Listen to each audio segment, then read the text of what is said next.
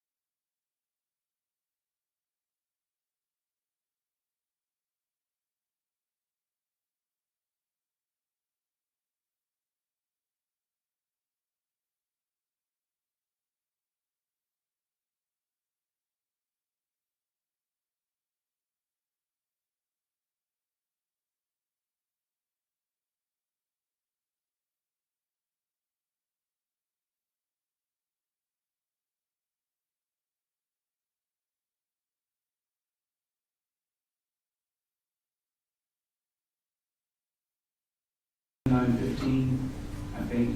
So I know traffic can be bad on that this morning on that way. So, all right, we'll be in recess if there's nothing to take up. Yes, sir. All right, thank you.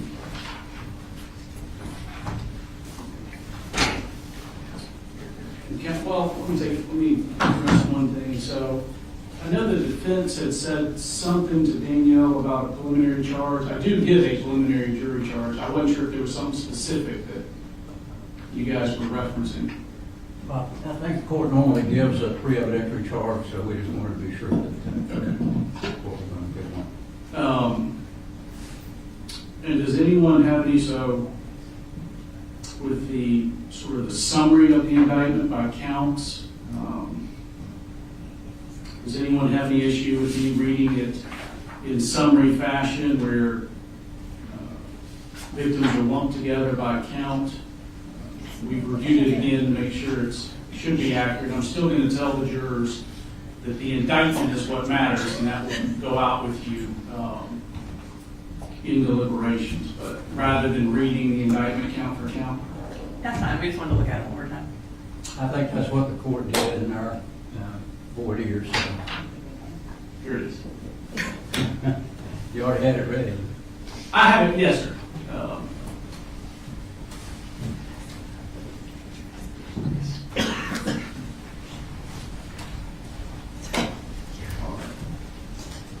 Ms. Brooks, after you and the defense look at that, you can just set it back up here. Okay. All right, we'll be in recess.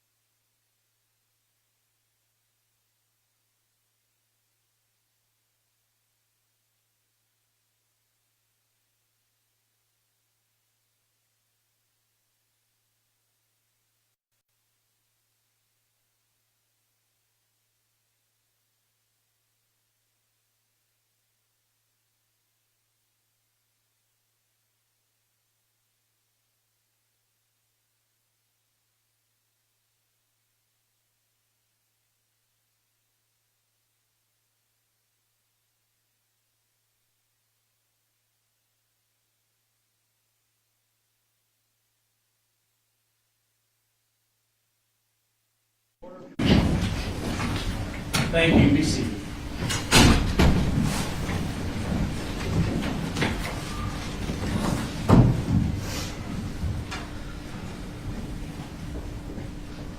All right.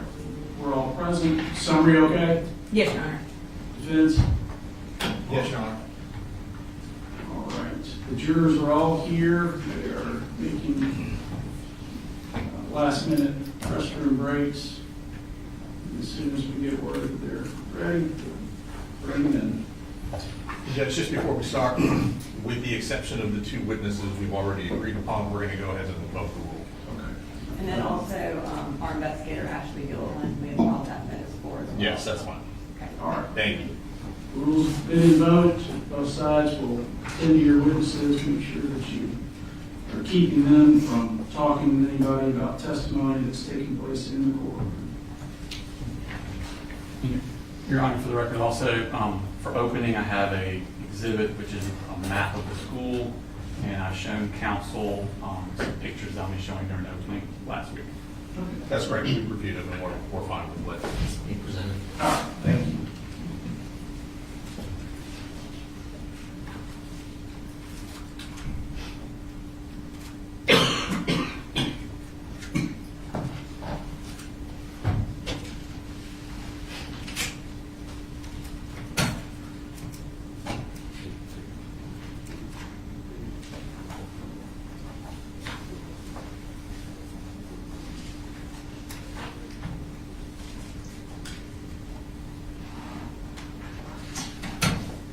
Just for the people in the audience, I understand that this is likely to be a very emotional case for many or all of you. You have to limit, you can't do emotional outbursts in the courtroom. I need you to step outside if you think you're going to be unable to contain yourself, because that will interrupt the trial proceedings.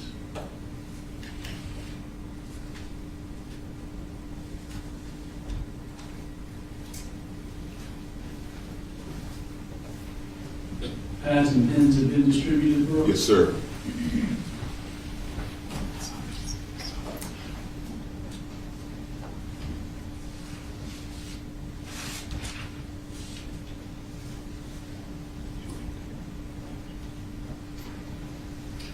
Terry, will you test the podium mic? Yes, sir. Make sure it's on. Yes, sir.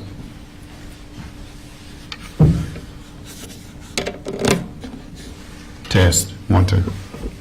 Thank you, sir. Yes, sir.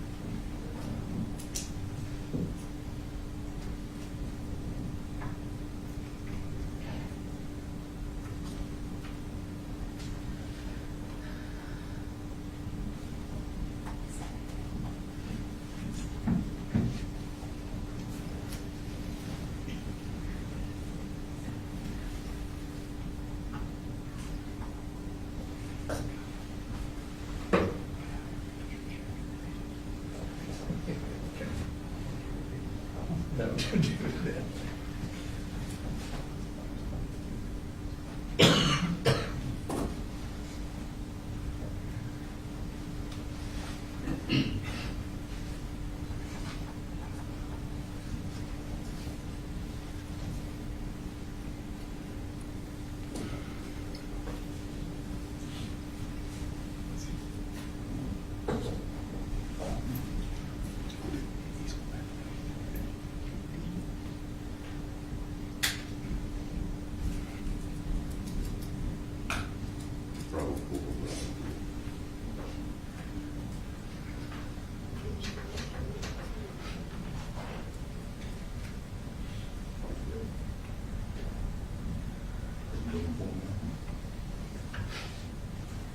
You ready, sir?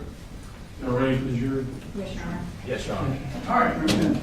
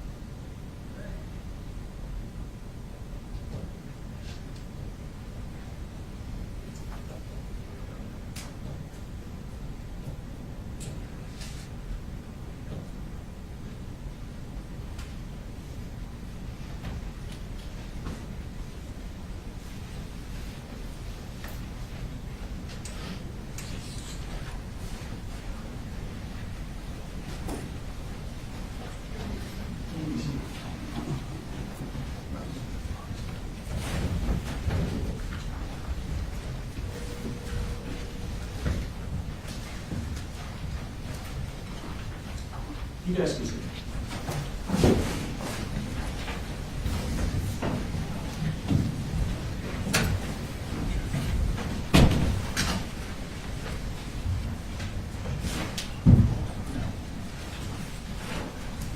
All right, everybody be seated.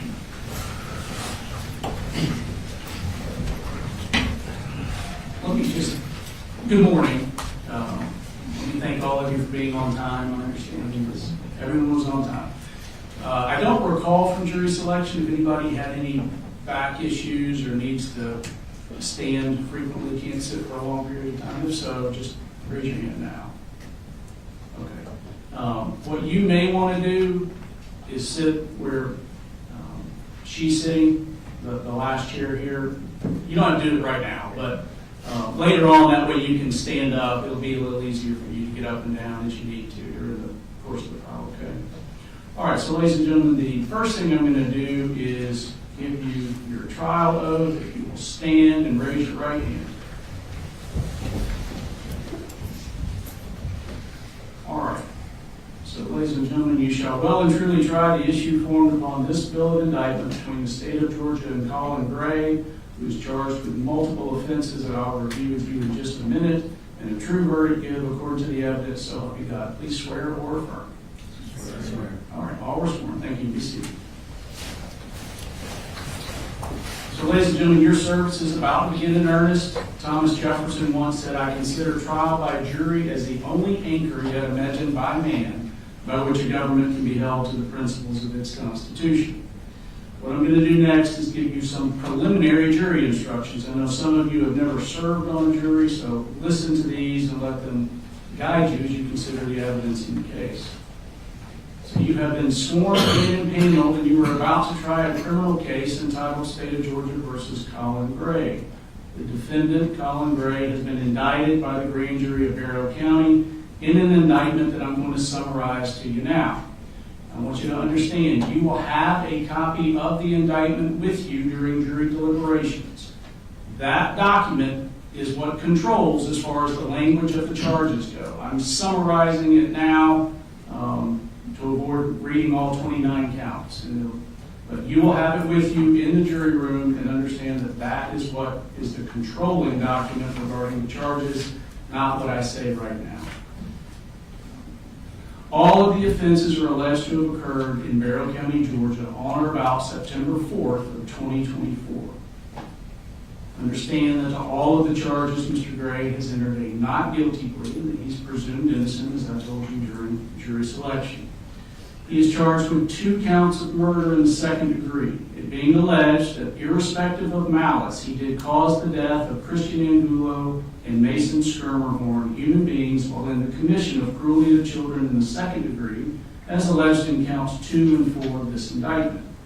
He is charged with 2 counts of involuntary manslaughter, it being alleged while in the commission of an unlawful act, reckless conduct, as alleged in counts 6 and 8 of this indictment, he did cause the death of Richard Aspinwall and Anna Christina Jeremy, human beings, without any intention to do so. He is charged with 2 counts of cruelty to children in the second degree, being alleged that he did, with criminal negligence, cause Christian Angulo and Mason Skirmerhorn, children under the age of 18 years, cruel and excessive physical pain by consciously disregarding a substantial and unjustifiable risk that his act of allowing Colt Gray, a minor over whom he had custodial responsibility, access to a firearm and ammunition after receiving sufficient warning that Colt Gray would harm and endanger the bodily safety of another, and thereafter Colt Gray did shoot said children with said firearm. He is charged with 3 counts of cruelty to children in the second degree, being alleged that he did, with criminal negligence, cause Melanie Delira Castaneda, Natalie Griffith, and Taylor Jones, children under the age of 18 years, cruel and excessive physical and mental pain by consciously disregarding a substantial and unjustifiable risk that his act of allowing Colt Gray, a minor over whom he had custodial responsibility, access to a firearm and ammunition after receiving sufficient warning that Colt Gray would harm and endanger the bodily safety of another, and thereafter Colt Gray did shoot said children with said firearm. He was charged with 3 counts of cruelty to children in the second degree. It being alleged he did with criminal negligence cause Jackson Beaver, Ronaldo Vega, and Nautica Walton, children under the age of 18 years, cruel and excessive physical and mental pain by consciously disregarding a substantial and unjustifiable risk that his act of allowing Colt Gray, a minor over whom he had custodial responsibility, access to a firearm and ammunition after receiving sufficient warning that Colt Gray would harm and endanger the bodily safety of another, and thereafter Colt Gray did discharge a firearm multiple times inside the classroom occupied by said children. He is charged with 11 counts of cruelty to children in the second degree, it being alleged that he did, with criminal negligence, cause Landon Adams, Hayden Bowen, Jalen Brady, Michaela Brown, William Carricker, Marquez Colin, Kendez Lawrence, Martin Moreno Valdemez, Tyler Moon, Ariana Norman, and Brittany Rubio, children under the age of 18 years, cruel and excessive mental pain by consciously disregarding the substantial and unjustifiable risk that his act of allowing Colt Gray, a minor over whom he had custodial responsibility, access to a firearm and ammunition after receiving sufficient warning that Colt Gray would harm and endanger the bodily safety of another, and thereafter Colt Gray did discharge a firearm multiple times inside a classroom occupied by said children.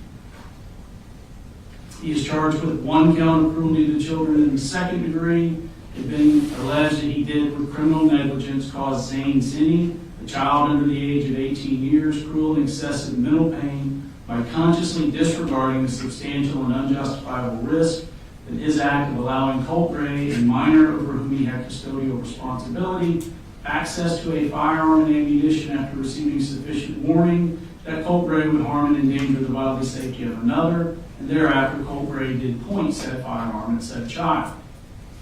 He's charged with 2 counts of reckless conduct, being alleged he did unlawfully endanger the bodily safety of Stephen Edwards and Cassandra Ryan by consciously disregarding the substantial and unjustifiable risk that his act of allowing Colt Gray, a minor over whom he had custodial responsibility, access to a firearm and ammunition after receiving sufficient warning that Colt Gray would endanger the bodily safety of another, and thereafter Colt Gray did discharge a firearm multiple times inside a classroom occupied by said victim, said disregard constituting a gross deviation from the standard of care which a reasonable person would exercise in the situation.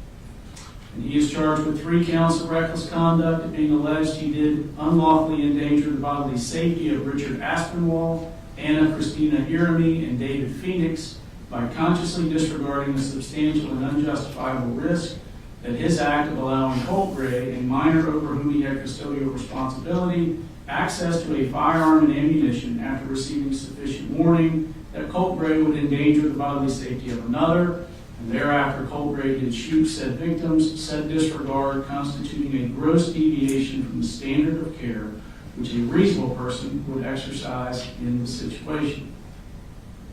Now, to that indictment, the defendant has pled not guilty and he denies each and every allegation therein.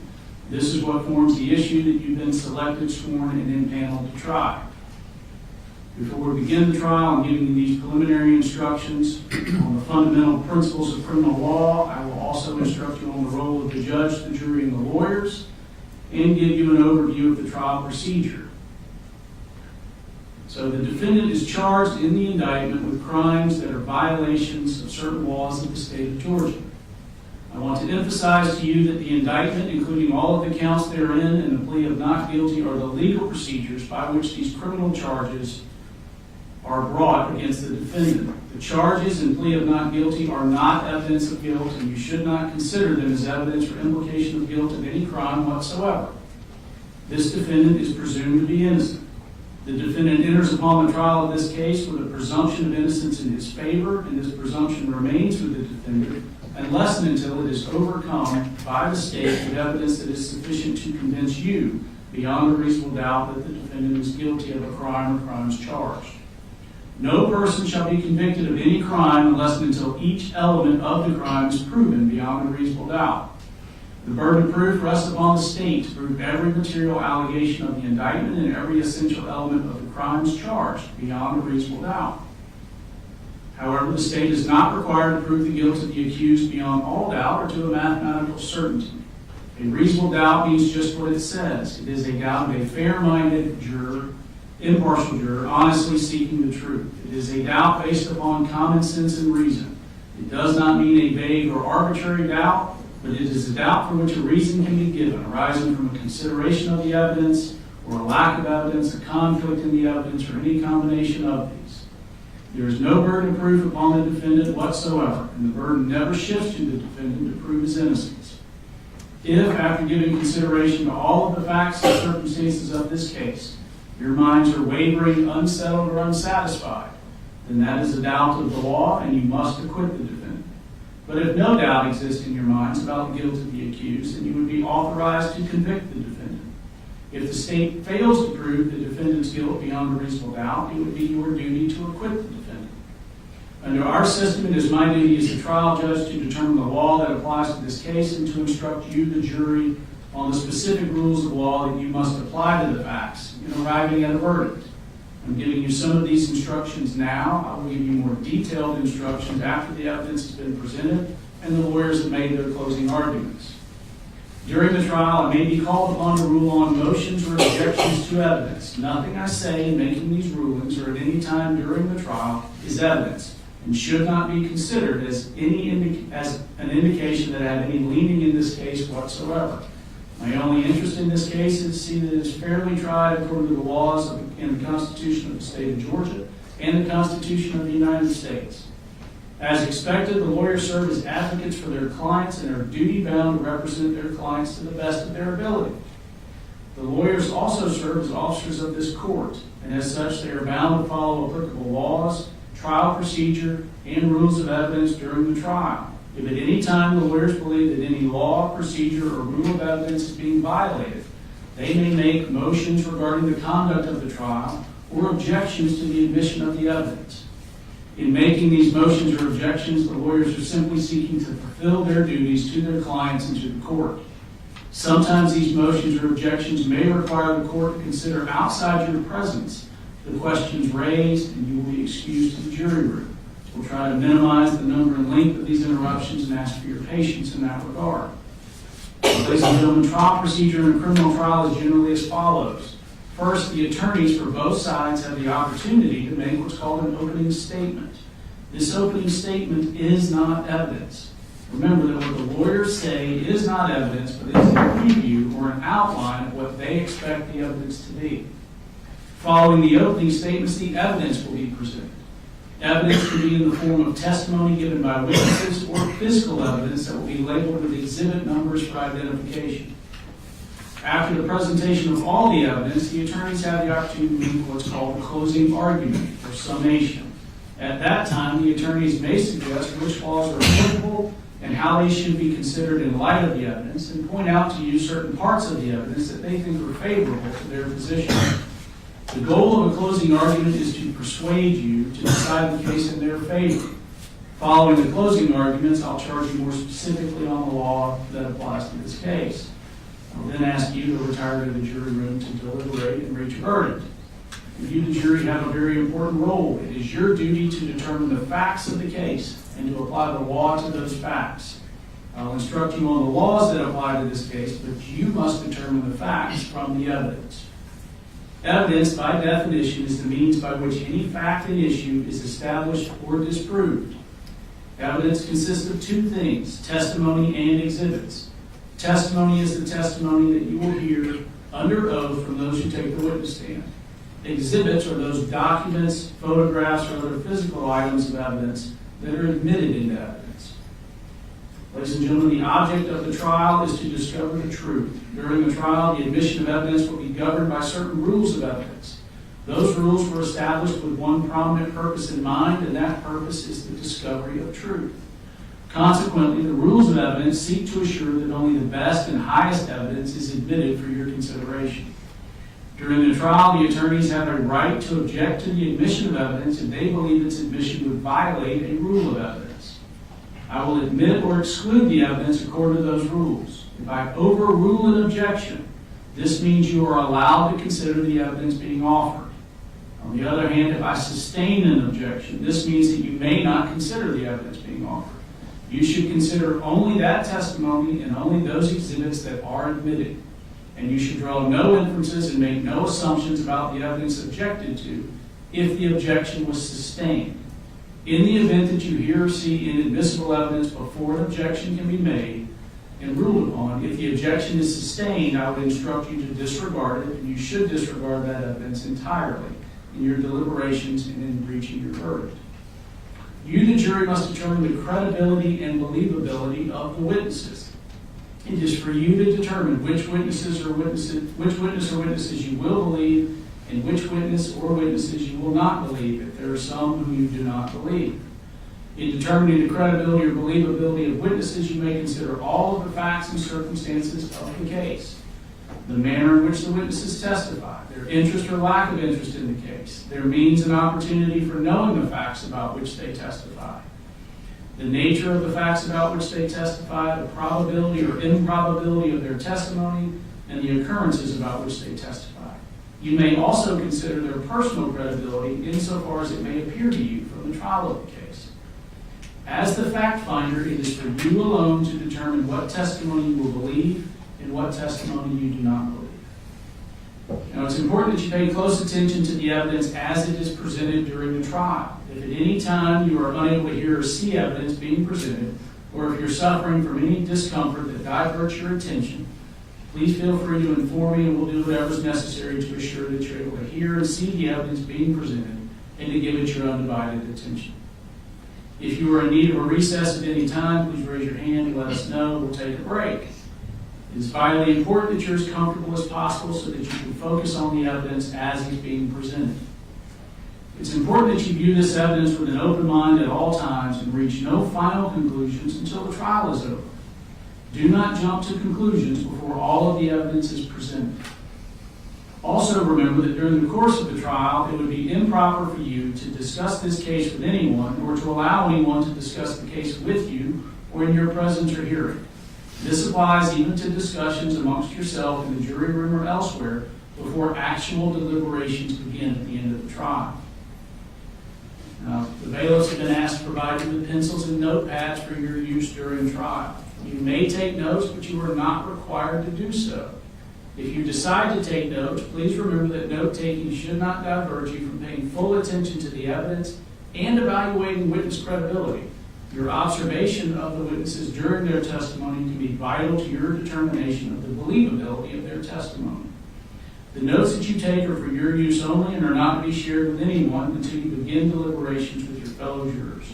Notes are not evidence, they are only memory aids and should not take precedence over your recollection. It's the duty of each juror to recall the evidence, and while you may consider another juror's notes to refresh your memory, you should rely on your own recollection of the proceedings. Do not be influenced by the notes of other jurors unless their notes help you in determining your own independent recollection. Notes are not entitled to any greater weight than the recollection or impression of each juror as to what the evidence may have been. After the trial is over, the notes will be collected and destroyed. I instruct you, ladies and gentlemen, that you must decide this case for yourself solely on the testimony you hear from the witness stand and the exhibits that are admitted into evidence. So understand you are not to visit any scenes that may be depicted by the evidence. You're not to use the internet or the books for any reason, to do any research for your deliberations. I've implored you during jury selection, I'm going to say it again, pretend like it's 1980 to the best that you can. Stay off the internet, stay off of social media. Do not discuss this case with anyone other than your fellow jurors during deliberations. Now, the last thing I want to say is go with the flow. And I say that so that you'll be less frustrated. There will be times during the trial where the attorneys want to talk about something outside of your presence, and sometimes that requires me sending you to the jury room. Sometimes we'll take a break, and I'll say it's a 10-minute break, and you're still sitting in the jury room 20 minutes later wondering what's going on. Something's come up that we need to discuss outside your presence. You may be at your lunch break, and I tell you it's going to be an hour, and it turns into an hour and 20 minutes. We're not wasting time. We're talking about things that we can't do in front of you. You may be on a recess, come into the courtroom, and something comes up, and I've got to send you right back out. I just tell you this to set an expectation. The trials are fluid, and I want you to just, to the best of your ability, go with the flow. Understand that things are going to come up that I have not heard before. I have not heard all the evidence in this case. I've heard very little of it. And sometimes I'm going to need to inquire with the lawyers just so I can speak freely with y'all outside the court. Okay? Now with that, I'm going to turn it over to the attorneys for opening statements, starting with the state. Thank you.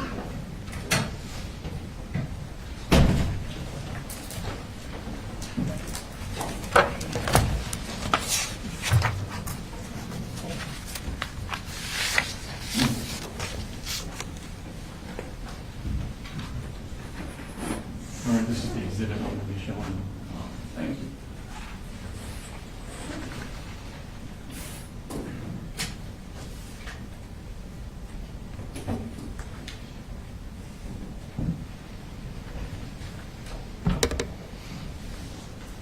Morning. Before we start, one thing needs to be abundantly clear. This is not a case about holding parents accountable for what their children do. That's not what this case is about. This case is about this defendant and his actions. His actions in allowing a child that he has custody over access to a firearm and ammunition after being warned that that child was going to harm others. This is a case about his actions and the horrific consequences of them. I'm going to take you now to September 4th, 2024. It was a Wednesday morning. It was just after the Labor Day holiday. A 14-year-old boy enters Apalachee High School here in Barrow County. It's a new school for him. In fact, he had been out of school completely the entire previous year. And while the school year was already a month old, this was only his 5th day attending school. As he walked through the crowded hallways, he carried his book bag in front of him. And hidden inside that book bag was a Sig Sauer M400 AR style rifle. This 14-year-old boy has an evil plan. He goes to his first period class, located here. It's a computer science class. He sits down at the table, and he puts his book bag with the rifle next to him. At some point during the class, he gets up and approaches the teacher, and he asks her, "Y'all had any active shooter drills?" She says, "Yeah, actually, we had one last week. You were absent." He goes back and sits down. Teacher ponders on this a bit. It's an odd question to ask. She doesn't know this boy very well. He's only been there 5 times. So she emails the school counselor, and she courtesy copies her direct supervisor, the vice principal, about the question the boy had asked. At the end of class, at 9:38, this boy picks up his book bag with the rifle in it, carries it in front of him out of the class, heading to his second period class. But that first period teacher stewed on it a little more, and between the class breaks, she decided, I'm going to go up to the office and find the vice principal and talk to her. But at this very moment, that 14-year-old boy is entering his second period class. It's 9:40 a.m. He takes a seat, and he puts that book bag with the rifle in it next to him. 14 minutes later, at 9:54 a.m., that boy gets up, grabs his book bag, and he tells the teacher, I'm going to go to the counseling office, which is located down here. He leaves the class, but he doesn't go down to the counseling office. He goes down what's called J Hall, and he enters the boys' bathroom here. He goes into a stall, locks the stall, and he hides there for the next 26 minutes. Now, 4 minutes before he left second period, at 9:50 a.m., the boy's mother calls the school counselor, who's in this suite here. Now, the boy's mother doesn't live here in Winder. She's down in Fitzgerald, Georgia, which is in South Georgia. It's a 4.5-hour drive from here. But the boy that morning has sent some text messages that bother her. And he's now not answering his phone when they call or try and get a reply. She's worried about his emotional well-being. Now, the counselor had actually met this boy the week before. He had a panic attack at school, went to her office, and was too upset to go back to class. So the counselor and the mother talk on the phone for 8.5 minutes about this boy's emotional well-being. And at the very end of that call, at the end of the 8.5 minutes, for the first time, that mother mentions to the counselor that this boy has access to firearms. This sends a red flag up to the counselor. She immediately hangs up the phone and she calls the vice principal. This phone call was ended at 9:59 a.m. But remember, the boy had already left the classroom 5 minutes before that phone call ended.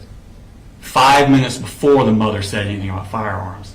And he's hiding in this bathroom where no one knows where he is.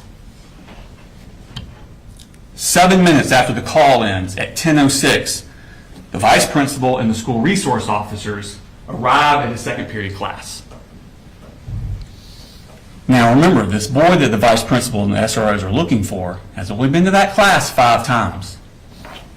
And there's another child in that class who has an almost identical name. And that boy has also left the classroom to actually go to the bathroom. He signed out to go to the bathroom. Second period teacher thinks that's who they're asking for and says he just went to the bathroom. Gives the vice principal that boy's backpack. And the vice principal and the school resource officers head down to the bathroom to find that boy. That boy's just up at the sinks. He comes out with them, they talk to him, they search his book bag, and they realize this isn't the right kid. He doesn't have computer science for first period. They go back to the class.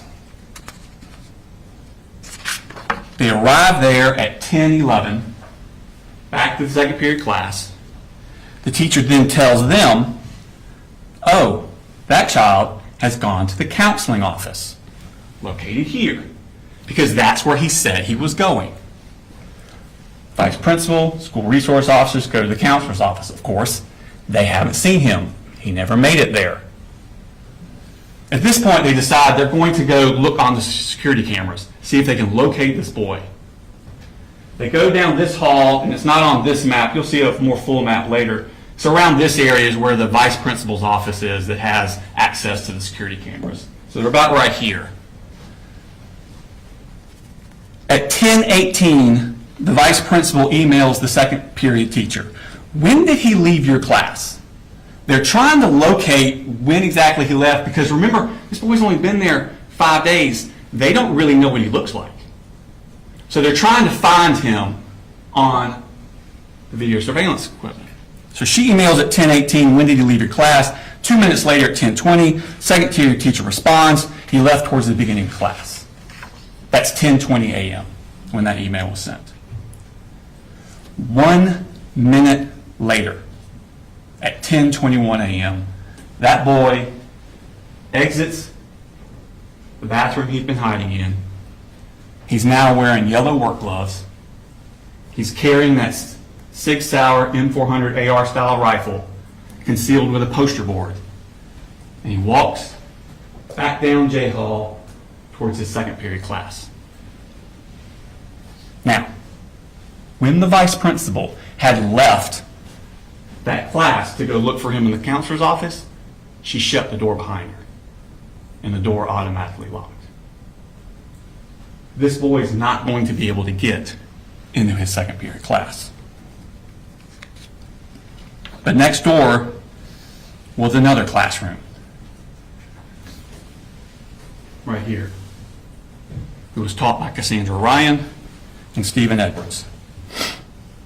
And inside that class were the following students: Landon Adams, Christian Angulo, Jackson Beaver, Hayden Bowen, Jalene Brady, Michaela Brown, William Carricker, Marquez Coleman, Melanie Delira Castaneda, Natalie Griffith, Taylor Jones, Kendez Lawrence, Martin Moreno Galdamez, Tyler Moon, Ariana Norman, Brittany Rubio, Mason Skirmerhorn, Ronaldo Vega, and Nautica Walton. At 10:20, Mason Skirmerhorn, who's in that room, leaves to go to the bathroom. And the door does not shut behind him. Mason goes down this hallway. He actually passes the shooter in the hallway, and Mason goes into the bathroom. The shooter goes to his second period class. The door's locked. He knocks on the door. A student in that class gets up, goes to the door to open it for him, but sees through the glass at the last second him standing there with that rifle. She steps back from the door. At that exact moment, the teachers also reach the door because they've been looking for this boy, remember? And she sees through the glass him standing there outside their door with that 6-hour M400. She immediately presses a button on a lanyard that's around her neck that locks down the school. The boy then steps next door to the Ryan Edwards classroom, and he opens fire. He fires discriminately through the classroom. He hits the following victims: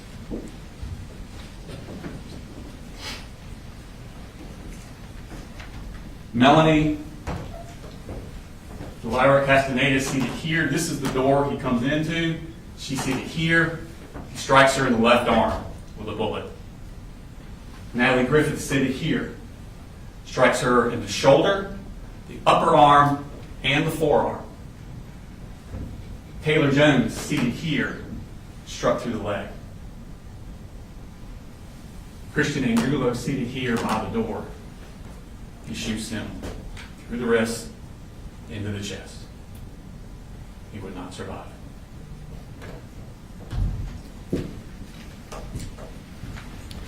Jackson Beaver, Ronaldo Vega, and Nautica Walton were also in that room. They were struck by shrapnel from the bullets ricocheting around the room.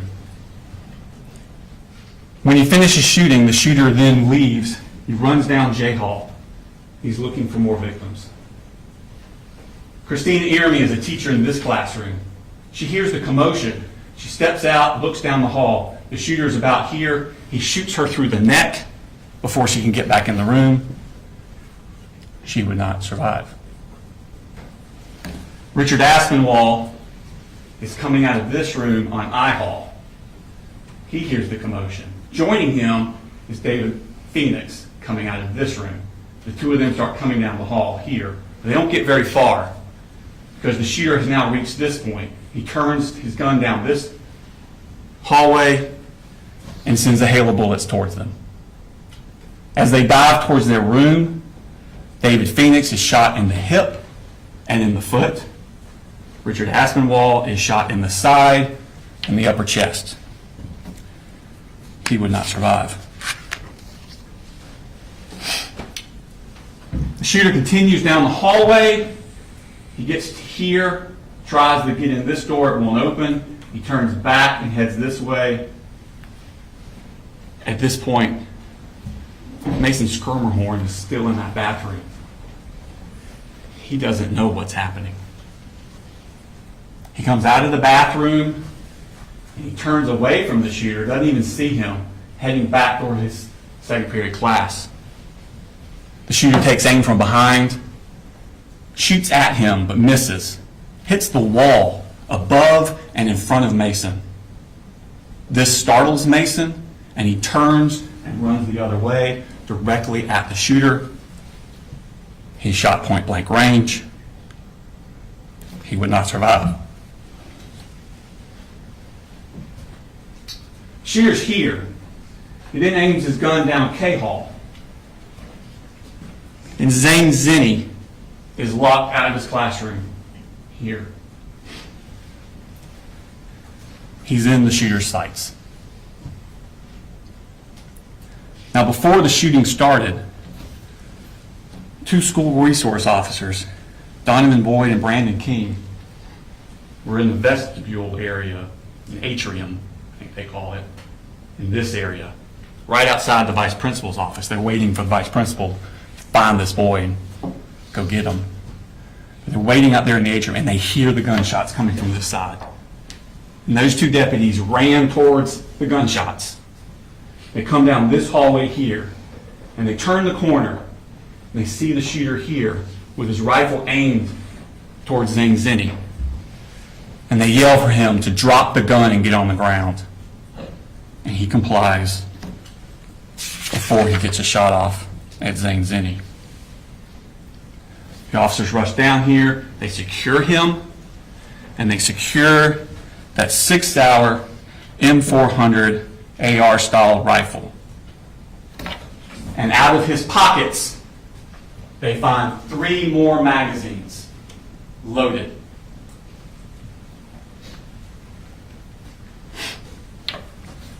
Now remember when the shooter had tried to enter his second period class and the teacher pushed that button? Well, that sent an alarm. It immediately notified law enforcement all over the county.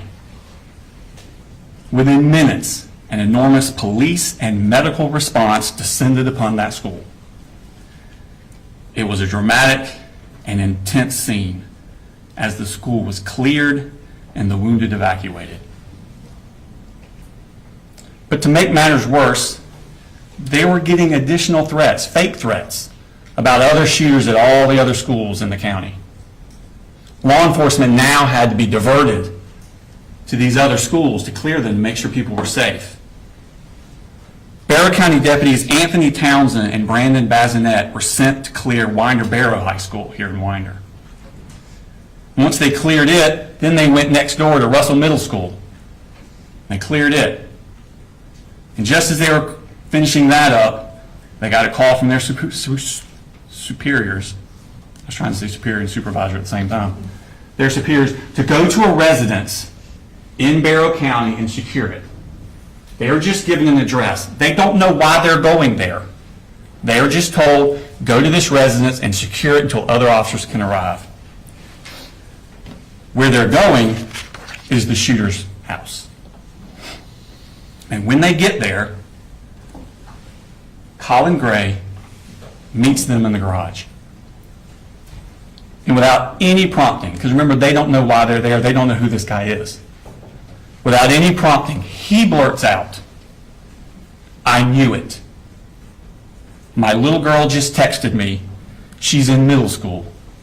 She said we're in lockdown." I'm like, God Almighty, please tell me your brother didn't do something. Agents with the Georgia Bureau of Investigations arrived shortly thereafter, and they begin a search of the house. And inside that house, in that 14-year-old boy's bedroom, on the wall, they find this shrine, for a better word. Those pictures are all of the same person, Nicholas Cruz. Nicholas Cruz was the person that in 2018 went into Marjorie Stoneman Douglas High School in Parkland, Florida, with an AR-style rifle. And there he killed 17 students and faculty and wounded another 17 more.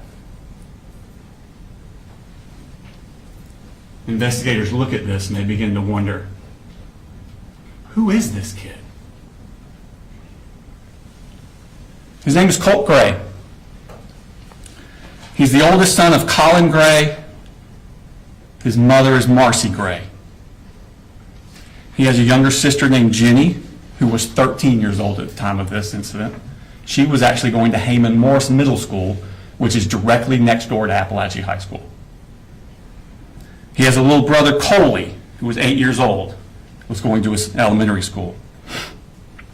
Now, Colt Gray, raised here in Bexar County, he went to Statham Elementary School up until 4th grade, up till the beginning of 4th grade.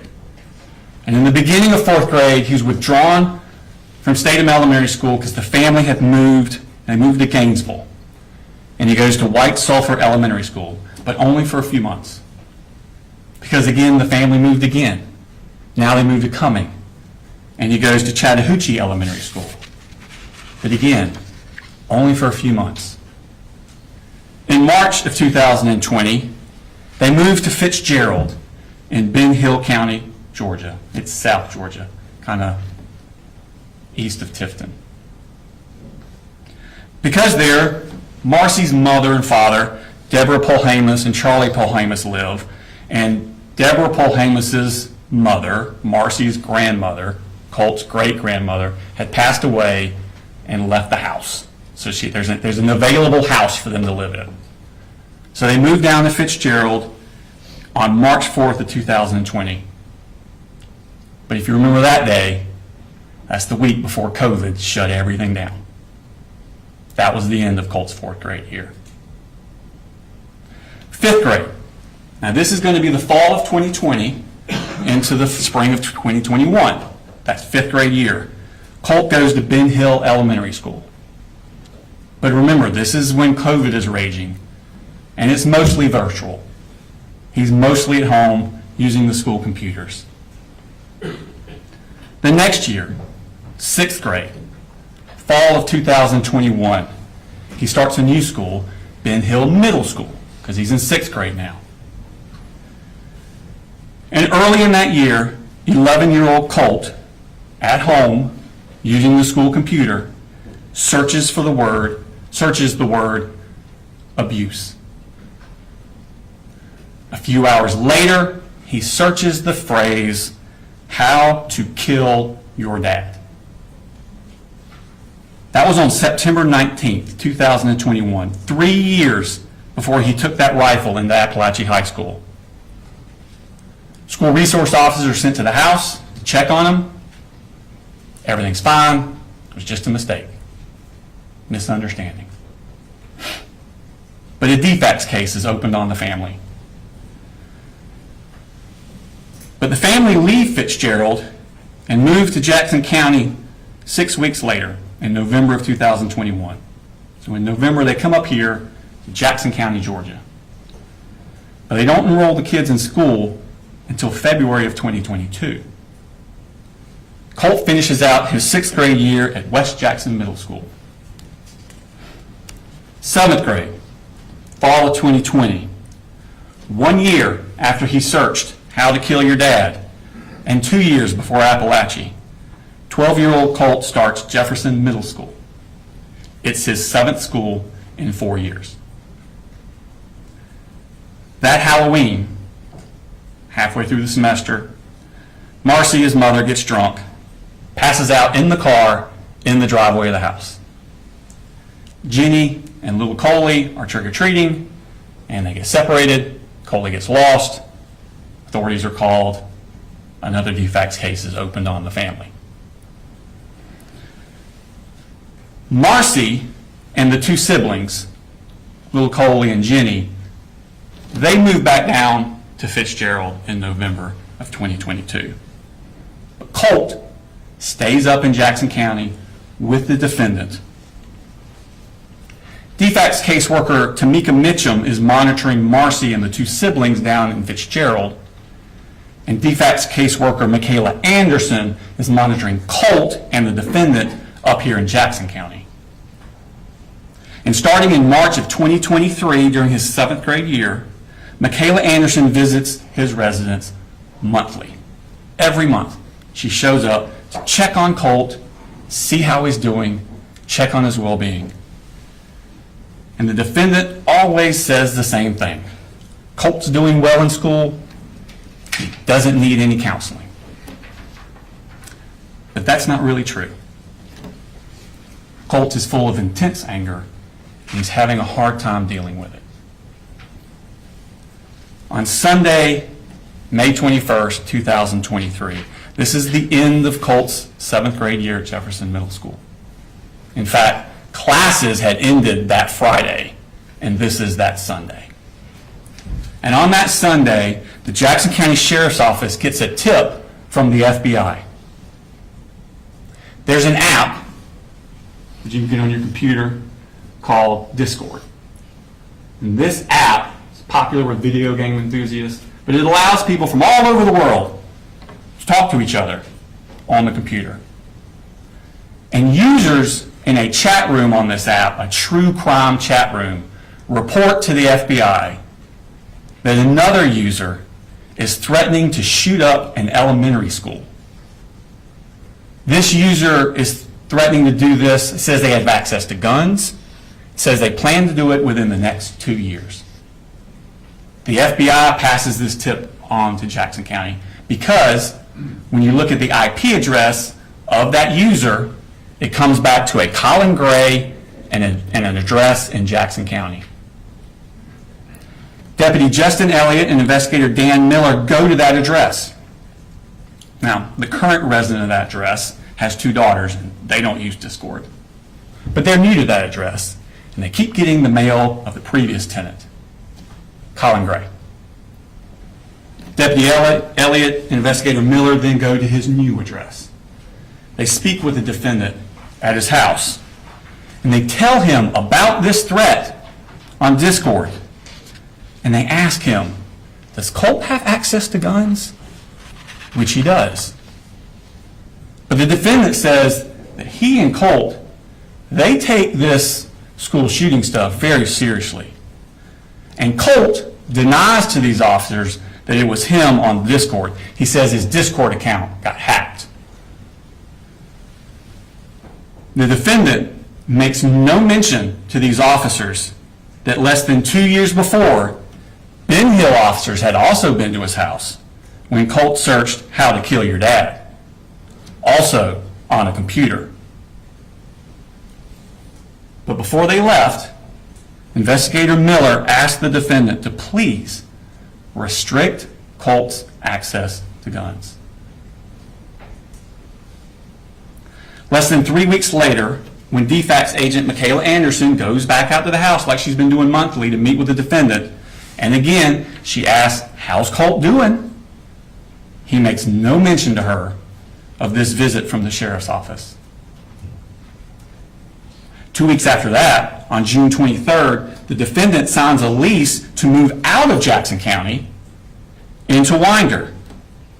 But he doesn't tell Michaela Anderson he was planning on doing that, and he never tells DFACS that he did do that. She just keeps going to an empty house. 2 months later, in August, it's time for another school year. Colt's not at Jefferson Middle School anymore. 13-year-old Colt is enrolled at Heyman Morris Middle School. This is the middle school in Winder that's directly next door to Apalachee High School. This is supposed to be his 8th grade year. But he's withdrawn from that school 3 days later. He never attends it.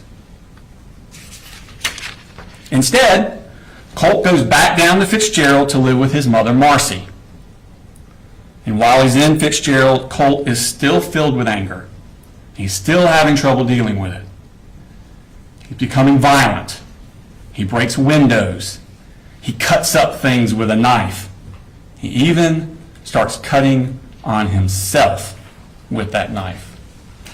These are the scars from after he was arrested after the shooting a year later. Colt's grandfather, Charlie Polhamus, is at his wit's end. He actually calls the police on Colt. And at the beginning of October 2023, just a few weeks after being in Fitzgerald, Colt comes back up here to Winder to live with the defendant. But he does not attend school. 2 weeks later, on October 13th, down in Fitzgerald, Marcy, who you remember is still being checked on by DFACS, tests positive for drugs. She's going to lose the kids. DFACS worker Tamika Mitchum, who's been monitoring Marcy, calls the defendant, tells him to come down to Fitzgerald to pick up the other two kids, Jenny and Coley, and bring them back up. He now has sole custody of the three kids. Marcy's to have no unsupervised contact. But Tamika Mitchum also stresses to the defendant to get the kids in school and counseling as soon as possible. He does neither of these things. 3 weeks after the kids are brought up here, on November 6th, 2023, back down in Fitzgerald, Marcy basically goes crazy. She wants to come up to Winder.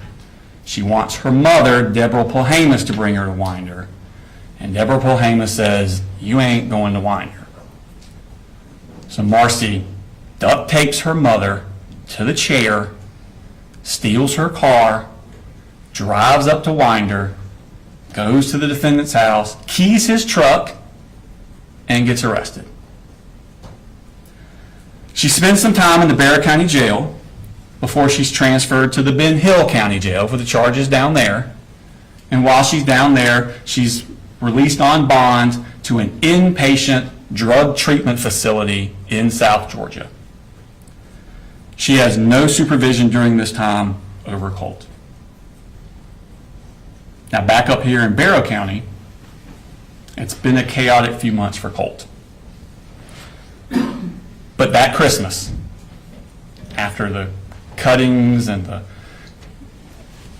things with the Jackson County and the moms going crazy, testing positive drugs, that Christmas, the defendant, 7 months after he was told by Jackson County Sheriff's Office of possible school shooter threats and being asked to restrict Colt's access to guns, the defendant buys and gives 13-year-old Colt that Sig Sauer M400 as his Christmas present.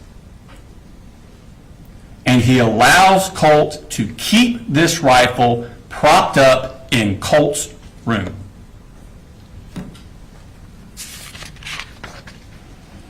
Now in February of 2024, 2 months after this Christmas, in February, Colt's siblings, Jenny and Coley, are finally enrolled in school. They've already missed 4 months of school, but they're finally enrolled. Colt does not attend. He misses the entirety of his 8th grade year. But during that spring, when Colt's not in school, the defendant continues to buy accessories for his Christmas present rifle. He buys a Sightmark Ultra Shot sight to go on the rifle. He buys a bungee sling to go for the rifle. He buys an accessory rail set. He buys a 45-degree offset iron sights. And he buys a lot of ammunition. That summer, 2024, Colt is now 14. It's just a few months before he takes his Christmas present rifle into Apalachee High School. July 6th of that summer, Marcy gets out of rehab in Fitzgerald, and the defendant picks her up and brings her back up to Winder. It's her first contact with Colt in 9 months. Now Colt, who had always been quick to violence and suffered from severe anxiety, begins to spiral out of control. He's fighting with his father. He's throwing things at people. He's putting holes in his sister Jenny's door. But the rifle stays in his room. On July 20th, Colt has a panic attack at the house. He comes in the living room and he actually asks his parents to call 911 for him. But they don't call anyone. His mental health becomes so bad that the defendant and Marcy together begin giving Colt Marcy's prescription for Zoloft. They're just giving it to him themselves. They worry he's suffering from depression, but they don't take him to see a doctor. It's around this time that Colt puts those pictures of Nicholas Cruz, the Parkland shooter, up in his room. And the rifle stays in his room. August 14th, 2024, 3 weeks before the shooting. It's Colt's first day of Apalachee. School had started 2 weeks earlier, but this was Colt's first day. He missed the first 2 weeks. He had not been inside of school for 15 months.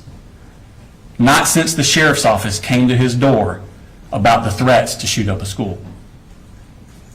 And that morning, Colt again is spiraling out of control. He sends a text message to the defendant at 6:49 a.m. He writes, "I'm sick of your shit. This is the fucking end for you. You fucking caused this." 2 minutes later, at 6:51 a.m., he sends this text message to the defendant. "Whenever something happens, just know the blood is on your hands." His first day of school. And the rifle stays in his room. The very next day, August 15th, Colt skips school. He gets into a fight with his mother, Marcy, when she goes into his room to try and get the rifle away from him. With rifle in hand, he shoves his mother to the ground and she hits her head on the wall. She then asks the defendant to please take Colt's rifle and lock it up. He never does. Marcy then has had enough. She goes back to Fitzgerald, once again leaving Colt into the care of the defendant. And the rifle stays in his room. The next day, after this altercation with his mother, Colt asked the defendant to get him 150 rounds of ammunition. The defendant responds to him, well, he needs to pay for everything first, but he will. He will. Now, Marcy's down in Fitzgerald, the defendant's up here, but they're still communicating with each other by phone and text. And they begin to worry that Colt needs to be institutionalized. He needs to go to an inpatient facility. He's so bad. They search for places and resources, but the defendant never follows through. He never takes Colt to see any professional, and the rifle stays in his room. August 26th, 9 days before the shooting, Colt has another panic attack, this time at school. It's the one I referred to earlier in the opening. It's only his 4th day he attended school. Remember, he missed the first 2 weeks of school, and he skipped school 5 of the next 8 days. Colt leaves his second period class that day. He goes to the counselor's office. He's too distressed to go back to class. They call his father, but his father can't come to get Colt. Colt ends up spending the entire school day in the counselor's office. That night, on the phone, Colt asked his grandmother, Deborah Polhamus, if he did something terrible, would she still love him? This bothered her so much, Deborah Polhamus, that the next morning she drives up to Winder from Fitzgerald. And on the way, she calls Advantage Behavioral Health Systems. It's a crisis stabilization inpatient place in Athens, Georgia. She talks to them on the phone, and they tell her he must be brought in by a parent. Marcy's in Fitzgerald. The defendant is here. They tell her that Saturday is a great day to come in because most people don't realize they're actually open on Saturdays, and you can just walk right in. But he needs to be brought by a parent. Deborah asked the defendant to take Colt on that Saturday, which would have been August 31st. He doesn't. Wednesday, August the 28th, Colt skips school. This is 2 days after that panic attack, the day after Deborah Polhamus is called crisis advantage behavioral. Colt tells the defendant that he hears voices telling him what to do. This is 3 days before the defendant is supposed to take Colt to advantage behavioral, and 1 week before the shooting. At 7:44 a.m. that morning, Colt texts the defendant, "I have to kind of dance around the inconvenient truth at times. I have no control over what these things say and tell me to do." And the rifle stays in his room. Colt skips school again the next day, which is a Thursday. That Friday and Monday, school is closed for the Labor Day holiday. And that Tuesday, September 3rd, Colt skips school again. That brings us back around to that Wednesday morning, September 4th, 2024. Those pictures of Nicholas Cruz are still on his wall, and that rifle is still in his room. The defendant leaves to take little Coley to school. Jenny leaves on her bus for Heyman Morris Middle School, which again is directly next door to Apalachee High School. Colt gets his rifle, gets extra magazines, puts them in his book bag. He wraps a poster board around the part of the rifle that sticks out of the bag, and he takes a hat with a Fender guitar logo on it, a stocking hat, and puts it over the top so you can't see it. And then he heads out to meet the bus. A few hours later, just like he'd been warning he was going to do, Colt murders 4 people. Now, after the shooting, which I will remind you happened at 10:22 a.m. So after that, at 11:01 a.m., Jenny, the daughter, texts her father, 3 people are dead at the high school. The defendant texts back a minute later, "How do you know? How do you know?" She responds, "People are saying, and there was an email. Please, I'm scared." She then texts the defendant, "I can't call you. I'm in a lockdown." At 12:19, the defendant texts Jenny, "Jenny, have you talked to your brother?"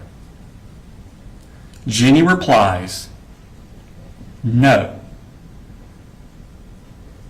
But I think we're thinking the same thing, and I don't want to talk about it over text." 1 minute later, the defendant replies, "Yep, 10-4. I'll be here in just a few. Let me know when you get back in the building and when I can come get you." A few minutes later, the defendant arrives at his home, not Jenny's school, not Apalachee. He goes home, and he runs straight to Colt's room. He has to confirm what he already knows. He goes straight to Colt's room to see if that gun is missing. And it is. Moments later, Anthony Townsend and Brandon Bazinet arrive at his house, and he utters those words, "I knew it." Now, ladies and gentlemen, the charges in this case, it's the same acts that he did. The charges are divided up between whether or not the victim of those acts was a child or an adult. If they're a child, the charges that stem from their victimization would be cruelty to children. because you have to be under 18 for cruelty to children to apply. But through his negligence of allowing Colt to have this gun, knowing what Colt was going to do, he caused cruel and excessive physical pain to the children. That's cruelty to children in the second degree. If that cruelty to children in the second degree results in death, like with Mason Skirmerhorn and Christian Angulo, that is murder in the second degree. So the cruelty and the murder in the second go together. They apply to the children. The two adult deceased, Christina Earmy and Richard Aspinwall, they're above the age of 18. The defendant is charged with reckless conduct, same act, recklessly allowing his child, that he knew this was going to happen, to harm someone else.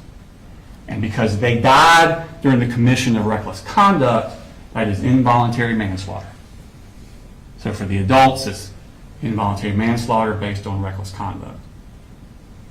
All the other children who were either struck by a bullet or in that Ryan Edwards classroom when the bullet started flying, they're the victims of charges for cruelty to children in the second degree, either by the physical pain it caused or the emotional anguish it caused. And the adults that were injured or put in harm's way, David Phoenix, Stephen Edwards, and Cassandra Ryan, those three adults, they're the victims of the reckless conduct. Now, at the end of the case, we'll come back before you and ask you to render a verdict of guilty. Thank you. Mr. Hobbs? Thank you, Judge. Good morning, ladies and gentlemen. Before we talk about evidence, before we talk about the law, we have to begin with what every person in this courtroom already knows. What happened at Apalachee High School was tragic. It was horrific, it was terrifying, and it was heartbreaking. Nothing said in this courtroom can change that. Nothing that I'm going to say is meant to diminish that. You're going to hear emotional testimony, you'll see photographs, you'll see videos, you'll hear about the fear, the chaos, and the terror that Colt Gray inflicted on that school and this community. But your job is not to decide whether or not that was tragic. We all know that it was. Your job is to decide something much more specific. Your job is to decide whether or not Colin Gray knew what Colt was going to do.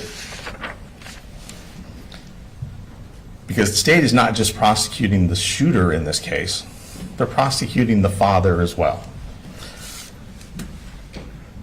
I want you to remember something as we begin. The courtroom is not a place where we punish people because we're angry, where we punish people because we're grieving. It's not a place where we punish people because we feel someone has to pay. This is a place where we follow the law. And the law requires proof, and the law requires evidence. And the law requires that the state prove its case beyond a reasonable doubt. That burden never shifts, not for a single moment. The state's theory will be simple. They'll tell you that Colt Gray allowed his son access to firearms and ammunition. Colin Gray had warning signs, and then Colin Gray, knowing that these were warning signs, consciously disregarded those warning signs. That he should have known his son would, not could, that his son would harm someone. And because the son later committed this school shooting, therefore Colin Gray must be guilty, must be criminally negligent, because he knew this would happen. That's their theory. But what you'll learn from the evidence is that case is not that simple. The evidence will show a teenager who is struggling mentally, a teenager who is deceptive, a teenager who hid his true intentions from everyone, from his family, from his counselor, from his siblings, from DFACS, from law enforcement, and most especially from his father. The evidence will show a father who did not ignore his child. He did not abandon his child. He did not turn his back on his child. The evidence will show between Colin Gray and Colt Gray daily contact, daily effort, and active steps by Colin Gray to seek mental health intervention for his son through the school. The evidence will show that the most important facts, the planning of this shooting, the concealment of this shooting, and the timeline of this shooting were hidden by Colt Gray from his father. That's the difference between tragedy and criminal liability. And this case is about whether the state can prove criminal liability by showing that Colin Gray knew that Colt was going to do this, knew that Colt was going to harm someone else. You cannot hold someone criminally responsible for failing to predict what was intentionally hidden from them. You'll learn about Colt Gray's state of mind that at the time no one knew. You will learn that months before the shooting, Colt had notes hidden on his cell phone from April of 2024, private notes that appear to be the planning stages of this shooting. Those notes were not known to Colin Gray. Those notes were not shared with Colin Gray. There is no evidence of that. You will learn something else. The plans reflected in those notes show that the shooting was initially planned for February of 2025 to coincide with the anniversary of the Parkland High School shooting committed by Nicholas Cruz. The plan reflected in those notes was that that time was going to be when the shooting happened, not in September of 2024. Something changed. The evidence will suggest and support that Colt accelerated his plan. And there's evidence suggesting that that acceleration was tied to the fact that Colin Gray was actively seeking mental health treatment for his son through the school at that time. There are emails to the counselor. There was paperwork he filled out. There was already in motion, already in place, an appointment for Colt to meet with the counselor and to meet with the mental health specialist the very next day, September 5th.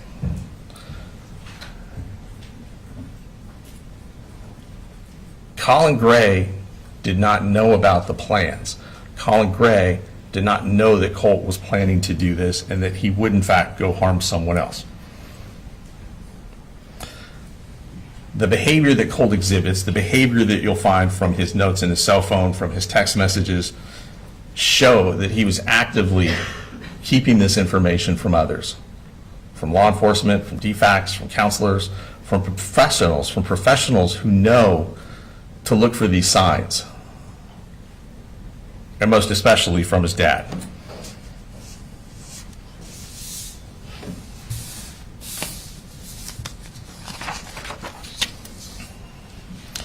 The state will point, and they've already mentioned to you, an incident in May of 2023 when two Jackson County sheriffs went to Mr. Gray's home to talk to Colt. Fortunately, this interaction is on body-worn camera video, so you'll get to see the whole episode. You will see that Colin Gray is cooperative. You'll see that he brings his son out. He tells the officers that he takes this kind of thing seriously. He tells the officers, you tell me that he did it and those guns are gone today. That is on video. That is undeniable. But the officers don't tell him that. The officers say that they're not sure that it was him that made the threat. He tells the officers that he has a gun in the home. He says that he has a son who is somewhat isolated, who's on the computer a lot. He says that when he was young, he used to enjoy hunting with his father, that they would go deer hunting. And so he was introducing Colt to deer hunting, that they had gone out a year before. Colt had killed his first deer, that the gun that they had was for deer hunting. The gun was to get him outside, which the officer in the video approves of. Get him away from the computers, that's good. But Colin tells the officers, if you think this is him, tell me, because those guns are gone today. And that is not what he's told.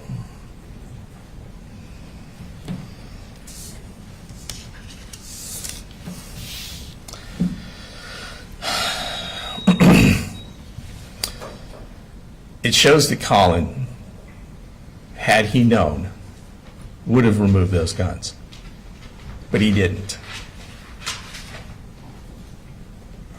Let's talk about what Colin actually did, because this case is being framed as if Colin Gray didn't do anything. The evidence will show the opposite. You will hear that when the family transitioned schools, it was Colin Gray who registered Colt. You will hear that Colin Gray worked full-time, was raising 3 kids on his own due to the kids' mother's addiction problems, due to DFAC saying that she was not allowed to have unsupervised contact with him, due to the courts in Barrow County saying she was not even allowed in the same county where these kids lived. Colin was doing everything. Colin is the one that filled out the counseling referral forms. Colin is the one that communicated with the school counselor. Colin's the one who discussed the evaluation. Colin was the one who was coordinating mental health services through the school. Colin is the one that filled out the paperwork to get the assessment done on September the 5th. You'll hear that the school had arranged, and it had already been taken care of, that Colin had completed everything he needed to for the assessment. You're going to hear from the grandmother who says that they wanted to take him to Advantage Behavioral in Athens, that it was urgent.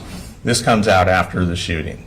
The grandmother will also tell you she had absolutely no idea that Colt had any interest in Nicholas Cruz or school shootings in general until after the shooting happened and they were making the 4.5-hour trip from Fitzgerald, her and her daughter Marcy, at which point Marcy said, well, Colt does like this school shooter named Nicholas Cruz. That's the first time that you hear Debbie learns any of that. You're going to see text messages from Debbie in August and September of 2024 when she says that they were so strongly trying to get him into a facility. What you're not going to see in those text messages is any urgency on Debbie's part. You're not going to see anything from Debbie saying, get the guns out of the house. You're not going to say anything from Debbie saying, I'm worried about Colt, we need to get him there today. Nothing. They don't talk about it at all. Debbie doesn't mention it one bit. Now, she mentions it in hindsight after the fact, and Marcy does the same thing. Who is Colin Gray? He's a working father raising 3 kids by himself. He had responsibilities, he had a job, he had a family to keep afloat. He had 2 other kids besides Colt. He was involved. You'll see his text messages to his children. You'll see his text messages to Colt. This is not a parent who's turning his back on what's going on right in front of him. Let's talk about what you're not going to hear. Because sometimes what you don't hear in a case like this is just important as what you do. Sometimes the absence of evidence tells you more than the evidence itself. You will not hear a text message where Colt says to his dad, I'm going to shoot a school. I'm bringing a gun tomorrow. I have a plan. I'm going to hurt someone. You won't see a single message like that. You will not hear that Colt ever told his father about the notes on his iPhone. You will not hear that Colt ever showed his father a plan. You will not hear that Colt told his father he was accelerating the plan. You will not hear that anyone called Colin Gray and said, your son is about to commit a shooting. You will not hear that law enforcement told him, your son made a credible threat. You will not hear a school official warn him his mental health treatment is imminent. He needs to see someone today. You will not hear anyone from DFACS told him, we have serious concerns that he's violent, that he's going to hurt someone else. You will not hear anyone say that they contacted the police on September 3rd and said there's a school shooting about to happen. You will not hear that Colin Gray encouraged violence. You will not hear that he glorified violence. You will not hear that he dismissed a specific credible threat. In fact, you'll hear something entirely different. You'll hear that Colt suffered from anxiety. You'll hear that Colt suffered from depression. You'll hear about his panic attacks. You'll hear that he didn't like going to school. These are serious issues, but these are not the same as homicidal ideations. These are not the same as suicidal ideations. These are not the same thing as proof of a probable school shooting. The state will ask you to connect dots after the fact, using hindsight. Dots that became visible only after the shooting itself. But what you will not hear is evidence that at the time, Colin had sufficient warning that this outcome was probable. Not imaginable, not possible, but probable. That Colin knew that his son would harm someone else. You'll hear testimony from Colt Gray's counselor. And that's important because it gives you a professional's perspective on what was going on with Colt in the weeks leading up to the shooting. You will hear that Colt presented as a student suffering from anxiety and emotional instability, panic symptoms, an inability to function in class. And you'll hear something very important. You will hear that even the school counselor, a professional trained, did not perceive Colt as a threat. She described him as nice, respectful. That matters, because if a trained counselor did not perceive the imminent violence, then it's unreasonable to claim that the father should have seen it himself. You'll also hear testimony from her about how the father did in fact take steps to get him mental health treatment. The father was in communication with the counselor. The father submitted the paperwork. The father completed the referral, and the father was pursuing intervention. You'll hear the therapist was essentially scheduled to meet with Colt the very next day. The father was not ignoring the problem. Colin Gray was acting. They want you to hold him responsible because they don't think he was acting fast enough. You'll hear from his daughter, Colt's sister, Jenny Gray. Her testimony will corroborate the concealment that Colt was perpetrating on his family, on his dad. She'll testify that Colt was secretive, that he was constantly deleting and opening new accounts on Discord to avoid detection, that he was using usernames that were combinations of alphanumeric combinations. You'll find that he would not discuss, based on the statement that Jenny gave on September 4th of 2024, that he would not discuss school shootings or school shooters in front of his father. You will hear on the morning of the shooting, Colin Gray had already left home. You will hear that Colt, when he did discuss school shooters with Jenny, made her promise not to tell his dad. You'll hear that morning on September the 4th, Colin Gray got up and took his youngest son, Coley Jr., to school, that he left before Jenny and Colt did to catch the bus.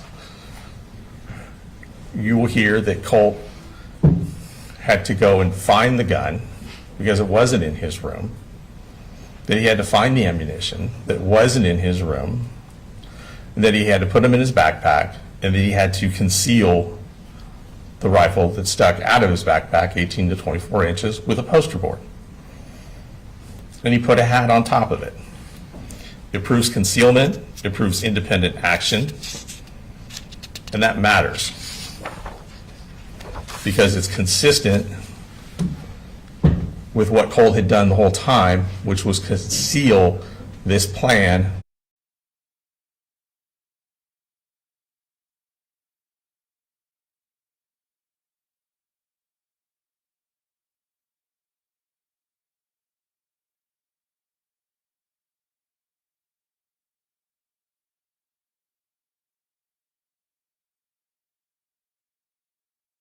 from his father.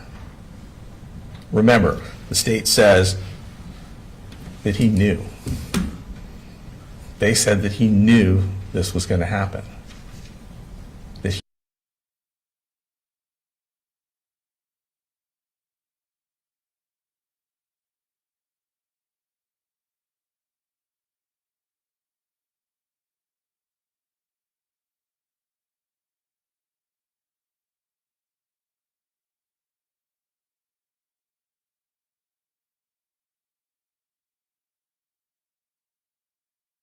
he knew, not that it was possible, that he knew Colt was going to go and harm someone else. But you can't consciously disagree.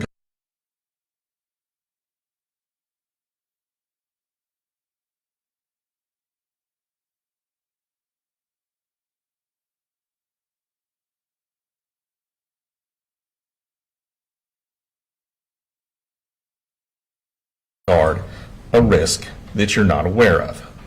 And you can't say something is probable when it's being hidden from you.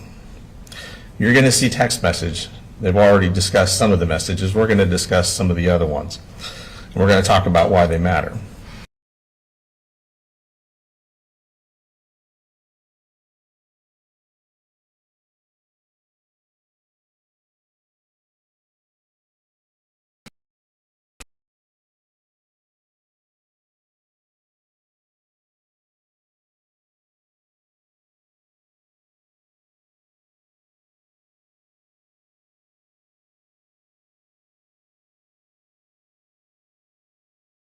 You will not see, I'm going to shoot up the school, I'm bringing a gun, I have a plan, I'm going to harm someone. There needs to be proof that Colin Gray knew what Colt was going to do and knew that Colt was going to harm someone.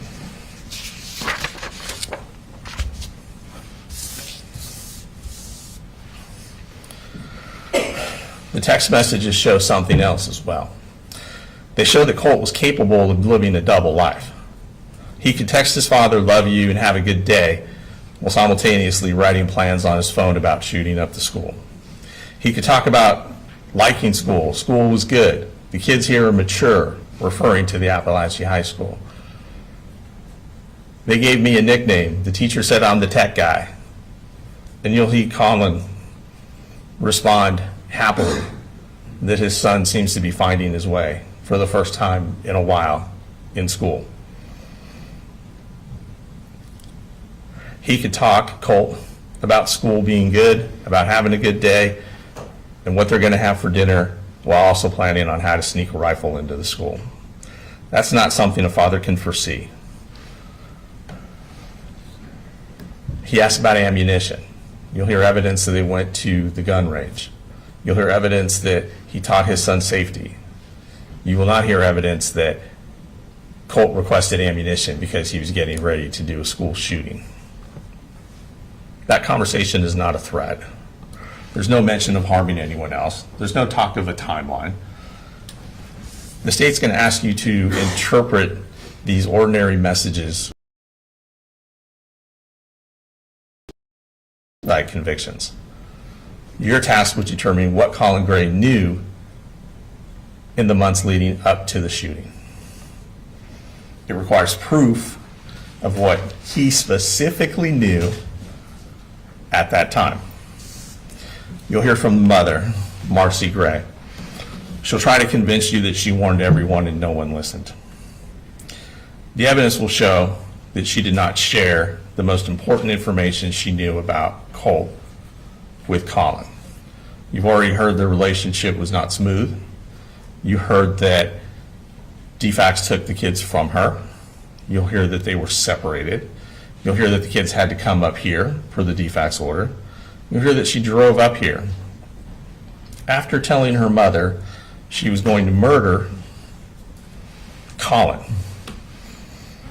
came up here, keyed his cars, got arrested, and then was told by the judge, you can't come back to Barrow County.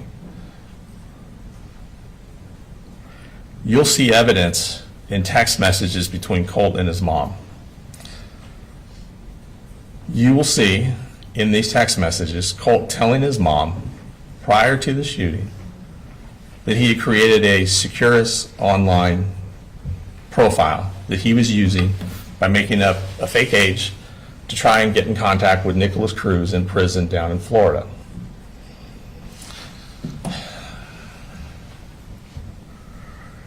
He will text her that he had emailed Nicholas Cruz a couple times, and he'd even put money on his commissary. Marcy's response is to ask him where he got the money. And he tells Marcy in a text message, I told Dad it was to buy a video game on Steam. To which Marcy responds with a laughing out loud emoji. Marcy knew that he had this interest in Nicholas Cruz, but she did not share it with Colin.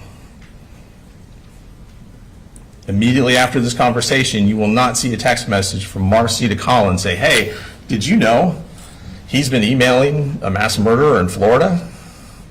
Did you know that he put money on this mass murderer's commissary account that he told you was for a video game? She doesn't share any of that with Colin. She keeps that to herself.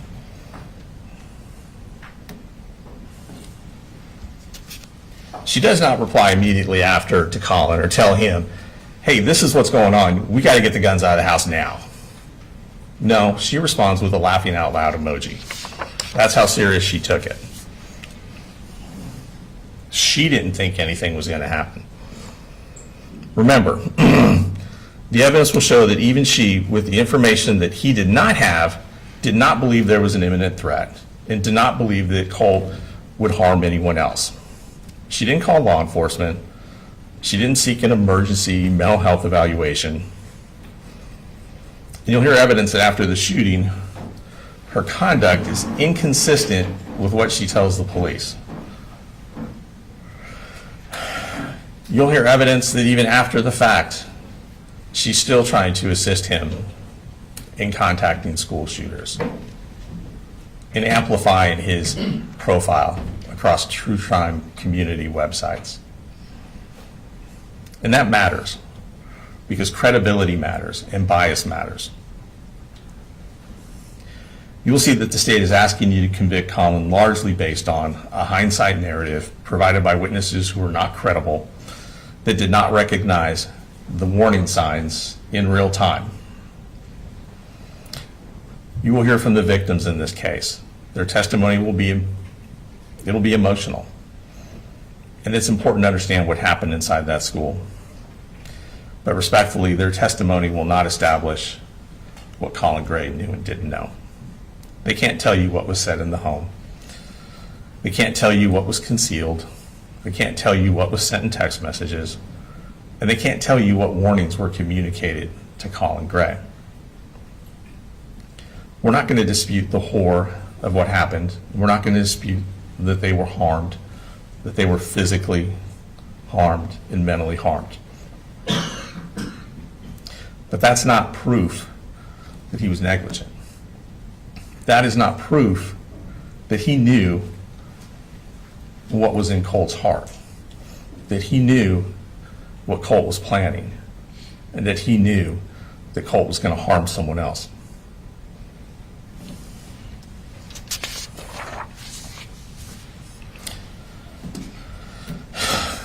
The law doesn't punish what is possible.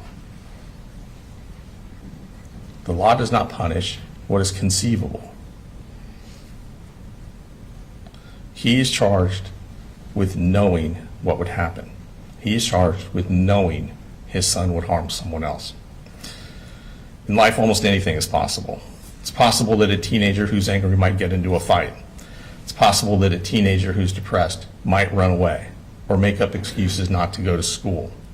It's possible that a teenager who's anxious might break something or act out. But this is not a case about whether something bad is possible. This is a case about whether or not Colin Gray knew Colt was going to take a gun to that school and harm other people. That matters, because if the standard becomes it could have happened, then the law becomes limitless. If the standard becomes you should have imagined the worst, then every parent becomes criminally liable for what a teenager might do. But that's not the standard. The standard is proof. Proof that Colin Gray knew, that he consciously disregarded, not a vague fear, not a general worry, but a risk that made this tragedy. That he knew Colt was going to go to that school. That he knew what the counselor didn't, what the DFACS professionals who had met with Colt didn't.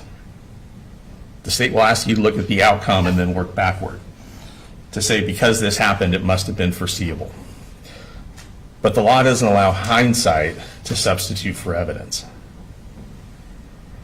That's why you're going to hear about what was actually known at that time, and most importantly, what was actually hidden from Colin Gray at that time. Because when someone conceals a plan, deceives the people around them, acts independently, the law does not allow us to pretend that the people left behind should have seen through all of it.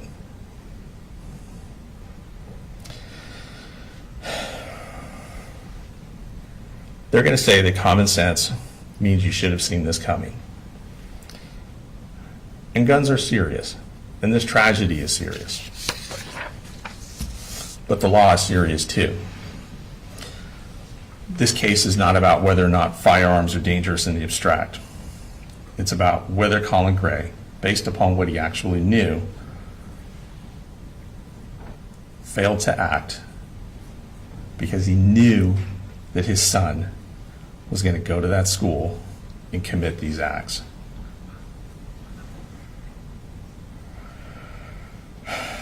In a case like this, there's a natural human instinct. When something this awful happens, we want an explanation. We want someone to blame. We want a story that makes sense so that we can take steps to make sure something like this never happens again. It's very easy and it's very human to look at the end result and believe that someone, somewhere, must have known. But the evidence in this case is going to show something that's deeply uncomfortable. Sometimes the truth is that the person who committed the act was hiding it. Sometimes the truth is that a family can be struggling, a child can be spiraling, and people can try to get that child mental health help. And still, something unthinkable can happen. It's not satisfying and it doesn't give anyone peace. But the criminal courtroom is not here to provide a scapegoat. It's here to provide justice. Being a juror, providing justice, that requires discipline. It requires that we do not convict someone because we're horrified. It requires that we do not convict someone because we wish they would have seen it coming. It requires that we do not convict someone because we feel like there must be some accountability somewhere. The state has chosen to put the father on trial for what the son did. And at the end of this case, you'll be asked to decide whether the state has proven, beyond a reasonable doubt, that Colin Gray knew his son would go to that school and commit these violent acts. And at the end of this trial, you will find the state cannot prove that beyond a reasonable doubt, and we will ask you to return the only verdict that the evidence can support, which is not guilty on all counts for Colin Gray. Thank you.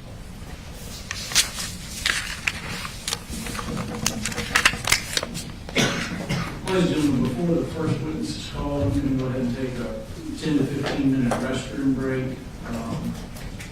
Just recall the prior instructions, do not to discuss the case, save that for deliberations. All right, we'll be in recess for 10 to 15 minutes.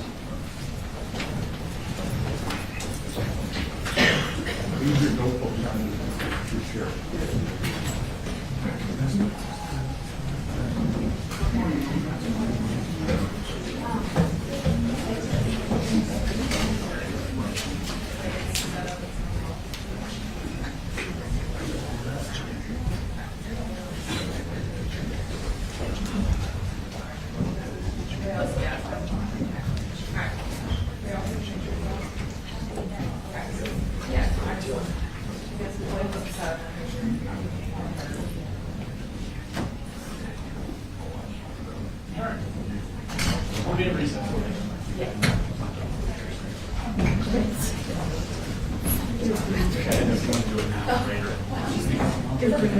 Oh, yes.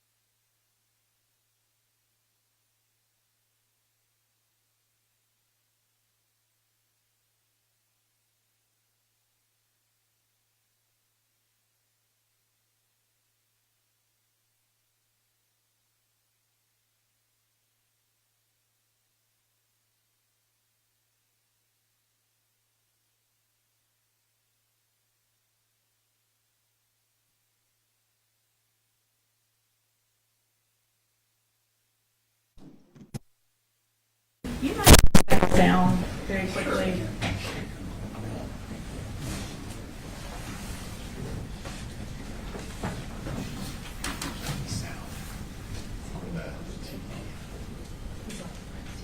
I think it's on. It says please wait. Oh, it's on your team.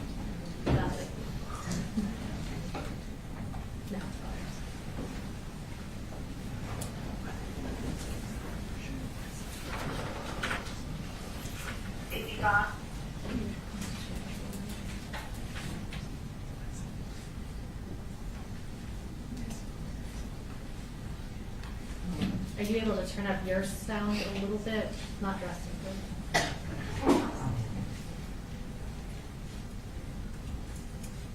Yvonne, you have press? Is that where you want it? That works, Your Honor. Okay. You all ready for the jury? Your Honor, we do have one thing to take outside the presence jury. Mr. Hobbs in his opening made several references to things Colt was going to say. We would object to any hearsay. Go ahead, Mr. Hobbs. No, that's my understanding of the law. We won't bring any hearsay from Colt. There are some text messages we think can be authenticated that we wouldn't be asking to get into, but we'll get to that when it comes up. All right. Otherwise ready? Yes, sir. All right, bring the jury in. Yes, sir.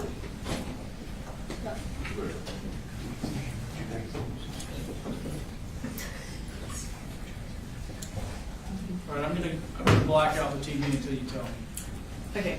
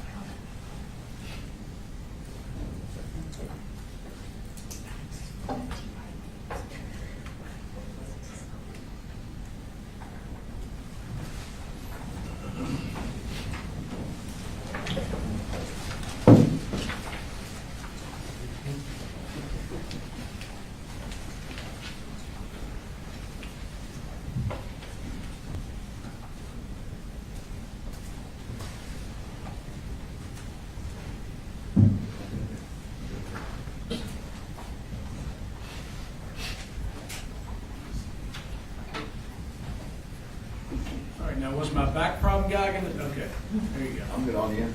You don't wanna sit down there?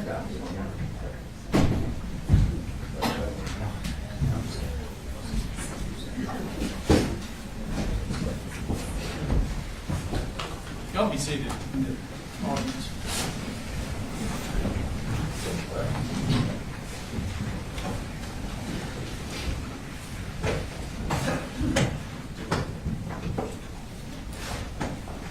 All right, state call first witness. The state calls Lieutenant Barry Chandler.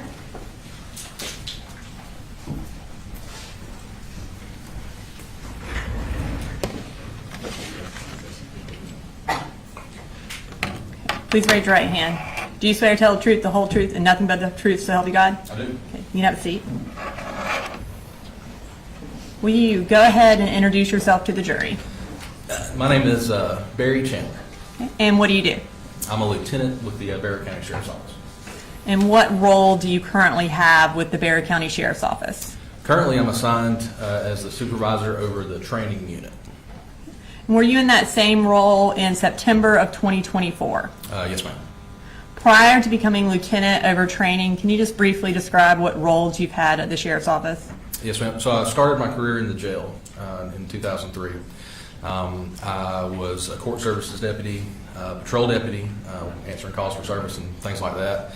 I was a school resource officer for about 6 years, and then prior to being promoted to lieutenant, I was an investigator for 7 years. I worked 6 years in crimes against persons. So in your capacity as a school resource officer, did you become familiar with the various schools in Barrow County? Yes, ma'am. And what different high schools are there in Barrow County? We have Winder Barrow High School, Apalachee High School, and the Barrow Arts and Science Academy, BASA. And where is Apalachee High School located? Off of Heyman Morris Road.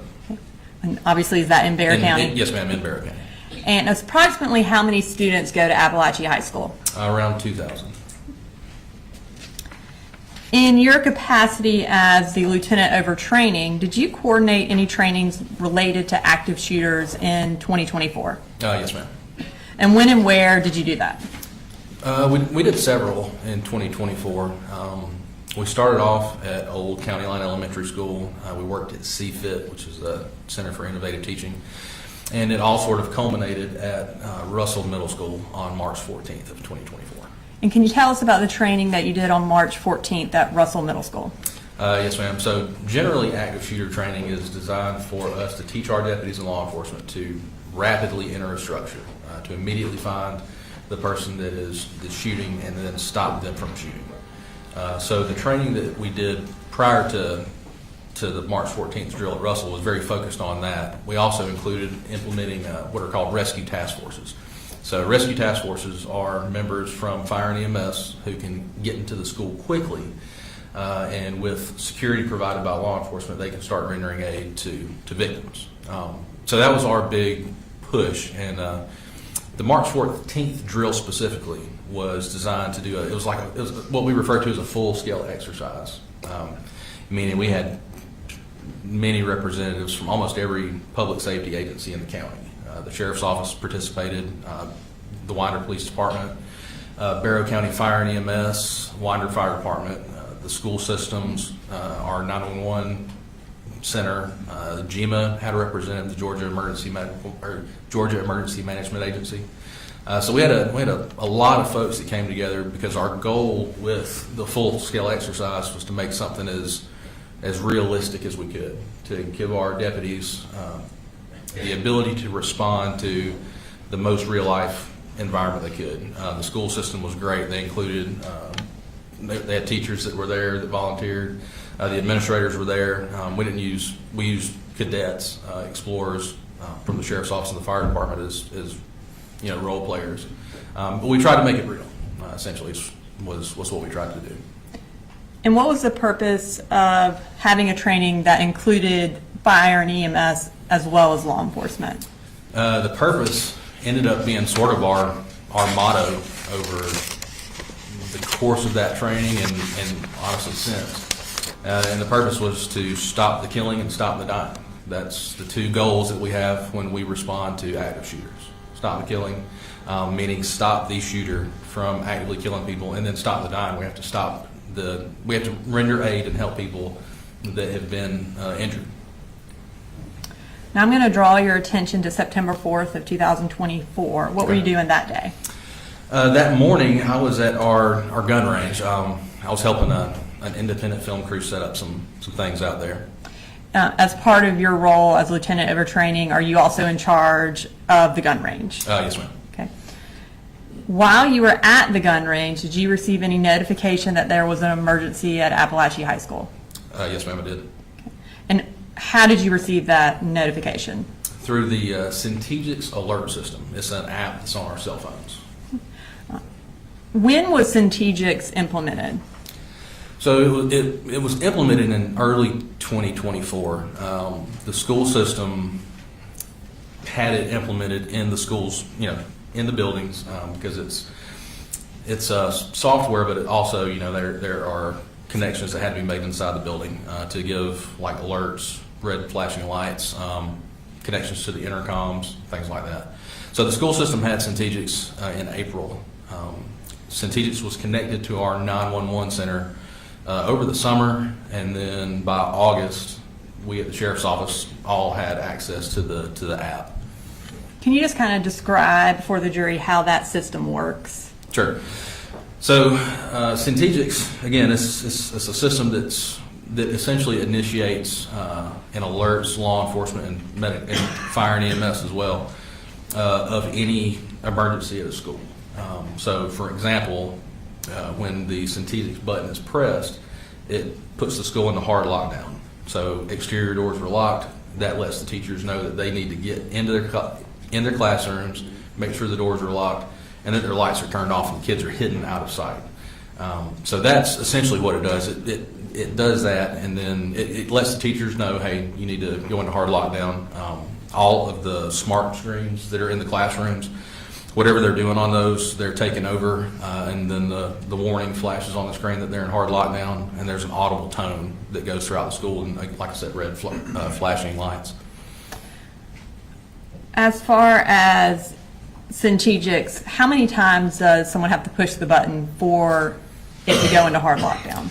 8 presses, 8 rapid presses in order for Centegics to go into hard lockdown. So does that ensure there aren't any accidental presses that ultimately end in? Generally, yeah. It is a heavier number. We still have the occasional, accidental activation, but having a number like 8 presses makes it a little less common, I guess. And Your Honor, may I approach the witness? Yes, ma'am. I'm going to show you. Hasn't seen it, I assume. Yes, Your Honor. I'm going to show you what State's Exhibit 1. Do you recognize that? Yes, ma'am. And what do you recognize that as? This is it's basically a screenshot of Apalachee High School. It's an overview, but it's from the Centegics app. Okay. And is it a fair and accurate copy of the overview of Apalachee from the Centegics app? Yes, ma'am. Your Honor, at this time I'd like to introduce an evidence, State's Exhibit 1. Mr. Hops or Mr. Berry? No objection, I assume they're demonstrative, Your Honor, and won't go back to the jury. I think that's something we can discuss later. All right. Well, I'll admit it into evidence as one and we'll decide later whether it goes out. Okay. We could display that. Can we have access, Your Honor? Sorry. It's okay.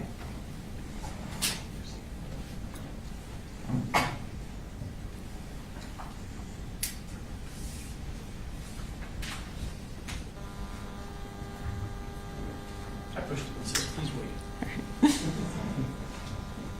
Okay. So does this show on your phone when there's an emergency? I guess? Yes, ma'am. So it pops up like a notification badge, right? Saying hard lockdown, and then it tells you the school. And then once you open the app, you can pull up this map. And does it tell you where specifically the emergency notification came from? Yes, ma'am. So kind of going back to September 4th of 2024, when you pulled up this screen, what did you see? So initially, when I heard the alert was going off on my phone, I looked at it, and then I didn't immediately go to this screen because we had several alerts coming out. Earlier that morning, we'd actually had a test that was done at Bethlehem Elementary. So we got the same alert, the alert that there was a hard lockdown, and then they came over the radio and said, "Hey, it was just a test." So initially, I look at it and then was like, "I wonder if they're having a test in Apalachee." And then the second alert comes through, and then the third. So instead of opening the app immediately, I went to my truck and I got on the radio and turned the radio on, my police radio. I don't recall if I ever opened up the map. I do recall seeing Miss Lancaster's room. I just saw the alert from Miss Lancaster's room. And so at the initial time that you received this emergency notification, did you know what was going on at Apalachee? No, ma'am, not initially. So you indicated that you got in your truck and turned on the radio. And what happened when you turned on your radio? Just seconds after I turned my radio on, I heard Deputy Sergeant Chase Boyd say active shooter across the radio.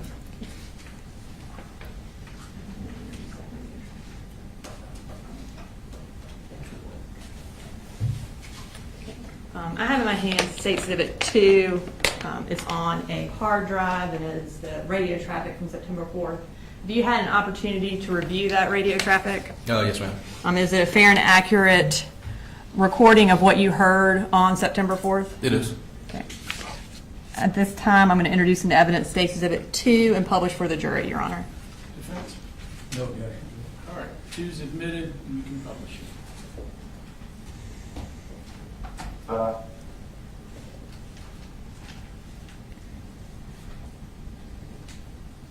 Safety Vaughn, you have traffic. Sure. Active shooter. Active shooter at Apalachee High School. Boyd. And you said it was from Deputy Boyd, and who is that? Sergeant Boyd he's a supervisor with the SRO division. He's one of their immediate supervisors. So when you heard that, what did you do? I immediately so being at the range and being in our ammunition house, I didn't have my standard uniform on, so I threw on my gun, jumped in my truck, and I went to Apalachee as fast as I could. About how far from Apalachee were you? Close to 5 miles. Do you remember approximately what time you arrived? Around 10:30. And I'm going to show you what's been marked as State Exhibits 3.1, 3.2, and 3.3. Okay. Do you recognize those? Yes, ma'am. And what do you recognize those as? They're overviews of Apalachee High School. They show rooms, room numbers, so essentially school maps. Okay. And just for the record, is 3.1 a full map of the high school? Yes, ma'am. Okay. And is 3.2 a partial map of the high school? Yes, ma'am, it is. Okay. And I'm going to have you look over to your left. Okay. Is that also 3.2 right there? Yes, ma'am. Okay.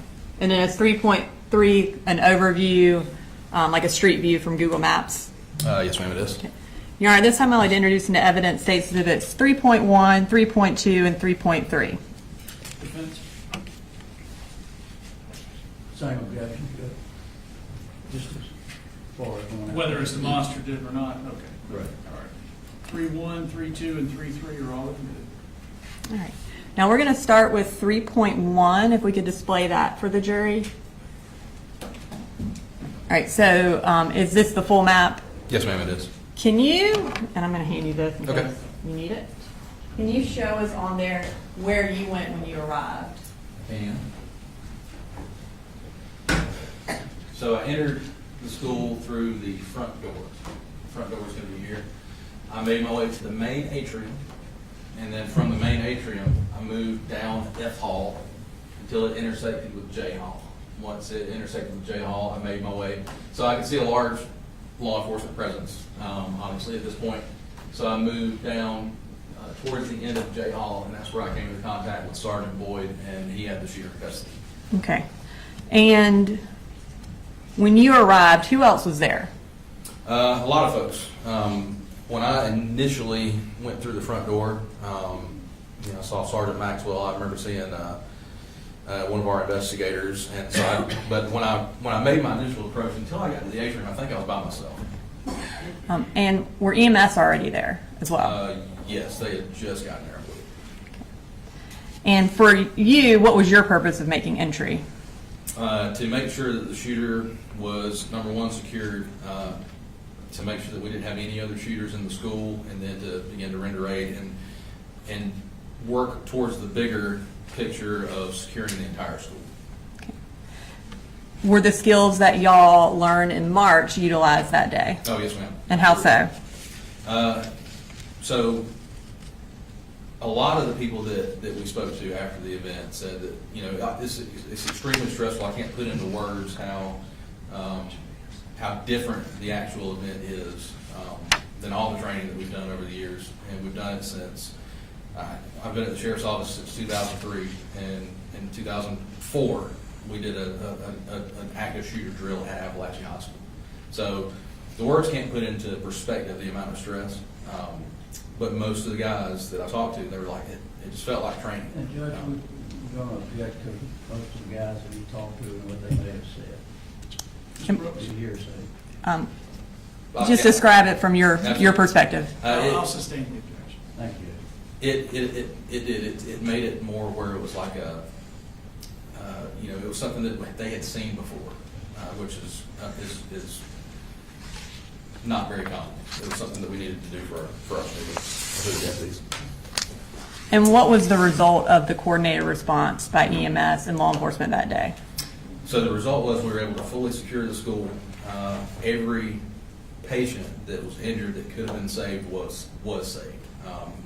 We refer to it as we had 0 preventable deaths, which was unheard of in active shooter scenarios up until September 4th. And you can have a seat. Okay. I won't have you do anything That's on all right. that for a little bit. after you made entry and went to the end of J Hall and observed that the shooter was in custody, what did you do after that? After making sure that the shooter was in custody, I got a team of deputies and we began moving down. So sort of, again, looking at the big picture, seeing where people were at, realizing where we needed resources. It didn't seem like anybody was fully down F Hall. So I took a team of deputies down F Hall, and we began making sure that the classrooms that there weren't any other injured people in the classrooms, again, that there wasn't another shooter, and then just securing those areas. And as you were securing them, were y'all also evacuating students? Not initially, but fairly soon after we started clearing. The evacuation process didn't take too long to get to. And I'm going to go ahead and bring up State Exhibit 3.3 behind you, which is the Google overview. So can you, and I think I lied, you are going to look at the map real quick. Yeah. Can you show us on there where the school is and just kind of orient the jury to what we're looking at? Yes, ma'am. So, Heyman Morris Road, this is Apalachee High School. The front door is right here, and then you have the rear parking lot where the buses go, and then the football field. And the football field is surrounded by a chain link fence. And when y'all evacuated the students, where did y'all ultimately evacuate them to? To the football field. And when parents arrived to come find their children, were they eventually allowed to go to the football field as well? Yes, ma'am, they were. Approximately how many law enforcement officers responded to Apalachee High School that day? I believe that the number was close to 400, if not a little more. And how many different agencies, if you know? There were 56 that we made note of.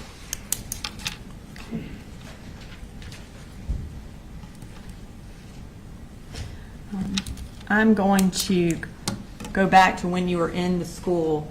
Did you observe any dust-like substance present in the school when you were clearing it? Yes, ma'am. And where was it located? So I noticed it the closer I got to J Hall. As I was going down F Hall, I noticed it as I was getting towards J Hall. And had you had experience with that kind of dust before? Yes, ma'am, years ago. Okay. And based on that, your training and experience, where did that dust originate from? I almost immediately recognized that it was from the ceiling tiles. The concussion from the gunshot caused the dust from the ceiling tiles to start to fall and settle. In 2008, we had done an active shooter drill at Old County Line Elementary School, and I was picked to be the suspect, the shooter. I was given a blank gun, so it doesn't fire real projectiles, just really loud and puts out the flash. And they put me in a bathroom, and when they gave me the signal, I shot, and the dust fell down from the ceiling tiles, and it created something very similar to what I saw at Apalachee. And in your capacity as lieutenant over training, have you had an opportunity to review the surveillance videos from September 4th? Yes, ma'am. Okay. In reviewing it, did you see the dust come from the ceiling tiles like you just described? Yes, ma'am. What was your purpose in reviewing that surveillance video? Just to review the actions of our first responders, of the deputies, of fire and EMS, and to learn if what we did well, what we could have done differently, and then to implement that into training. After watching that video, did you become aware of the path that the shooter took on September 4th? Yes, ma'am. Okay. At this time, I'd like you to go through that path for the jury, Okay. and if you could use the large map over there. Yeah. And I'd like to start with the shooter's first period class. What class was he in? So for first period, he was in Ms. Harris's class, and that was 1.515. It's going to be located right here. And are you familiar with what time first period class is? Yes, ma'am. So he got to class around 8:01, and the class starts at 8:15. Okay.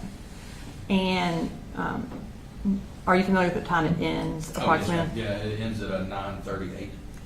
After he left first period class, where did he go for second period?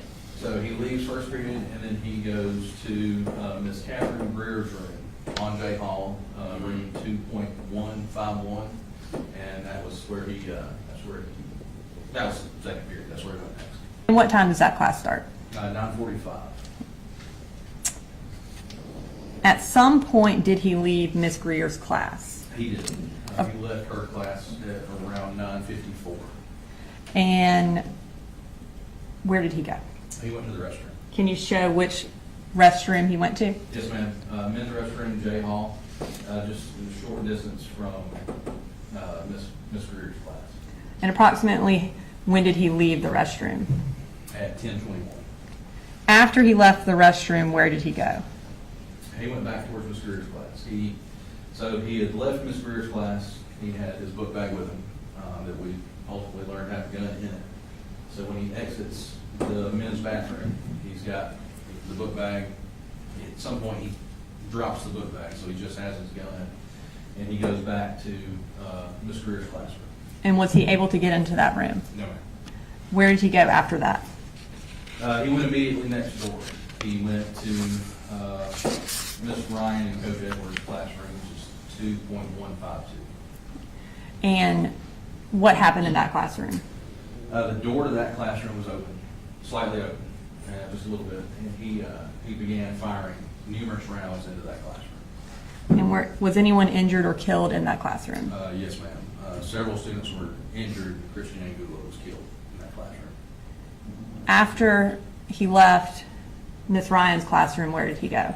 So after he shot here, thankfully, unfortunately, as Christian was, after Christian had been shot, he used his foot to close the door. So he restricted access to the shooter after that. The shooter moved back down the hall towards the restrooms that he had come from. And he ultimately got to this intersection as he's moving down the hall in room 2.145, Miss Iremy. She was in that room, Christina Iremy. She opened the door to see what was going on. She looked out briefly, and he shot her. And did she survive? No, ma'am, she didn't. After he shot Miss Iremy, what did he do? So after he shot Miss Iremy, he kept moving. He was continuing to move. He got to the intersection here of K Hall and J Hall. And while he was here, he saw Coach Aspinwall and Coach Phoenix, Ricky Aspinwall and David Phoenix, left their classrooms, which are two doors almost side by side, so they leave pretty much at the same time. And as soon as the shooter sees them coming out of those classrooms, as they're in the hall, he shoots them numerous times. Coach Aspinwall was killed, and Mr. Phoenix was hurt pretty bad. And then after that, where does he go? Continues moving down J Hall. The shooter gets to this area here, J and I, about the time that Mason Shermerhorn comes out of the bathroom. He sees Mason, he aims his rifle, he shoots several times, and he ultimately kills Mason. And then what happened? After he shoots Mason, he turns and aims down K Hall at a student that was quickly trying to run away from him. He was trying to run so fast that he swallowed over himself. As soon as he aims this way, Deputy Brandon King and Sergeant Boyd made their way down F Hall. They actually came out at the intersection on J Hall, so they could tell that there was, through the haze of the dust that had fallen, they could tell that somebody was down there. They heard the shots when he shot Mason, and then they immediately started giving loud verbal commands for him to drop his gun, and he immediately surrendered.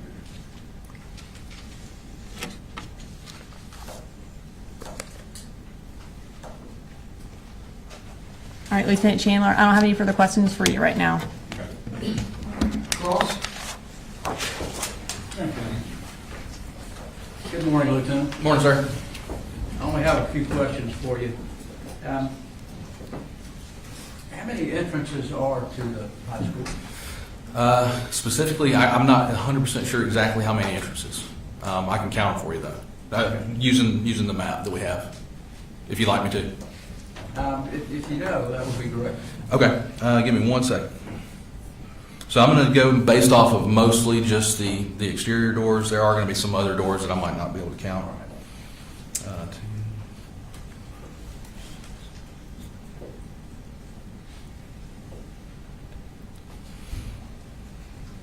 I would say upwards of, I'd say, a little more than 15 exterior doors. Okay.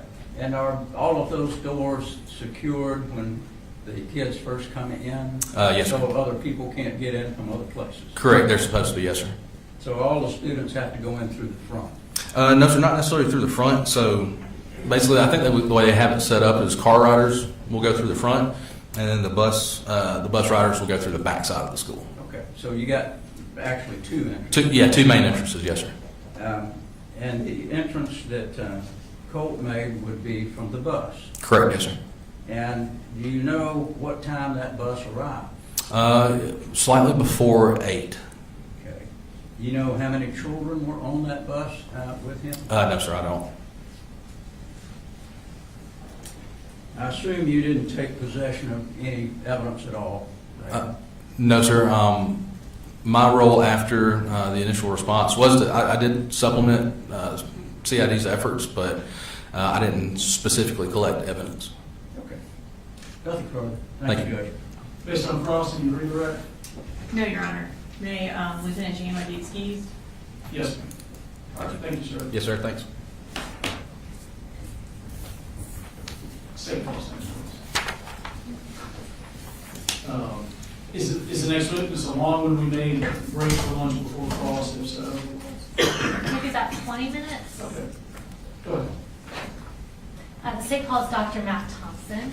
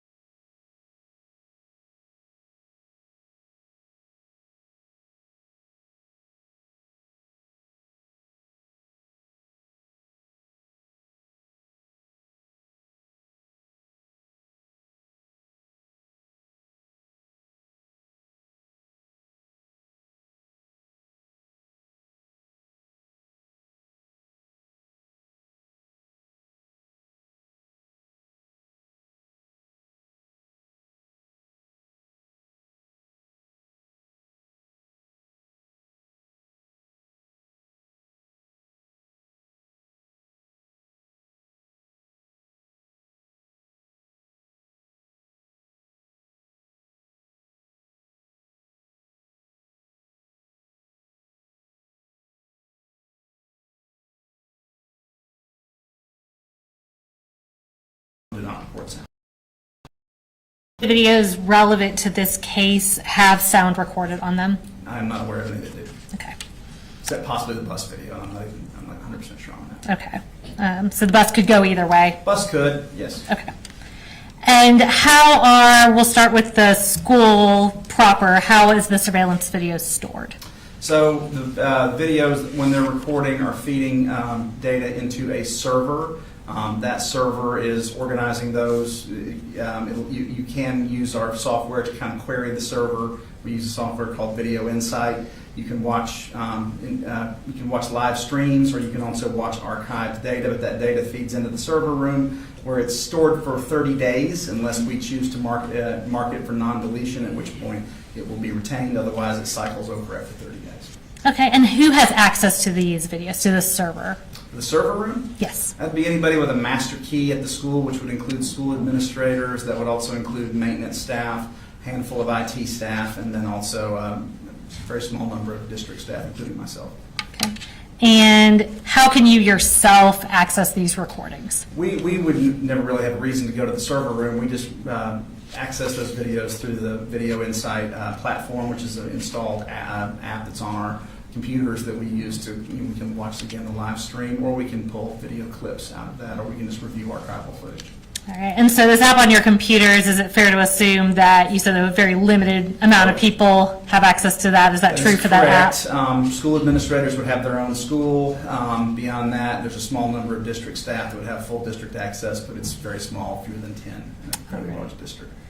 And is this the same system that's used for the buses in addition to the school system? Buses are slightly different. They don't feed data live into a server. Theirs are recorded on a hard drive on the actual camera. So when we ask to review bus footage, we have to ask that the hard drive be actually pulled out of the camera and delivered. We can request that anytime we need to. Okay. So on this hard drive, we have what have been marked as States Exhibits 4 through 28, showing the bus that Colt Gray took to the school on September 4th of 2024, and relevant video from Apalachee High School. Have you had the opportunity to review all these videos? And are they accurate copies of what was captured from the surveillance video that day? Yes. Were all these videos obtained directly either from the server at the school or the local servers on the bus? That's correct. And have they been materially changed or altered in any way? They have not. Judge, at this time we attend our States Exhibits 4 through 28, and I would note that States 22 is in 2 parts, so we've just marked that as 22.1 and 22.2. All right, defense and your objection. No objection. All right, 4 through 28, inclusive of 22.1 and 22.2 are all good. All right, so we're going to be playing relevant portions of these videos at a later point in the trial, but what we're going to do with you right now is go through some clips from the exhibits just to orient the jury to the different views that these different cameras provide. We'll start with a clip from States Exhibit 4, which is the exterior of the school bus.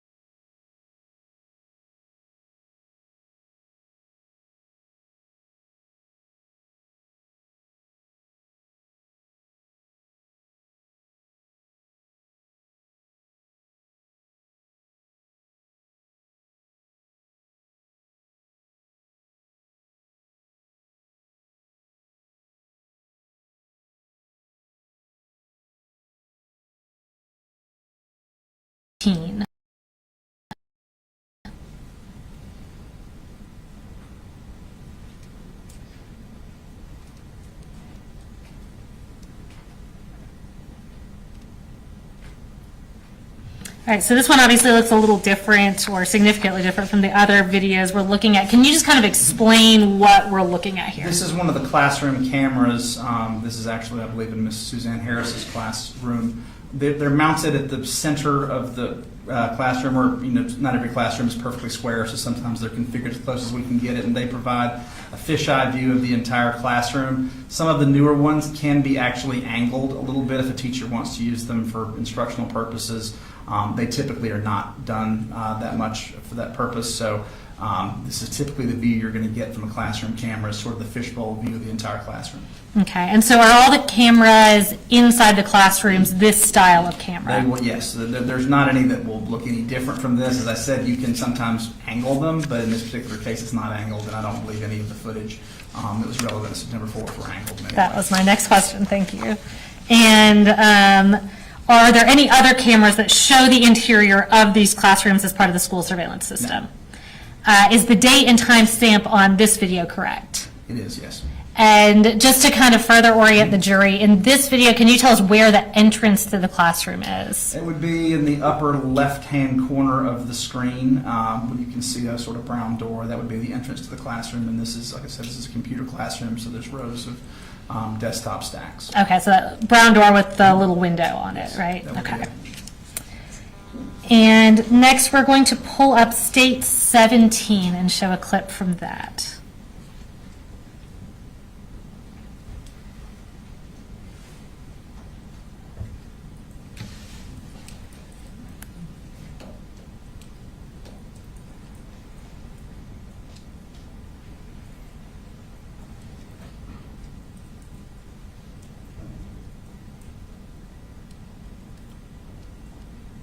All right, and tell us what we're looking at here. This is just a pretty standard example of one of the hallway surveillance cameras that's looking down a hallway. Actually, I'm not 100% sure which hallway that is. Likely K Hall would be my guess, but it's one of the.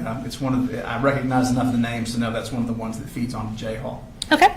And generally, these hallway cameras, where are they located throughout the hallways? We try to strategically place them through the, these are very large schools, hundreds of thousands of square feet to cover, so there are going to inevitably be, particularly in the hallway surveillance cameras, some occasional blind spots or some places where you have a long view to see something, but we try to place them along strategic points in the hallway to get maximal coverage. Okay. Is every square inch of every hallway covered by a camera? No, ma'am. We unfortunately do have some blind spots occasionally. Okay.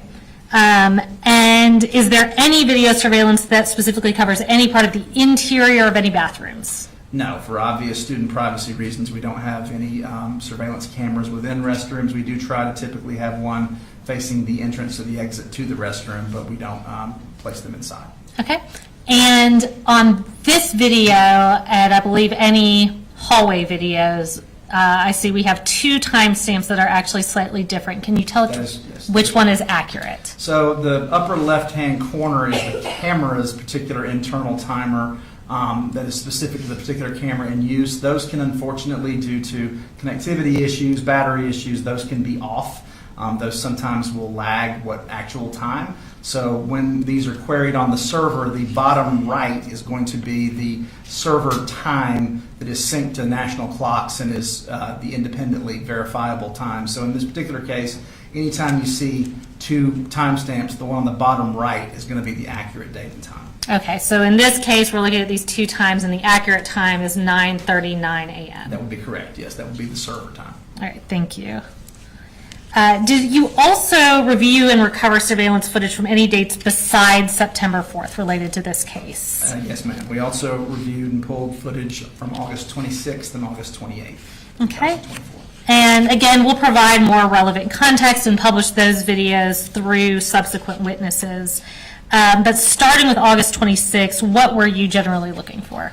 That was the last date Colt attended school prior to September 4th, and we were particularly interested in verifying that he spent the majority of that day in the counseling suite. So in this particular case, we pulled videos related to his first period class, his second period class, and then his moving into the counseling suite for the majority of the rest of the day. And was that video recorded and stored in the same capacity as you previously described? It was, yes. And did the timestamp appear to be accurate, or in the case of any hallways, that bottom right timestamp appear to be Yes, they accurate? did to me.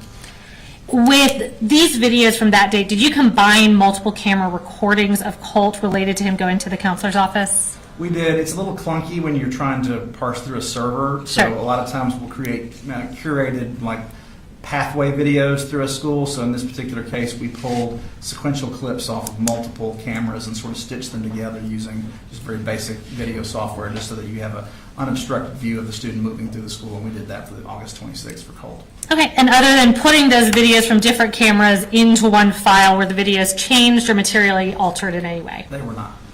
And Judge, again, we'll publish this at a later time, but at this time, we would tender State's Exhibit 29, which is also stored on this hard drive. No, good. All right, 29 submitted. And just to follow up on that a little bit, is there any surveillance video once you enter the counseling wing at Apalachee High School? There isn't actually a unobstructed view of the entrance to the counseling suite. You can get almost there from the where you come off of K Hall coming down.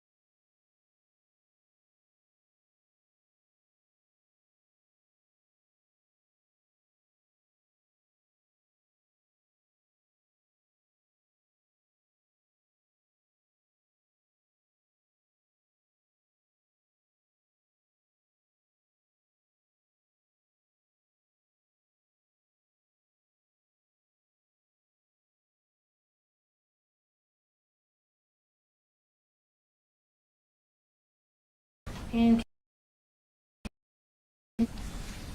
So this is Apalachee's bell schedule for 2024-2025, specifically the fall semester. Appalachee's instructional day is tied into 4 main instructional periods with a shorter advisement period. okay, and before I make you talk through it twice, what I've handed you fair and accurate? This is Okay. the accurate bell schedule from the fall of 2024. Okay, and Judge, we'd go ahead and tender those as State's Exhibit 31. All right, and we'll go ahead and pull that up on the screen just so it's a little easier for people to follow. So yeah, if you'll just kind of talk us through what this shows. Sure. So what this is going to be doing is, as I said, there's 4 instructional segments, and there's also an advisement period that is built in on certain days. So in this case, what this is showing is the beginning and ending of each class segment, and then the time students have to traverse to their next class before they would be considered tardy. Okay. And nothing further from me. The defense may have a couple questions for you. All right, Cross, I just have one question. Sir. At that time, Apalachee High School did not have metal detectors, correct? That is correct, sir. All right, thank you. All right, can you be excused? Yes, sir. All right, thank you, sir.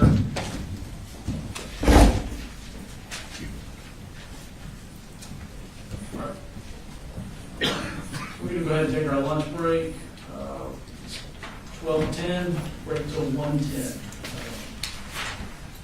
And here's we point out to you as you go to enter the jury room, before you turn in, there is a microwave and a sink there at the end, and we'll have the fridge and whatnot. All right.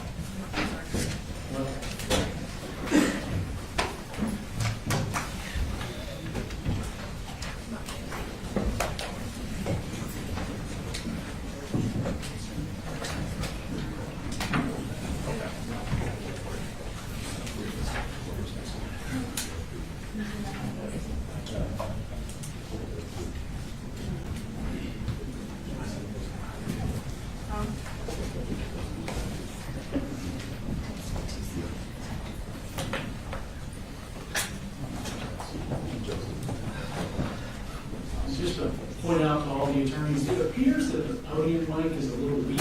Okay. I've got it turned up a little louder, but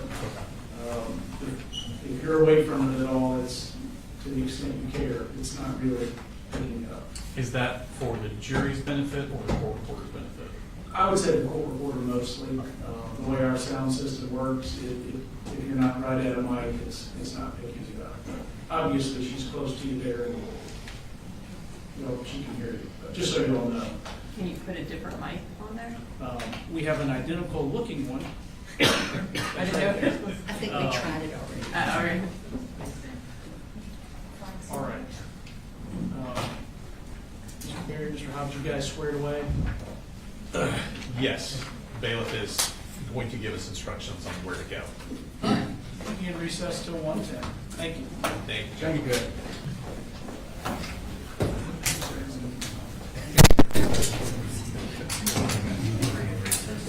I think it's going to be a lot of those. Yeah.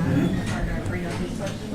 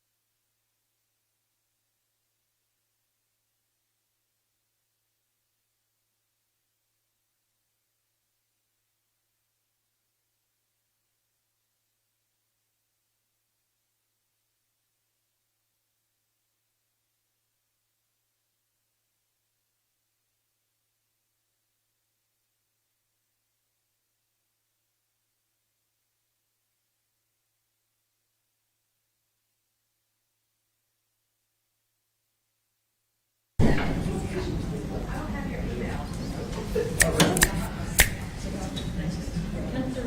got it, I'm sorry. But I will give you the email that's made on there.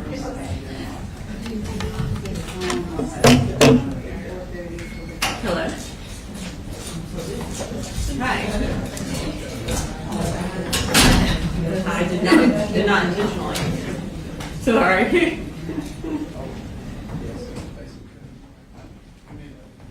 Yeah. How you doing? No.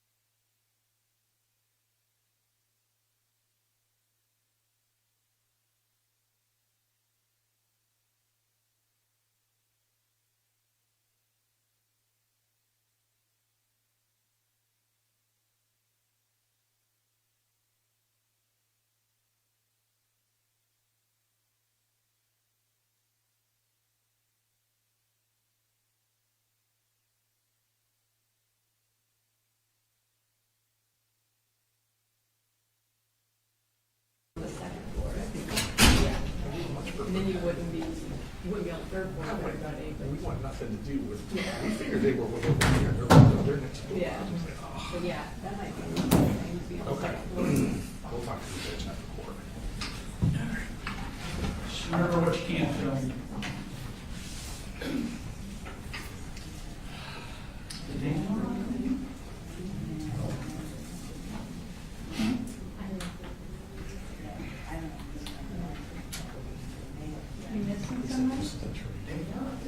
No, I hadn't seen her.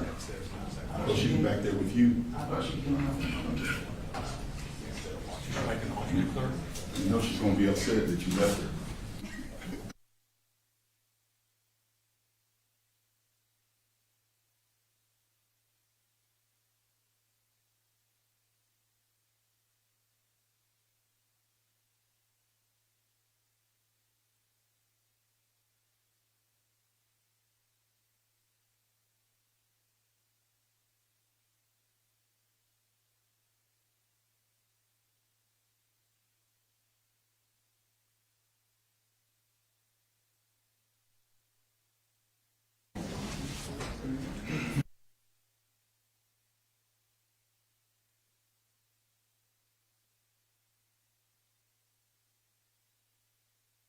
Can we just put some timestamps on the record? It just seemed easier to do that outside the presence of the jury. Okay.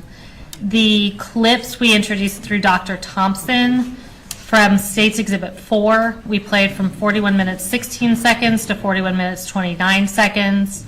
From Exhibit 5, 39 minutes and 29 seconds to 39 minutes and 51 seconds. From State's Exhibit 6, we played the first 10 seconds.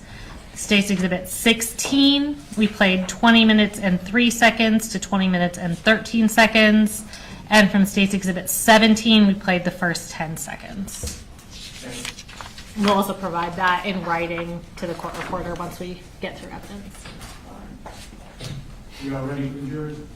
Yes, sir. Okay. All right, you bring them in.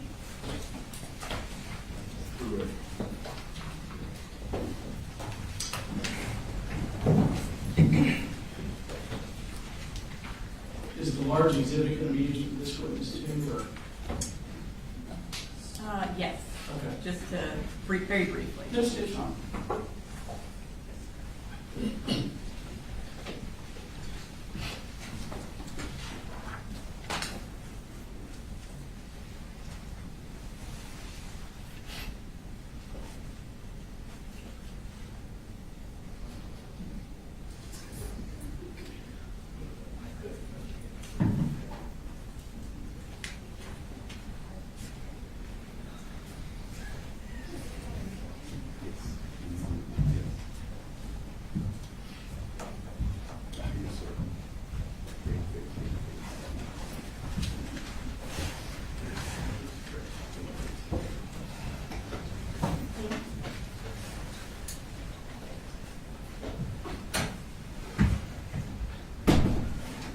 Everyone can be seated.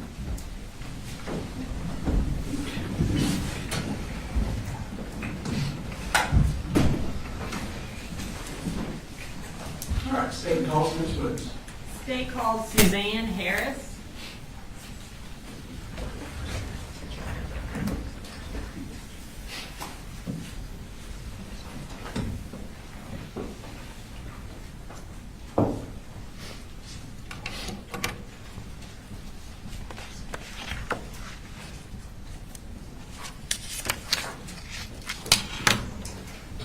Please raise your right hand. Do you swear to tell the truth, the whole truth, and nothing but the truth to help you God? I do. Okay, you can have a seat.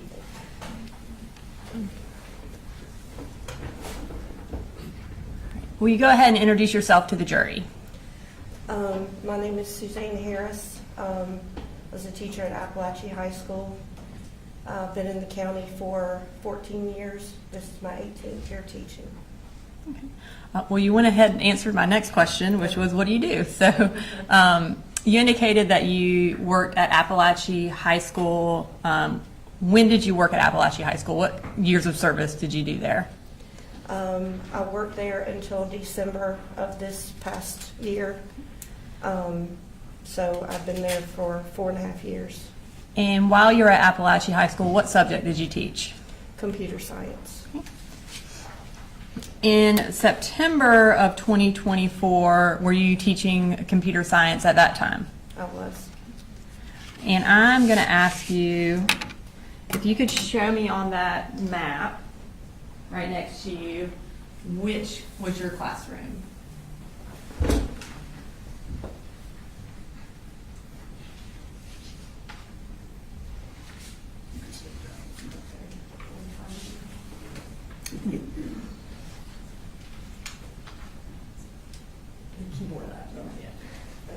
I'm right here on G Hall, and my classroom is right here, 1.515. Thank you, Ms. Harris. You can have a seat.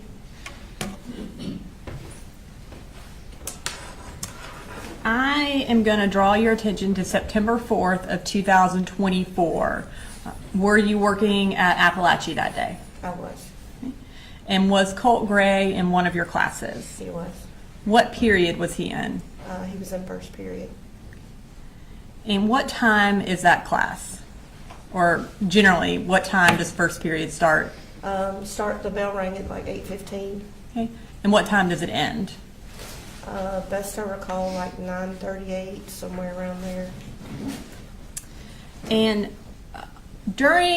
on September 4th, I guess, had you seen him in your class before? I think he had been in class one time prior to that day. And on September 4th, did he talk to you? He did. When did he first talk to you? Early on in the classroom session, I think around 8:30, he asked to go to the restroom. And then after that, did he come and talk to you again? He did. And what did he talk to you about? At this point, we had been talking about missing assignments and different things because he had only been there for 2 days, but he asked whether or not we'd ever had an active shooter drill before. And what did you tell him? I told him that we had had one. Judge, we're going to object any hearsay. Response. Your Honor, doesn't go to the truth of the matter asserted. It goes to sort of present sense impression, what they're discussing at that time, and then what action she took afterwards. Yeah, I would think this falls into a category of non-hearsay. They're not offering it to prove that they did or didn't have active school shooter trainings in the past. It's just, did he ask the question? So I'll go over the objection. Thank you, Your Honor. And so, kind of getting back to the question, he asked you if there was an active shooter drill, and then your response was what? Yeah, we actually had one last week, but he wasn't there for the drill. Okay. And was there any further discussion about that? At that moment, I did ask him what school he went to because I was concerned, like, why would you, had you worked in, or been in a school that it would have made you nervous about school shooting? And he told me that that he had been at Jefferson High School, middle school, excuse me, in the 8th grade. And I asked him if he knew Elaine Murphy, who's one of the teachers at Jefferson. Judge, I'm going to, again, object any hearsay. And Ms. Brooks, do you have a response? Or? I think we'll just move on from what she said back to him and go on to the next topic. All right, so I'll sustain the objections to his last remarks. Go ahead. Okay. So after y'all had the discussion, did he go back and sit down? He did. Okay. And this time, I'm going to publish a clip from State's Exhibit 16. It's been previously introduced in the evidence, and the clip is from 38 minutes and 23 seconds to 39 minutes and 12 seconds.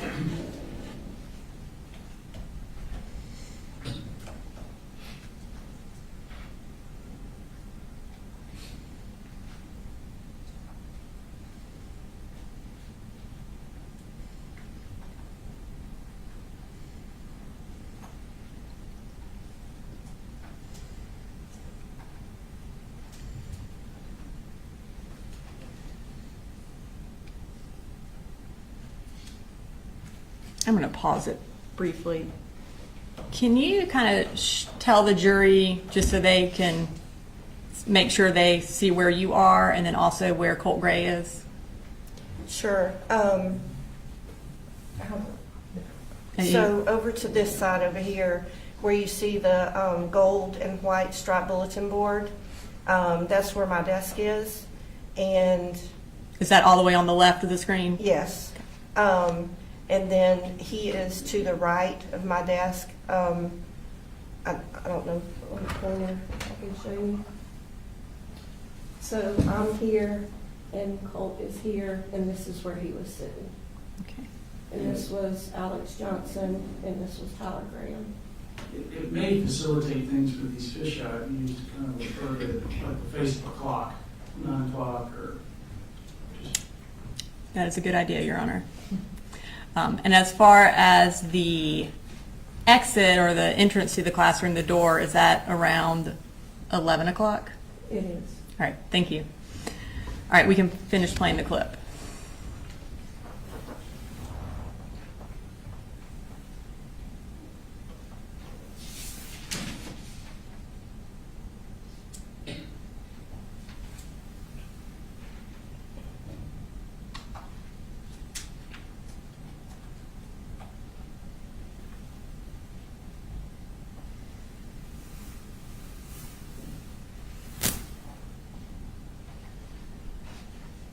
Okay.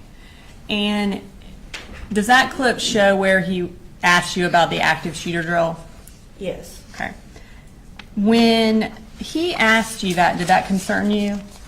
I mean, you don't expect to hear that in the classroom. I mean, we hear about school shootings, but you don't think it's going to happen to you. So it was a little bit alarming. And I did send an email to the counselor in regards to that, in regards to my concern.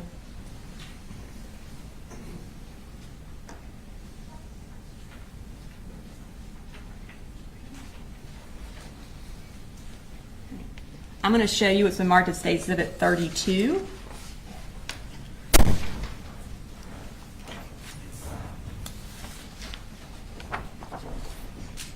Do you recognize that? I do. And what do you recognize that as? It's the email that I sent to Miss Butler. Okay. And is it a fair and accurate copy of that email that you sent to Miss Butler on September 4th?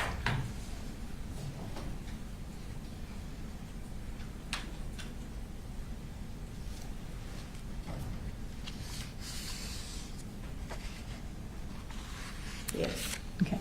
Your Honor, this time I'd like to introduce into evidence State Exhibit 32. No objection. all right, 32 is admitted. Okay, if we could display that for the jury. Okay, so you indicated that you sent this email to Miss Butler. Can you tell us who Miss Butler is? She's the counselor that is in charge of his last name. So each counselor has a certain number of letters in the alphabet that they're in charge of. And she was in charge of his last name. And then you also copied D. Martin. Can you tell me who D. Martin is? She's our assistant principal, but I'm a CTAE teacher, so she was actually over the CTAE umbrella. Okay. And what time did you send that email? The timestamp is 8:46 a.m. And can you read for the jury what your email said? The subject said, inquiry from CG that might warrant a few questions. Miss Butler, I had a student who is new to the school. He has missed quite a bit already. He asked this morning if we ever do any active shooter drills. I thought this was an odd question. I told him we did, and we had one recently, but he was absent. I asked if he had a particular concern, and he said he didn't. The student is Colt Gray, and he is in the 9th grade, just FYI. Thank you. Now, after you sent that email, did Colt come and talk to you again? Yes. Okay. And what did he talk to you about this time? Several times he was asking about missing assignments. The two students that were sitting beside him, Alex Johnson and Tyler Graham, they were actually helping him with assignments. But at some point closer to the time that the bell rang, he asked what our policy was in between restroom transitions as far as going to the restroom. And what is Apalachee's policy about restroom transitions? You cannot go to the restroom during transitions. Okay. And by transition, do you mean between classes? Yes, ma'am. So when can you go to the restroom? You can go in class. And how do y'all prevent people from going to the restroom during between classes? We have chains, and so I actually had the restroom duty right outside my classroom. So there's chains, and you just walk out and clip the chain and stand there and make sure that the students don't go in and out of the restroom. Okay. So at this time, I'm going to show another clip from State's Exhibit 16, which is from 1 hour and 30 minutes and 54 seconds to 1 hour and 31 minutes and 18 seconds.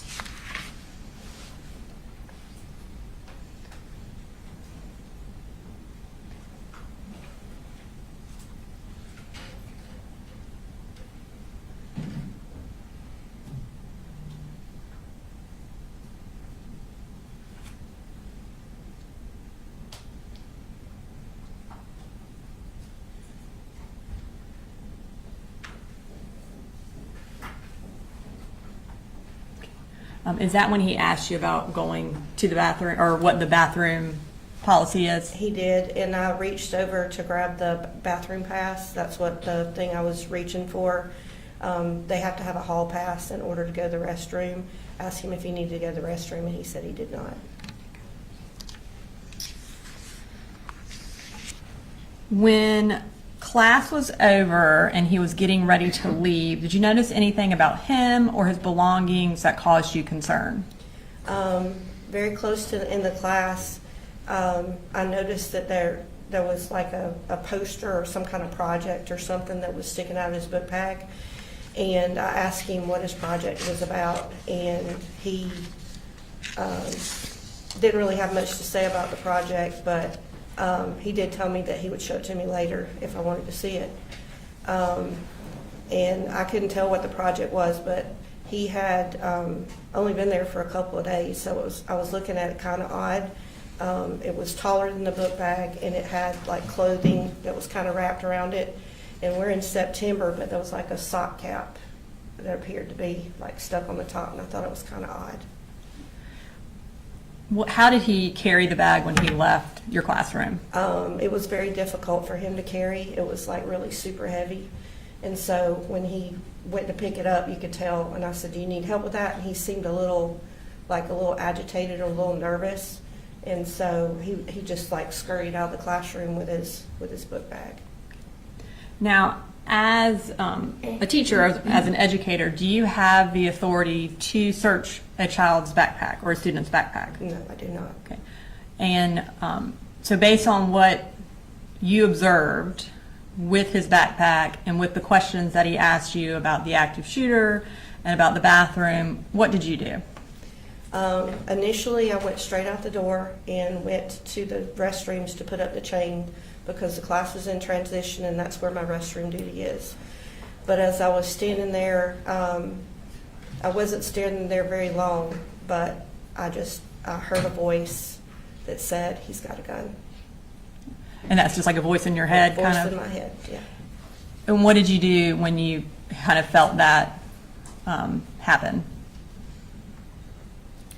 I got cold chills from the top of my hair all the way down to the toes of my feet.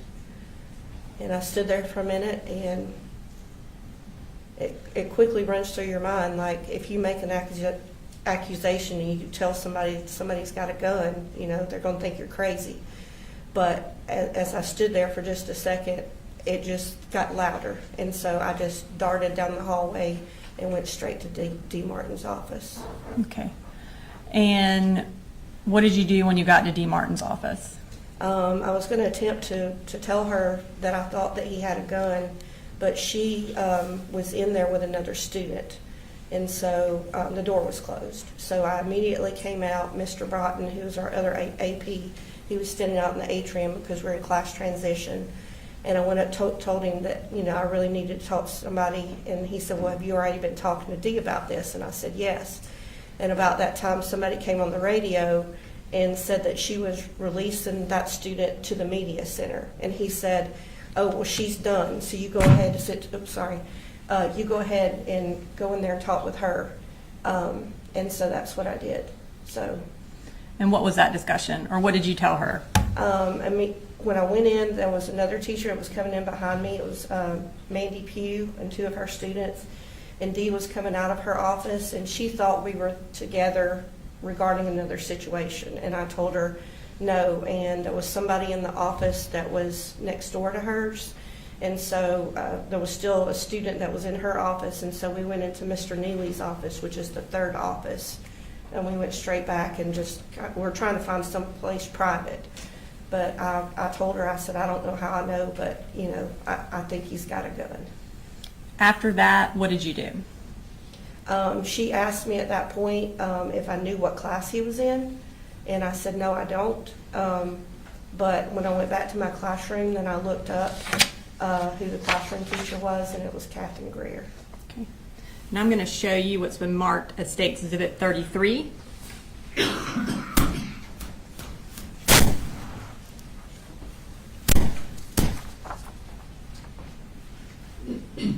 Do you recognize that? I do. And what do you recognize that as? It's the email that I sent letting Dee know what classroom he was in. And is that a fair and accurate copy of that email? Yes, ma'am. Your Honor, at this time I would like to introduce into evidence State's Exhibit 33. No objection. All right, proceed. And we'll go ahead and publish that to the jury. Okay. And again, you indicated that this was to D. Martin. Can you tell us the time that you sent that email? The time is at 9:52 a.m. And can you tell us what the email said? Colt Gray is with Miss Greer during second period, FYI, thanks.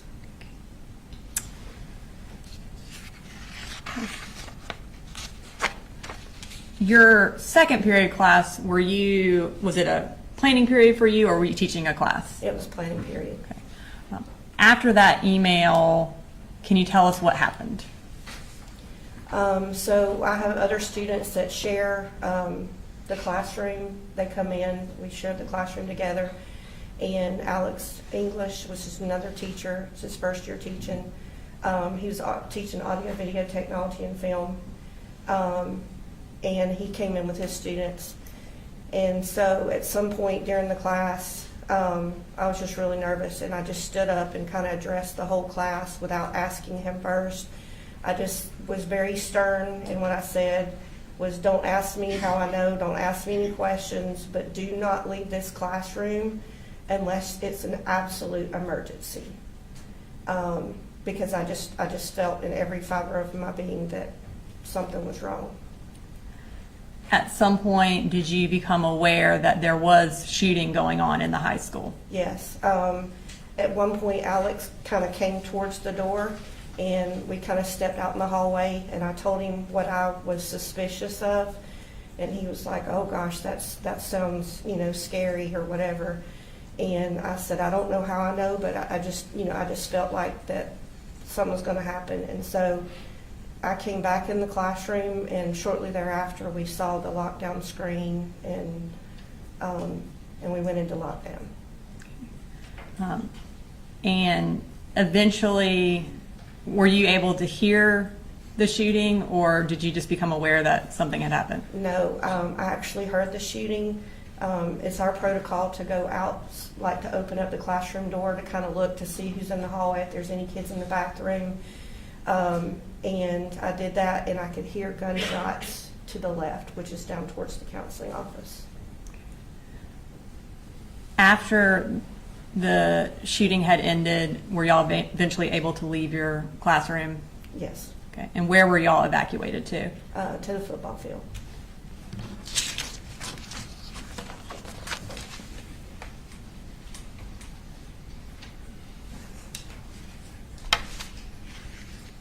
And I'm going to play one more clip for you, which is the clip for when Colt was leaving your classroom.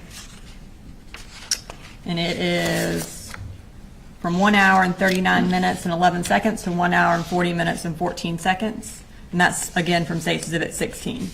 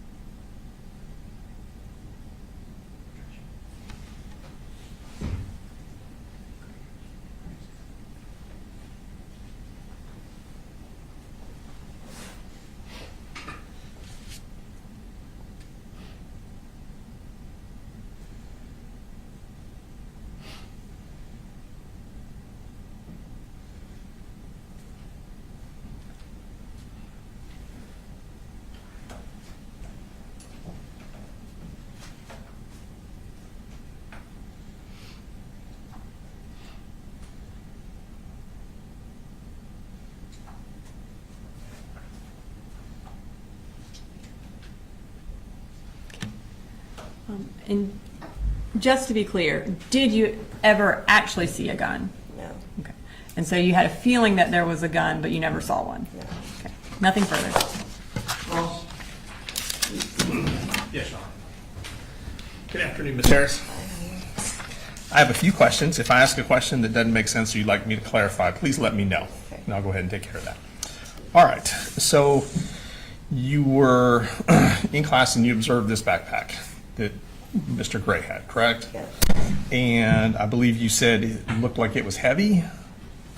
When he got ready to leave the classroom is where it appeared to be heavy. Based on how he was lifting it, is that what you're referring to? Exactly, yes. Okay. And at some point after the shooting, you gave a statement to a couple officers from GBI, is that correct? Mm-hmm. And you have to say yes or no for the court reporter, Oh. sorry. No, you're fine. Did, do you remember telling them that you were familiar with guns? Yes, And I believe you said that you thought, based on the length of the object that was extending from his backpack, that kind of made you suspicious. Is that fair to say? yes. How, was it about the poster board? How far was it extending out of the backpack?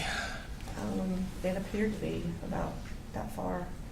So you're holding your hands, and so I have to make a record for the court reporter, like a foot and a half? More? 2.5 foot, Okay. yeah. Okay. And you said there was a hat stuffed down the tube of the poster board. Is that correct? It appeared to be clothing, and best I recall, it looked like a sock cap. Like a That was- toboggan? Yes, So like a winter hat? yeah, And of course, this was September. right. And And I you- thought that was odd. Right. And it wasn't cold that day? No, it was not. Okay. All right.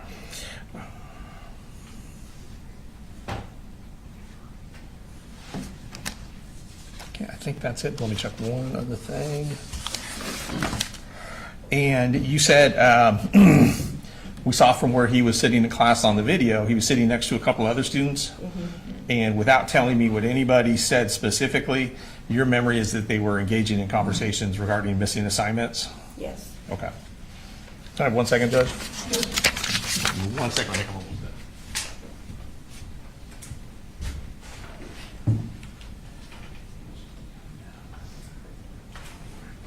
Ms. Harris, that's all the questions I have. Thank you. Based on cross, any redirect? No, Your Honor. May Ms. Harris be excused? Yes. Thank you, ma'am.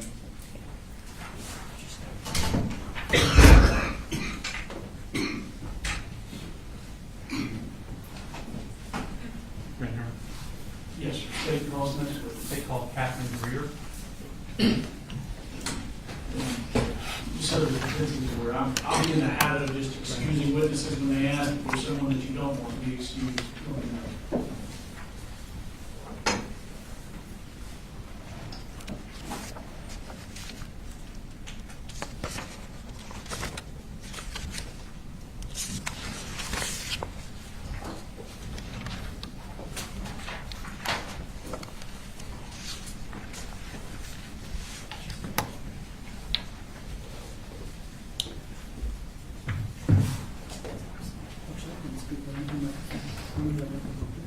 If you'd raise your right hand, please.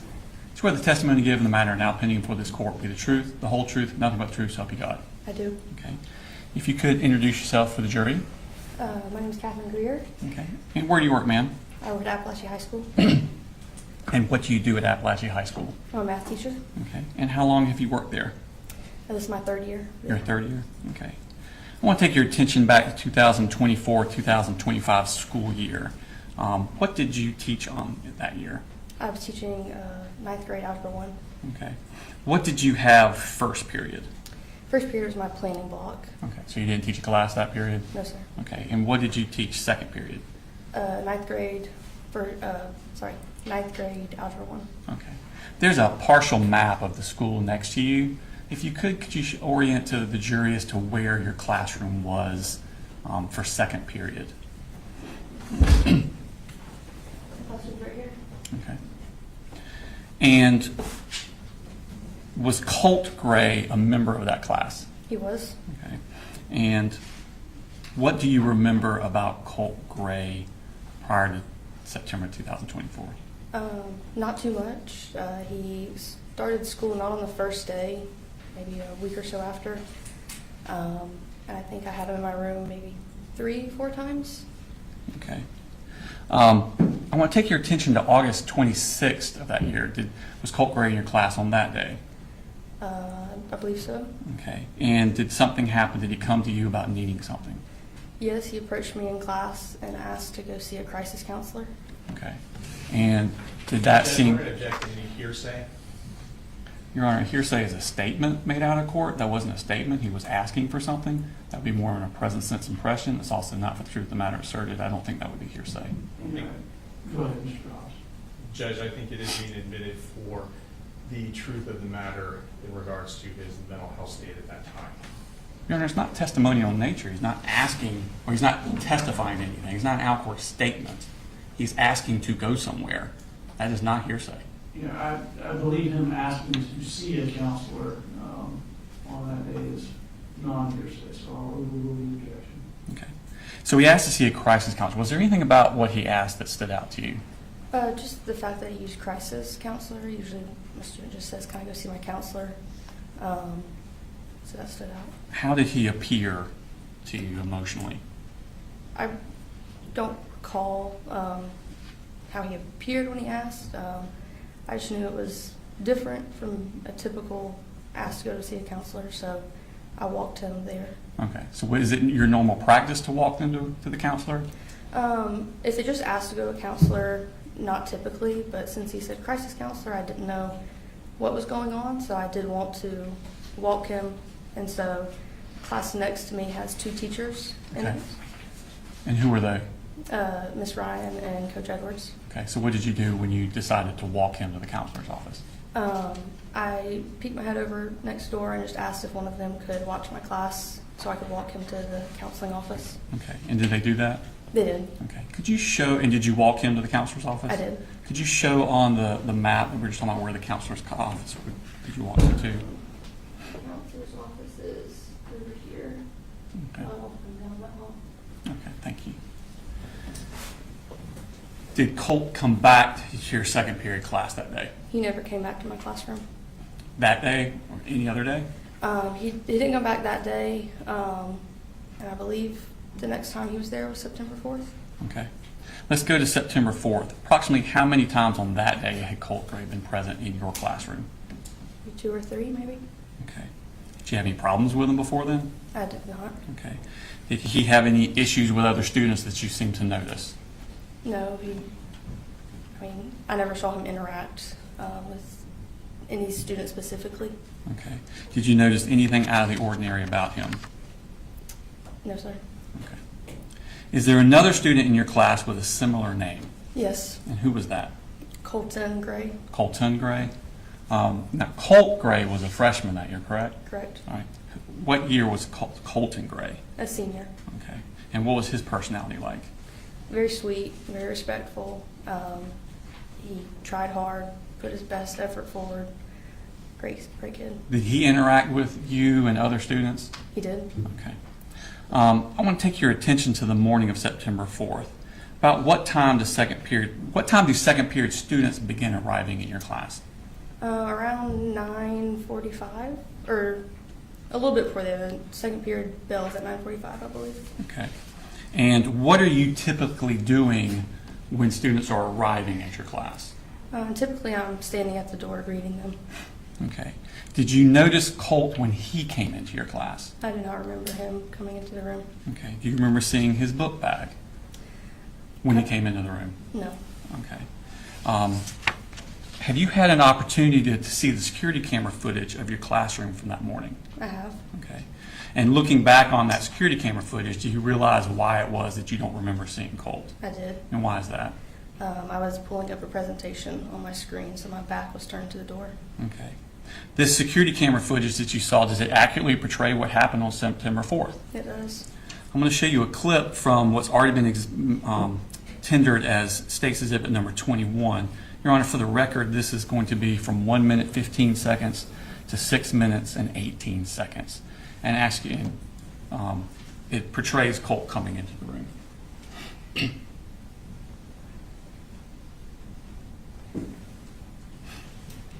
Is that you at the 4 o'clock position? It is Okay. And what are you wearing? Just a color? green, Okay. And where's the door in this? diagonal to me Okay. on the other side of the wall. All right, thank you. You play.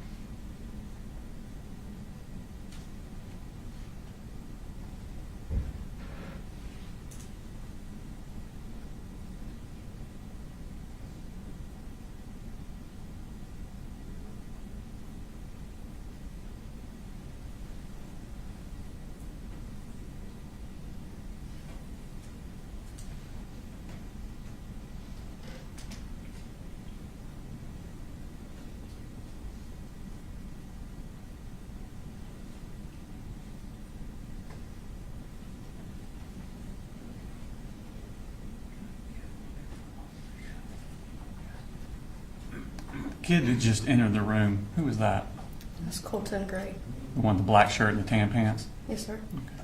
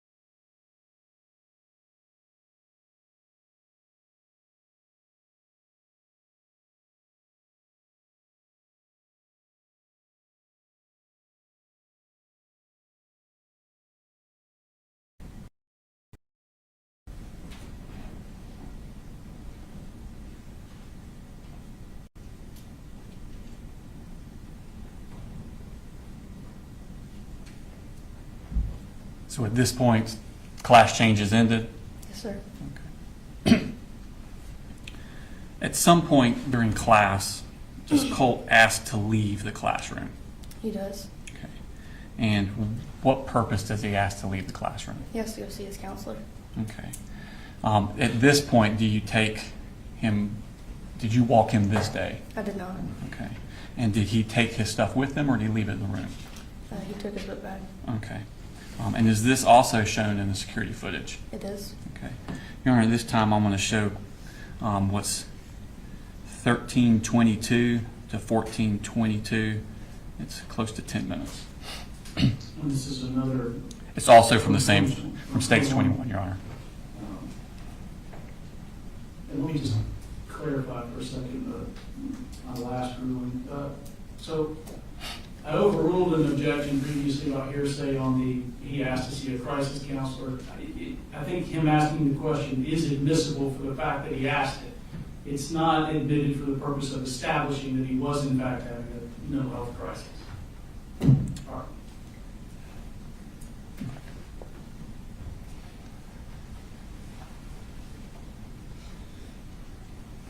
So if the last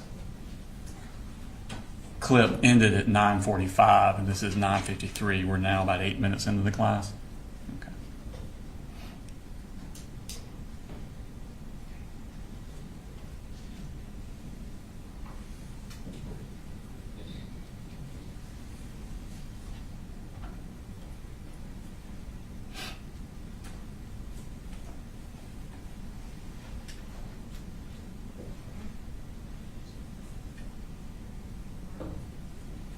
What's he doing there on the wall? He's grabbing the pass, the Okay. office pass. So different passes have different destinations on them? There's a restroom pass and office pass. Okay.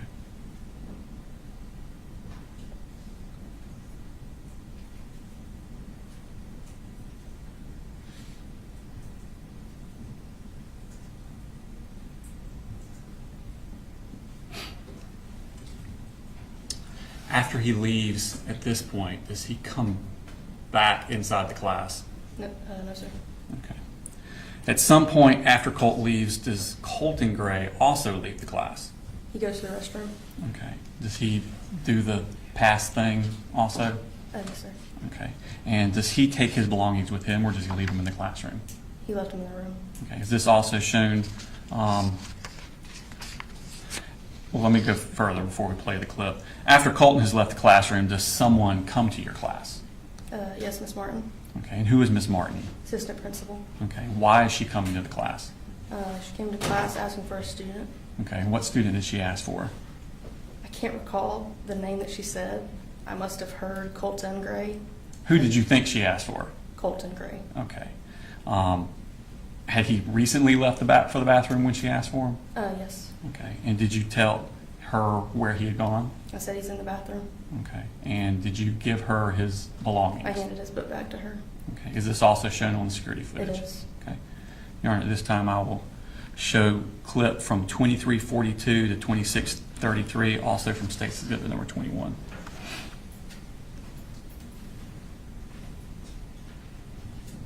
So now we're at 10:03, so this is about 9 minutes after Colt left.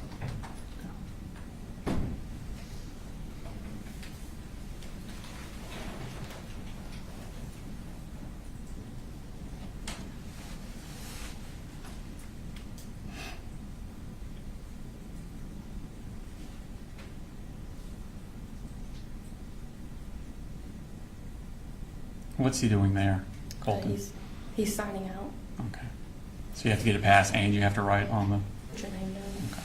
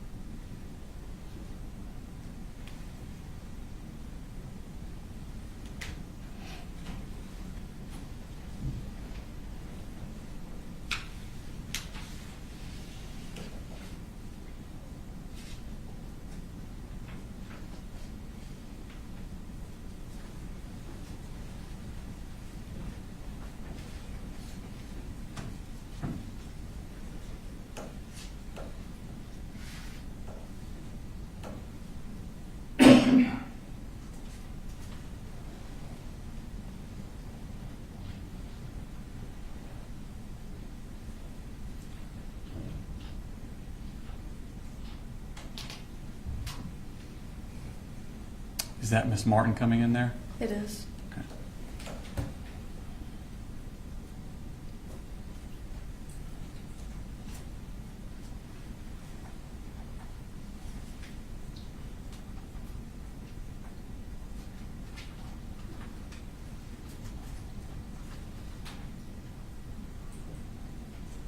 Now, at some point, does Miss Martin return to your class? She does. Okay, what happens when she returns to your class?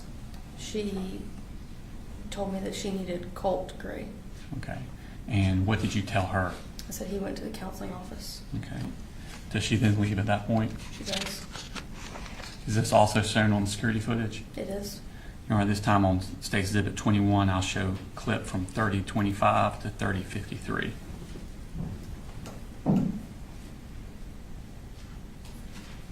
So now we're at 10:11. This is what, about 5 minutes after she left the first time?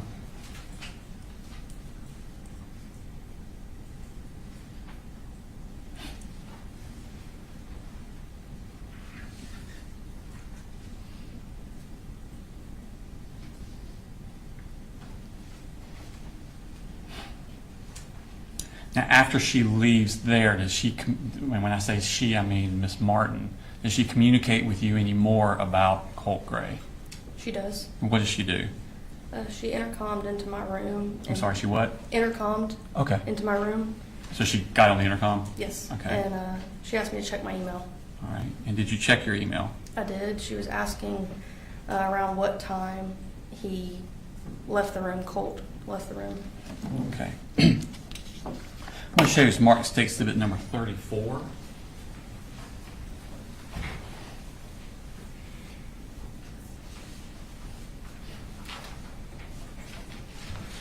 Ask you to identify that.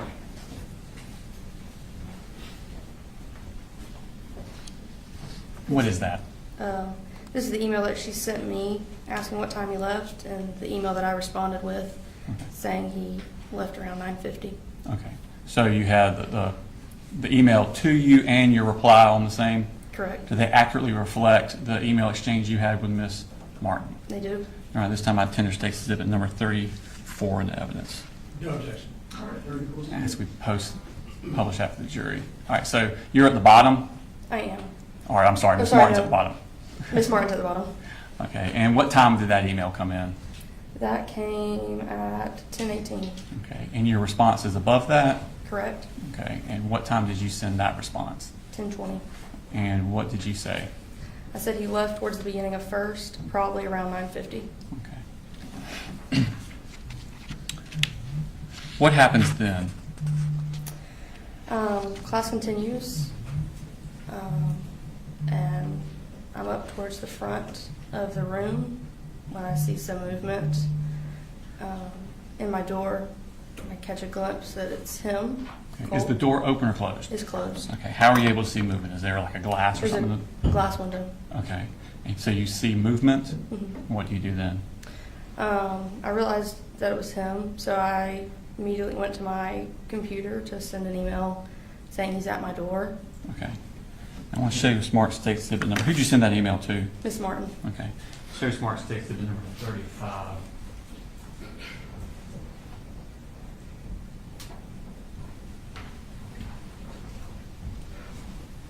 See if you recognize that.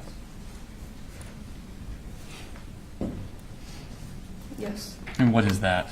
That's the email that I sent to Miss Martin saying he just came back to class. Okay. And is it an accurate reflection of the email that you sent to Miss Martin? It is. Now, this time I tender State Exhibit number 35 in the evidence. No objection. All right, 35 to me. Post that.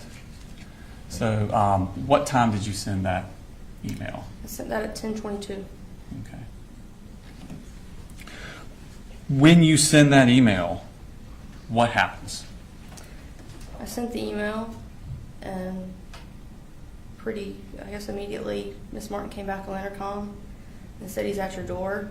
And at that point, I'm walking towards my door, and I said yes. I got to my door, and I saw that it was him, and that he had a gun. Describe how he was holding the gun.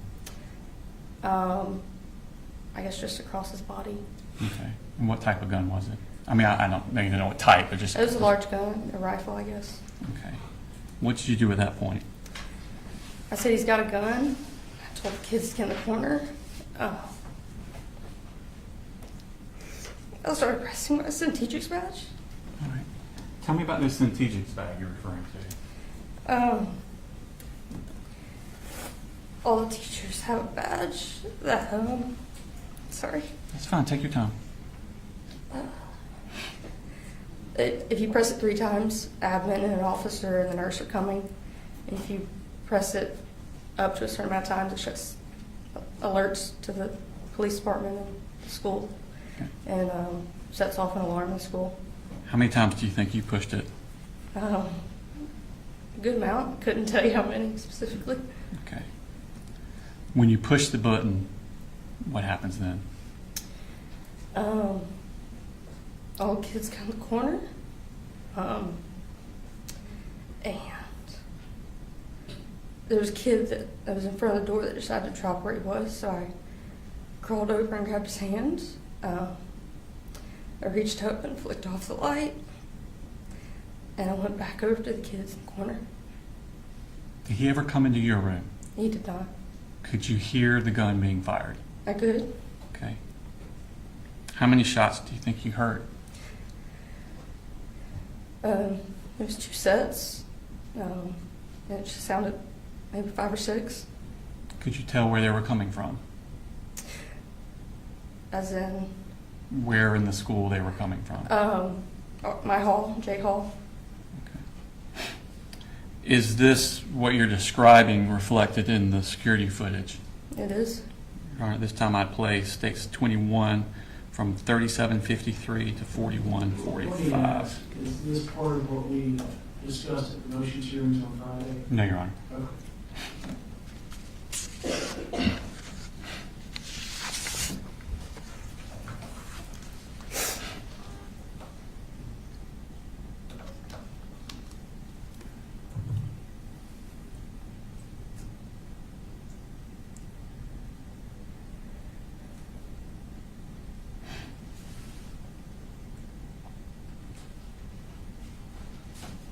Is this when you're emailing with Miss Martin? Yes. Okay.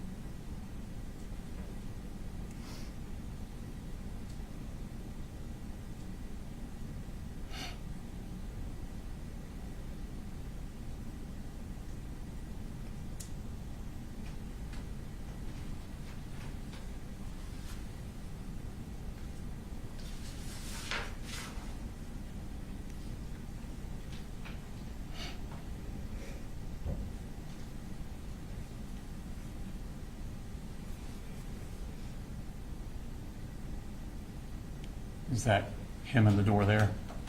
It is.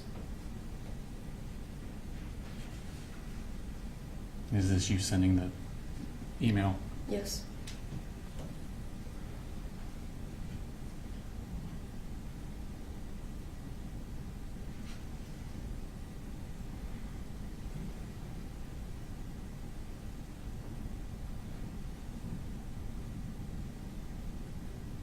Is that you pushing the button there? It is.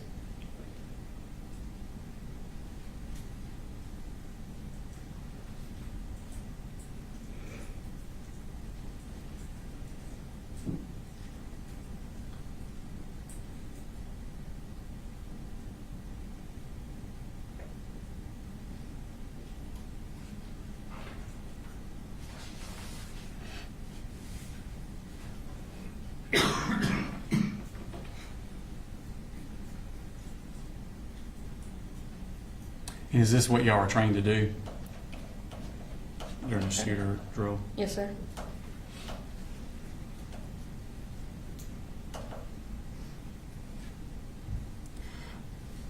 Did a student from your class call 911? They did. Okay. And who was that girl's name? Jaylene. Okay. Have you heard that 911 call? I have. And is that Jaylene's voice on the call? It is. All right, this time I'll tender state exhibit number 36. Come on, go.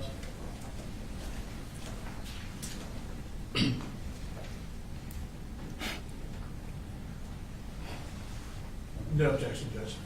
All right, 36 is in Your Honor, that this 36 is the business certification record, and 36, the call itself, is on the hard drive. We're going to play a clip that is 5 minutes and 42 seconds long.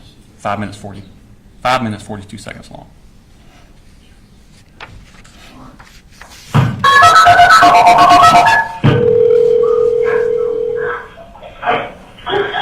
Gary County 911, what's the address to your emergency?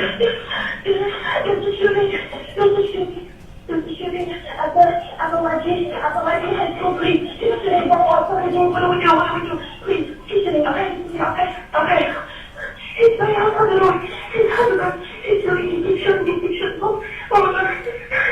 You hear where they're coming from? What did you say? Where are you? Where are you in the school? We're at Apalachee High School. Okay, where in the school are you? Listen, what's your name? What's your name? Okay, stay on the phone with me, okay? We're getting lots of help on the way, but I want you staying on the phone with me. Where in the school are you? I'm in Colt. In the back. K-hole in the back. Is anybody in your room shot? Stay on the phone with me. If you have to put the phone down, put it down, but I want you on the phone with me. Do you understand? Yes, ma'am. Okay, do you know what classroom number you're in? What classroom? It's Greer. I don't know the numbers.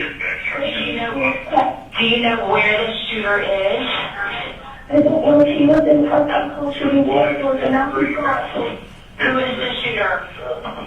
His name is Colt. I don't know his last name. Alright, spell your name for me. J-A-R-Y-N. Okay, listen. I'm going to stay on the phone with you, okay? I'm staying on the phone with you and take a big deep breath with me. Okay, Jalen, my name is Terry, okay? I'm going to stay with you. Okay, I got you. Okay, how many people are in your room, Jalen? How many people are in the room? How many students are in the room?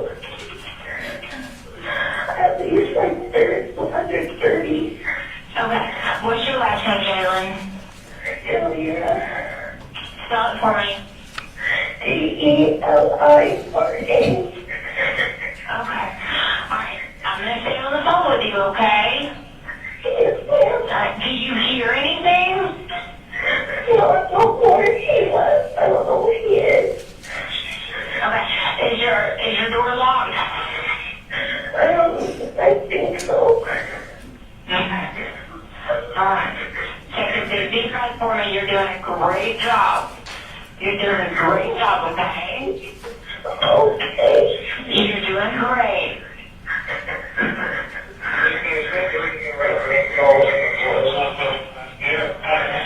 You're doing a great job. I want you to let me know if you hear anything. Okay? Alright. Is your door locked? Is there anything in front of your door? No, it's off the desk. No, there's nothing. Okay. Do you know what, you don't know what classroom you're in, like what classroom number?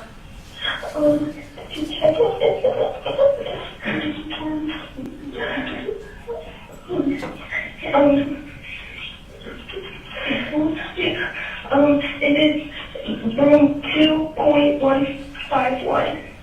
2.151? Okay, is your teacher there with you? Yes. Okay. Alright, what's your teacher's name? Miss Greer. Miss Greer? Okay, where is she at right now? Or is everybody hiding? Yes. Okay. I got a whole lot of people coming and I got a whole lot of people there. But I'm staying on the phone with you, okay?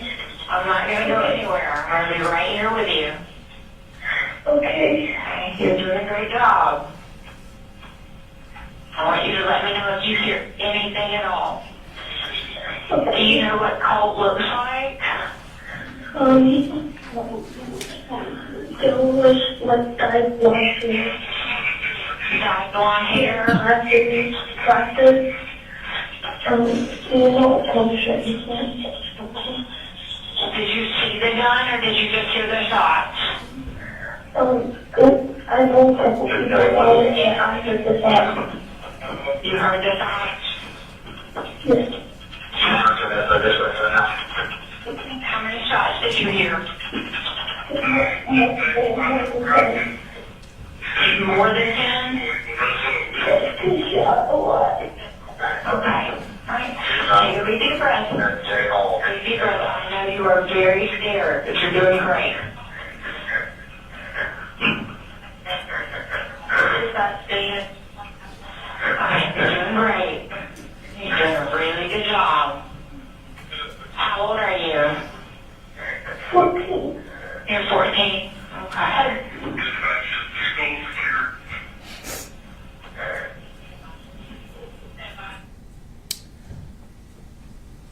How long did y'all stay in the room before the police arrived? Maybe 10, 15 minutes. I'm not sure. What happened after the police arrived? Our door was unlocked by an SRO that came in. He asked us if there was anyone in the room that wasn't supposed to be there. I answered no.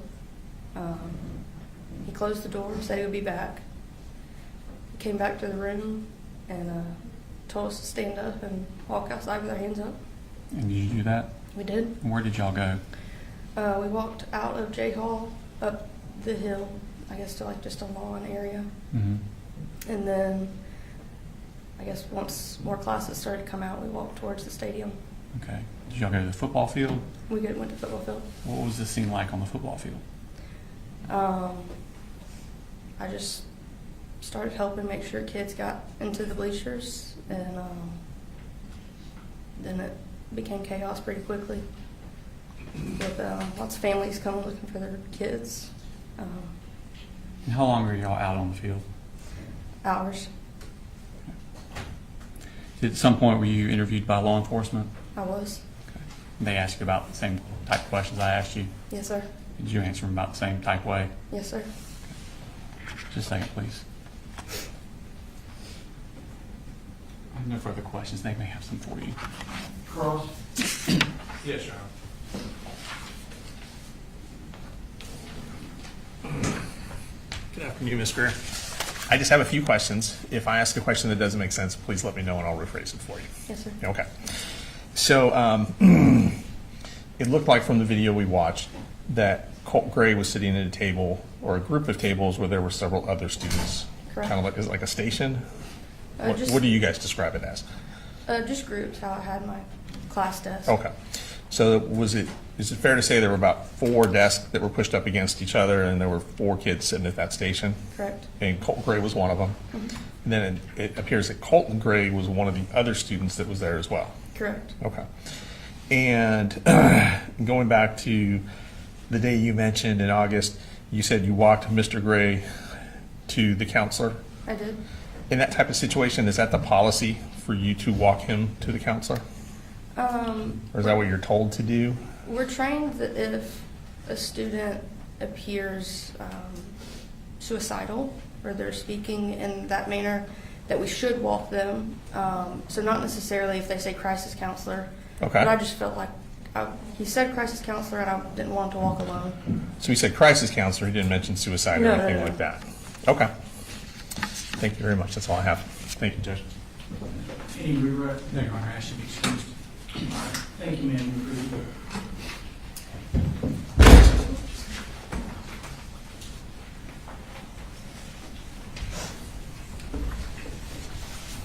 State calls on this.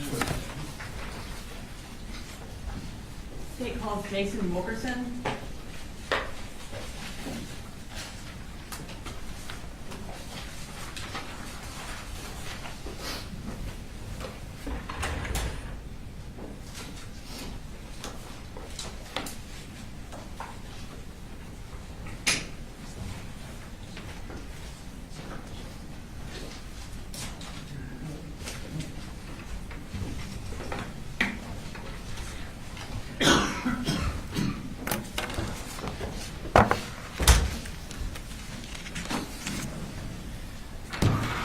Go ahead and raise your right hand.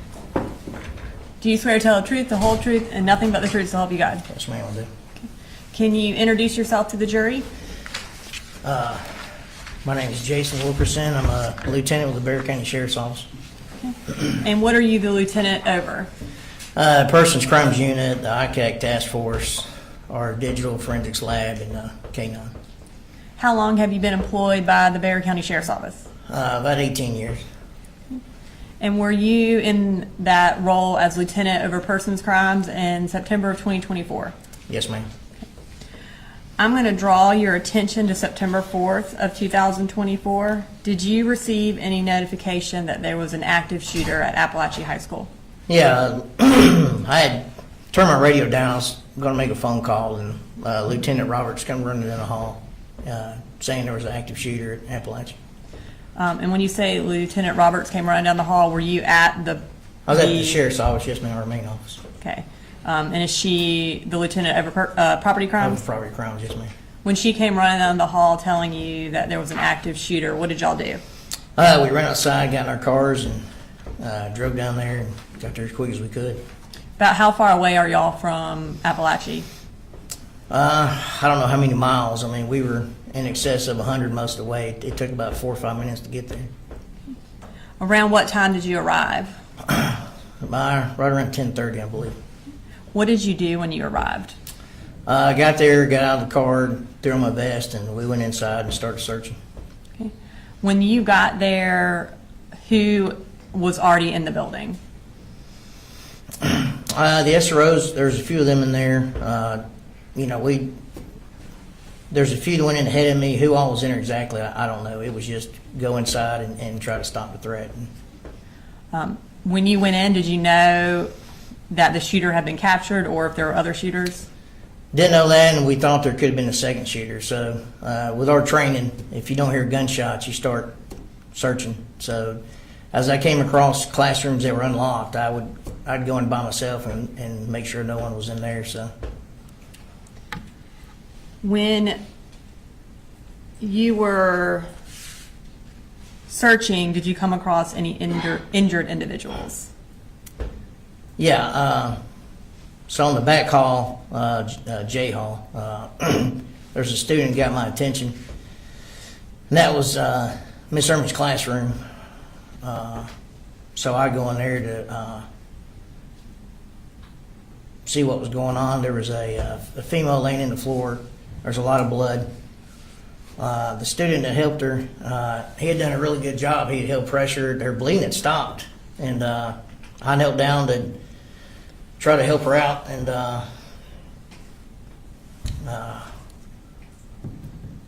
her skin was pretty pale. It just kept getting paler. Her lips kept getting bluer, and she just said, I can't breathe, I can't breathe. And, you know, I'm not, I mean, it's outside the scope of my medical training. You know, it just her symptoms to me didn't make sense for what I've been trained in. And all I could really do, I had the tourniquet on me, but where her injury was at, you can't put a tourniquet there. The bleeding stopped. I mean, it was, but you know, she said she couldn't breathe. That just didn't make any sense. I didn't know what to do, and I just kept yelling for medics. And a few minutes later, some medics came in, and I got out of their way and left the room and went back out in the hallway and tried to help out where I could. So with Miss Ieremy, you did everything you knew how to do and waited until EMS arrived? Yeah, yeah. I mean, like I say, she was talking, so her airway wasn't obstructed. You know, she was breathing. It was late. It was she had difficult breathing. Said she couldn't breathe, but just for her symptoms, it was outside the scope of my training. I didn't know how to help her. When EMS arrived and you kind of got out of their way so they could help her, did you become aware that she died that day? No, I had thought they left with her. I thought she made it. I didn't know they put her in the room across the hall. Later, I did the walkthrough with the GBI crime scene, and we found this woman in this room. It was the break room. There was no bullet holes in her door. It didn't make any sense. Like, why is she in here?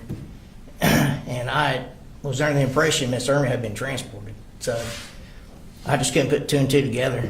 And later, I did help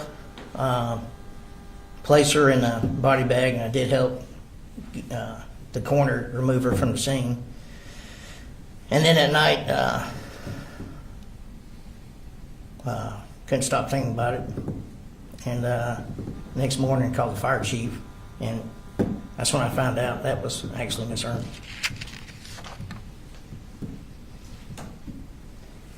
I'm going to show you what's marked as Exhibit 41. Do you recognize that? Yeah, that's Christine Ieremy.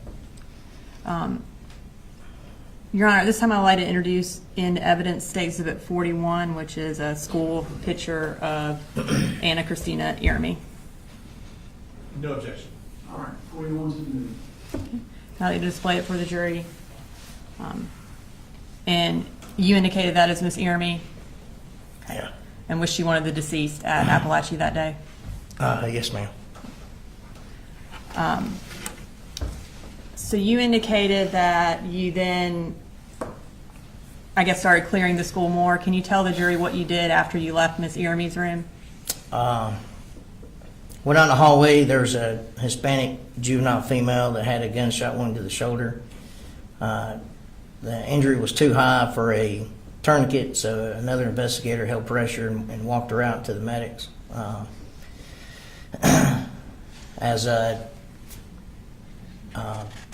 Once the wounded was evacuated, we started evacuating some students. At this point in time, the suspect was still in custody. He was still laying on the floor in handcuffs. So I moved him to an empty classroom. I told the deputy to keep an eye on him, and I needed him interviewed. So I ran to go find investigator Jason Smith, found him in the cafeteria. And I said, hey, we got one in custody. I need you to interview him. And we go running back, and I put those two in a room together, and that's where investigator Smith conducted his interview.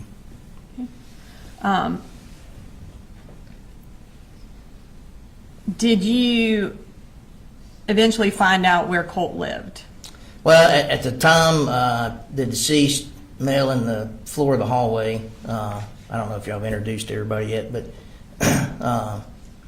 at the time it was unknown. Someone mentioned he was with the shooter and opened the door and asked the suspect if he was with him. He said no. Judge, we're going to check any hearsay. We'll move on, Your Honor. All right, I'll sustain the objection. So I did ask the suspect where his address was, and then called over the radio to the media center to have deputies go to that address and secure it for a search warrant. Okay. And as lieutenant over persons, were you in control of the investigation at that point? Yeah, I supervised the Bexar County Sheriff's side of it. Yes, ma'am. Okay. And who did you assign as the lead investigator from the Bexar County Sheriff's Office? Jason Smith. And did y'all call in the Georgia Bureau of Investigation for help as well? Yes, ma'am. Yeah, they were a big part of it.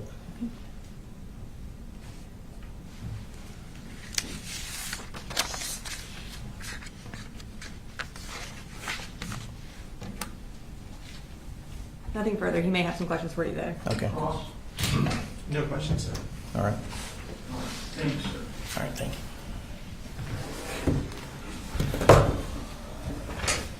Yours, I'm looking at you. Are you okay? Do you need a restroom break? Raise your hand if you do. All right, state and false next week. They call it Jeff Smith.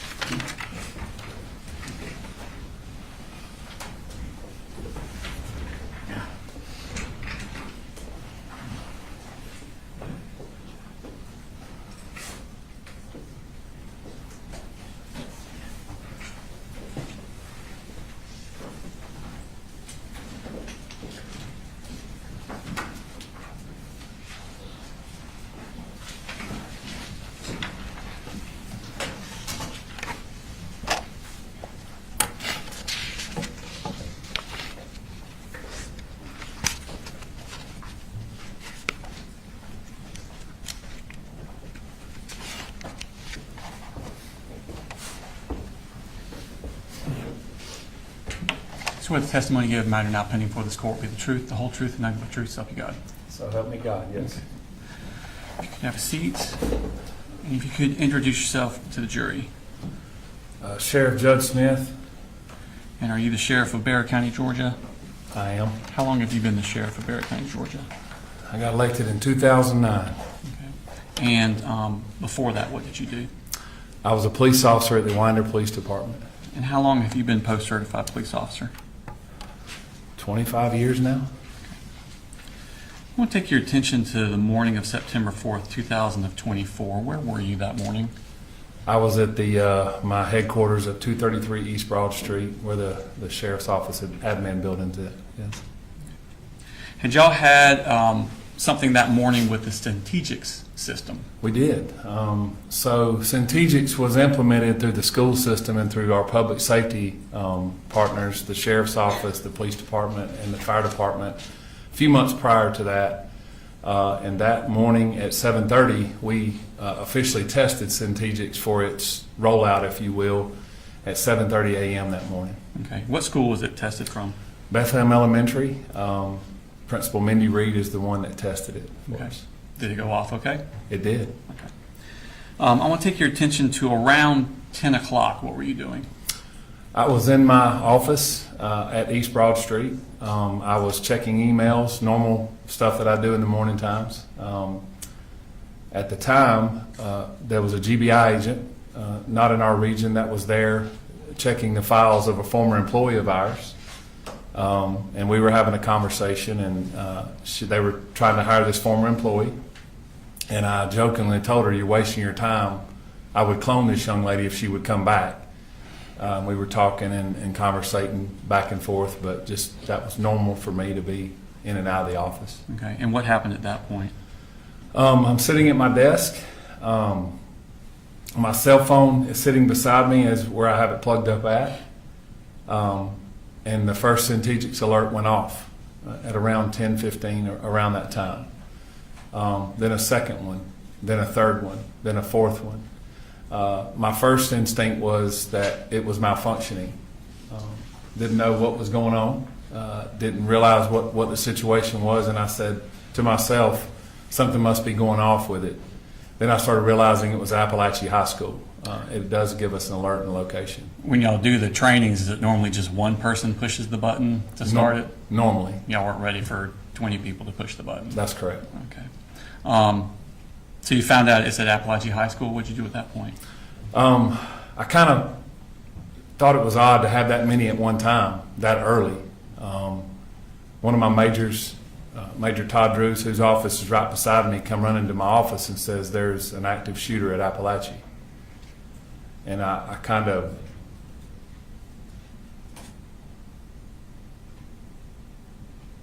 I said, there's no way. So I remember the GBI agent standing right there beside me, and I ran outside, put my vest on in the truck, and I don't really recall driving from 233 to Heyman Morris where Apalachee was at. How far away is it? I'd say 3 or 4 miles. My phone was ringing. I do remember turning down Heyman Morris Road, and there was a line of blue lights and red lights from as far as I could see. And when I turned in, Apalachee has a circle drive, and I remember going to the left. I don't recall ever hearing on the radio where the location was at. Let me pull up the school map. Could you pull up States 3.1, which has already been tendered into evidence, Your Honor?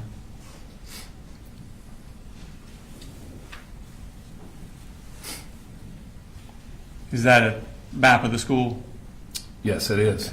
Now, where you were, just talk about what you're talking about. Okay, so where the Apalachee High School Bear County logo is, I pulled here. I think you can touch the screen and it makes that like that. Okay. Players and stuff. So, Did it I work? don't know if you're able to see me right here.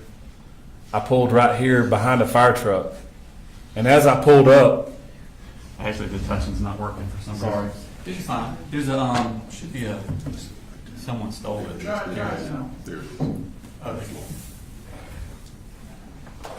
Yeah, you can use that. Thank you, Your Honor. as I turned into the school, I parked right here, and there was a fire truck here, and at that point, there were several people pulling up. By the grace of God, when I pulled in there, I run across Tanner Good, who was the former SRO at that school, and I said, Tanner, where are we going? And he said, Jayhawk. Tanner had gotten his patrol rifle out, so he and I intercepted in the middle where the flagpole was at, and we started running that direction. And at that point, I couldn't hear anything. I don't remember or recall hearing anything of that, what the circumstances were. At that point in time, I intercepted Sergeant Schultz, and we had implemented what's called an RTF group, where our fire and EMS. Two of the firemen jumped off the fire truck, which was Jeremy Thayer, who's our captain at the time. He is still with the fire department, and Sergeant Mixon. They got their helmets on, their vests on, and grabbed their bags, and they started going in the building with us. As we entered the building, we run down this side here, and Jay Hall is here. That's where we entered. I remember specifically giving them orders, because we didn't know if they start shooting out. Who were you giving orders to? To the deputies and the EMTs who were unarmed. They were with you? They were with me on our hip. Okay. I said, if they begin shooting out from inside the building out, do not shoot back in. Okay. That's how we're trained. Do you know how many shooters are in the school? We did not know at the time. Okay. So what did you do at that point?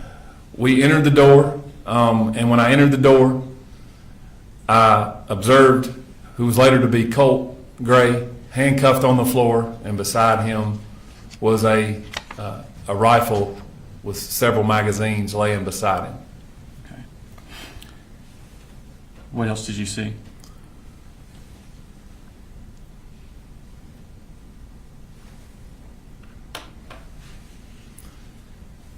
Just beyond him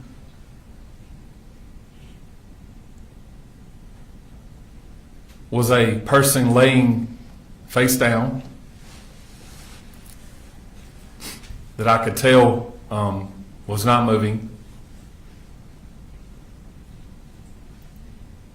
And obviously had injuries to that person. Battalion Chief Thayer and Sergeant Mixon went to them first. We were together.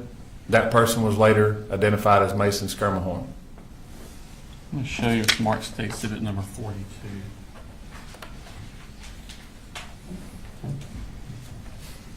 Actually, you identify what that is.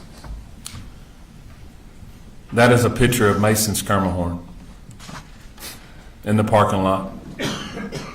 On September 4th, 2024, was Mason Skirmahorn under the age of 18? Yes, he was. All right, this time I'd like to post State Exhibit number 42. No objection. 42 submitted.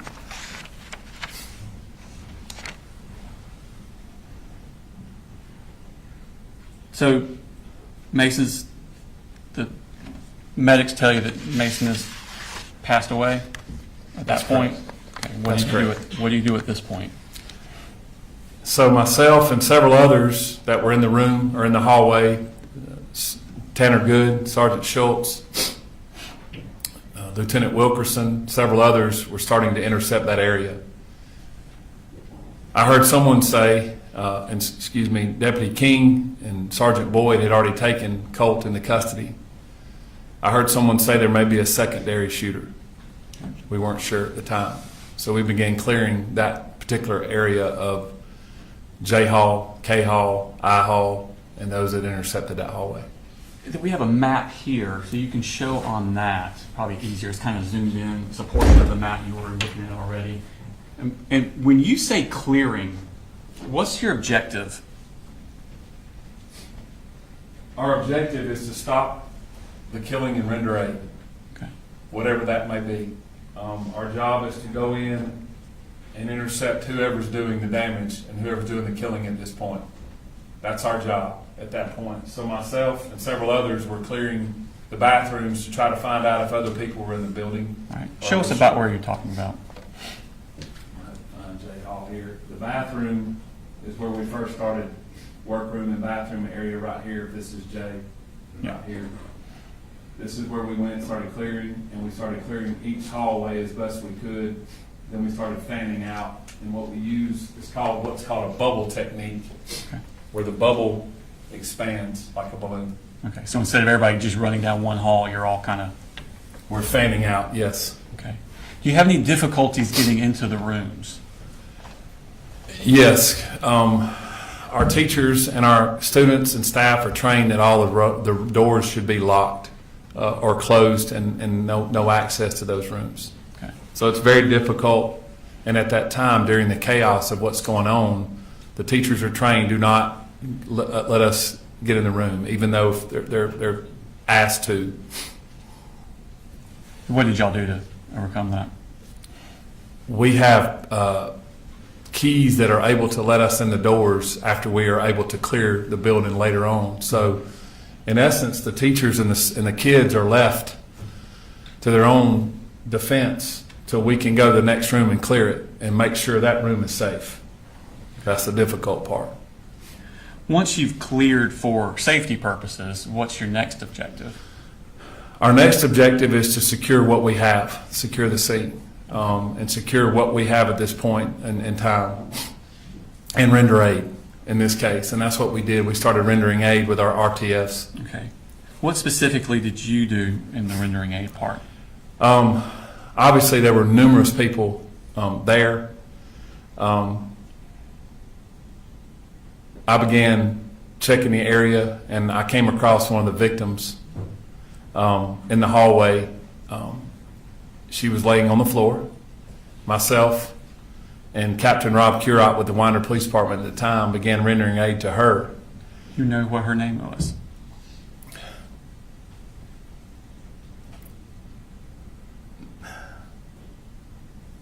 I'm drawing a blank.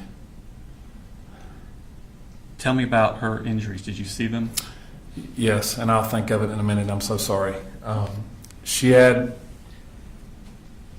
extensive injuries to her. She was bleeding in a lot of different locations that I could see.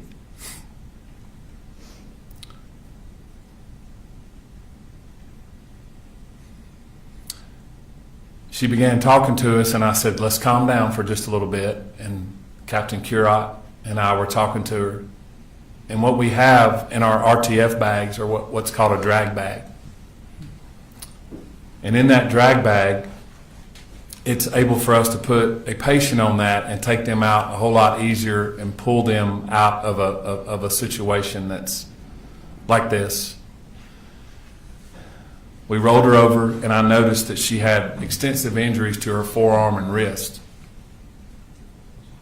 Devastating injuries.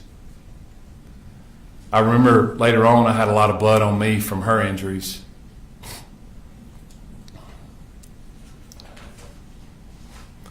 I was trying to calm her down, and we got her on the bag, and we started taking her out of the school, out of J Hall where we entered, myself, Captain Curot. Before you took her out and you're putting her on that drag bag, did she make any statements to you?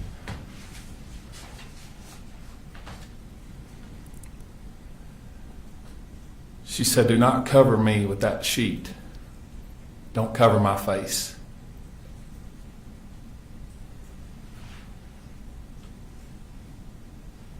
Please don't let me die. And I said, "We're not going to let that happen."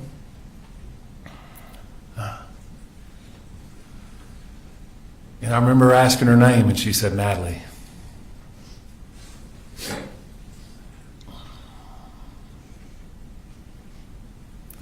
It's a beautiful girl.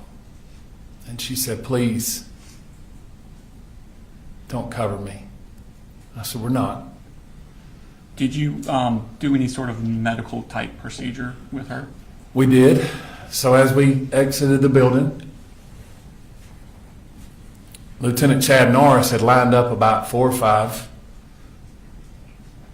ambulances right outside the door. And as we got her outside, I'm trying to calm her down. She's obviously very distraught. She's losing a lot of blood. I yelled for a tourniquet, and I didn't have one on me. And as we were lining up behind one of the ambulances, I yelled for a tourniquet, and Colonel Ham grabbed a tourniquet from one of the ambulances, and it was pink. I'll never forget it being pink. And I leaned down and I said, "Natalie, this is not going to feel good." She said, "What do you mean?" I said, "We have to put a tourniquet on you. You're bleeding pretty bad." And as I put the tourniquet up her arm, and Captain Curot did, I said, "We got to go higher." And we got it up to her shoulder. And I said, "This is not going to feel good, baby girl." And I grabbed her hair off of her face, and I said, "Just hold on for just a second." He tourniqueted it down, and she screamed extremely loud, and I said, "It's going to hurt, but we have to do this." We got that tourniqueted on, and at that point, she calmed down a little bit. I told her she's going to be okay. I said, "The next time I see you, we're going to talk." We loaded her in the back of an ambulance with another patient. Then I ran back in the building. When you were taking Natalie out, was Colt Gray still in the hallway? He was. And did Natalie see him? She did. Did she make any statements to him?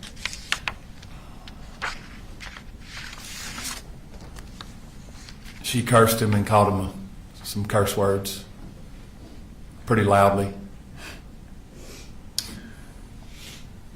So Natalie is left in the ambulance. You go back inside. What do you see then?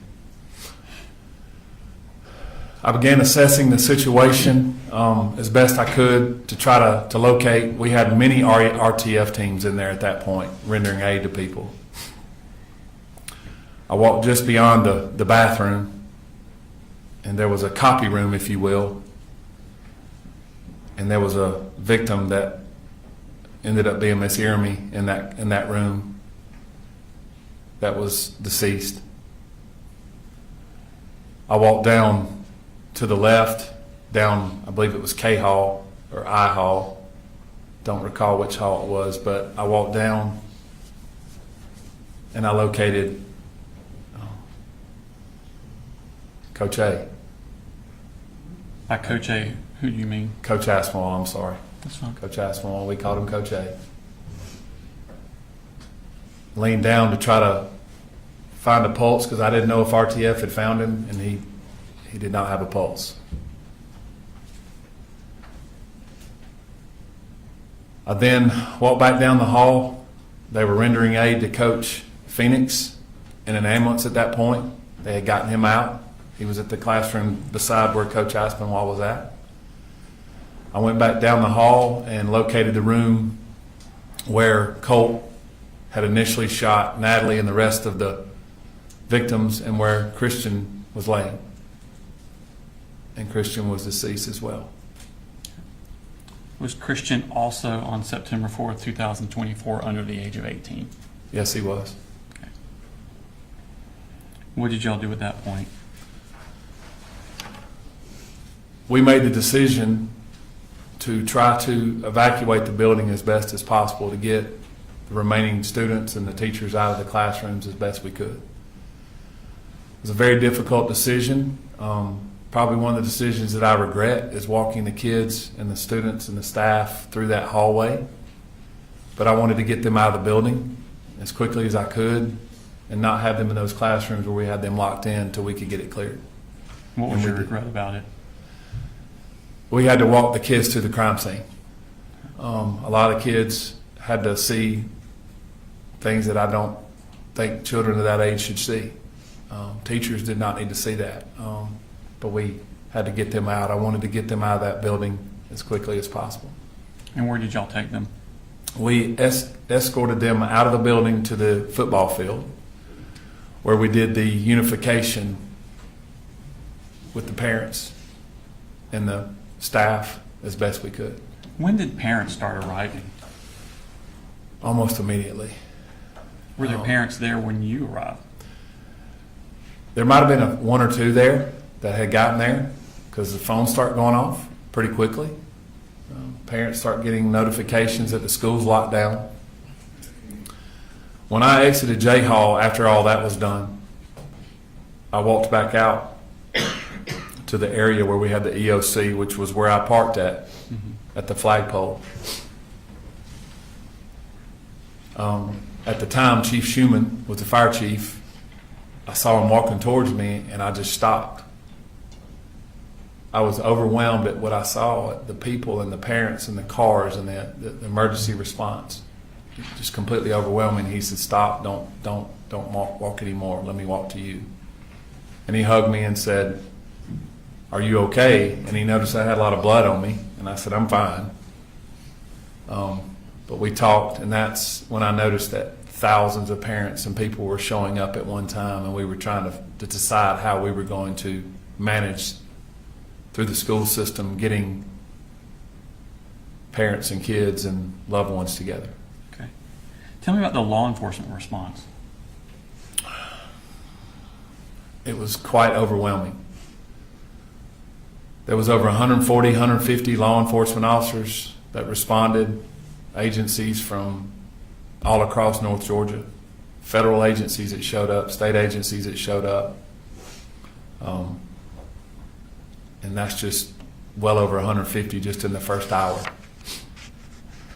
Did you request assistance from the Georgia Bureau of Investigation on this case? I did. I felt that I could get, they could assist us in what we were going to deal with as far as the size of the crime scene and the timing. And so I called Director Hosey, the director of the GBI, and I asked him to show up. And he said, "I'll be there within the hour." And he provided unlimited resources. Okay. Was at some point after you finished doing what you're doing, did you retreat to, I guess what's best called a command center?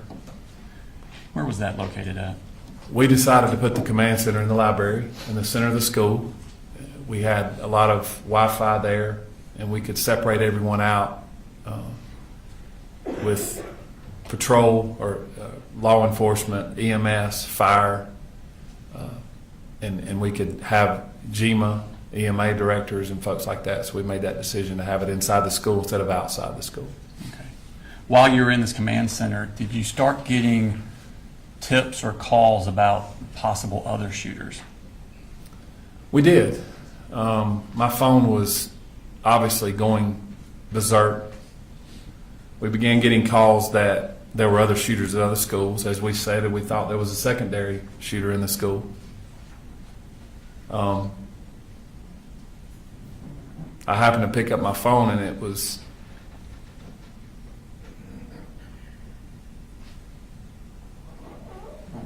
my daughter, who was at the other high school, Winderberry. And she said, "Daddy, are we okay?"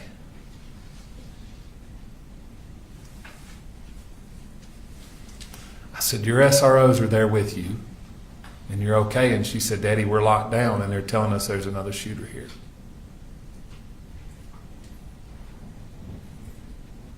You know, as a dad, you're supposed to protect your children, and I couldn't do anything.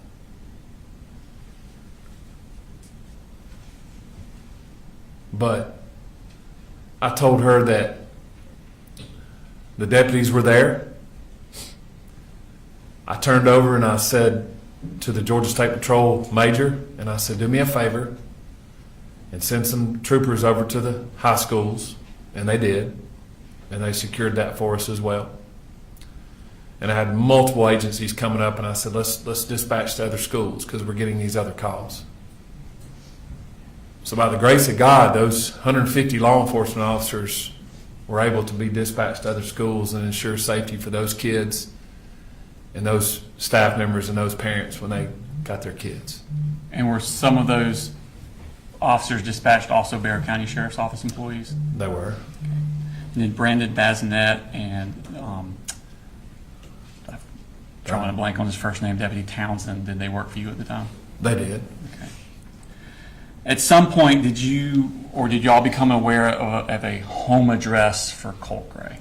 We did. After doing some research, we did. And did you send deputies to secure that location? As immediately as we could, yes. Okay. At some point, when you're unifying with the parents with the children, did you have a task to do at that point?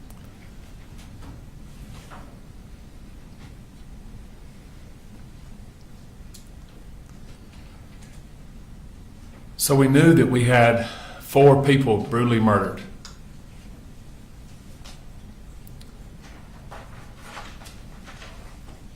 And I had to sit down and doing this 25 years, probably the most difficult thing I've ever had to do is tell 2 sets of families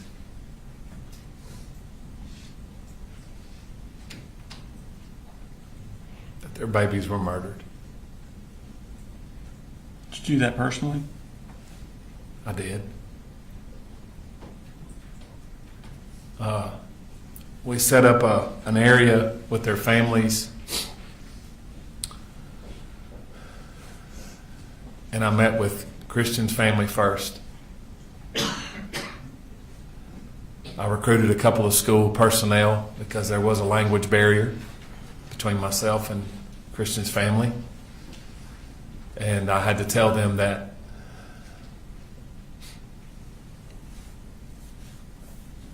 Christian's life was taken. And all I could do is sit there with him and pray with him and tell him I'm sorry. And then I had to meet with Mason's family and tell them the same thing. And then I had to meet with Miss Ermey's husband and tell him that his wife was murdered. I wasn't able to meet with Coach Aspinwall's wife. She was not on site. That was done off site. I later talked to her and talked to some family members. The residence that you sent those deputies to secure, was that in Bexar County? It was, yes. Just a second, please. No further questions, thank you. Any cross? No cross, Judge. Thank you. Thank you. Thank you, sir.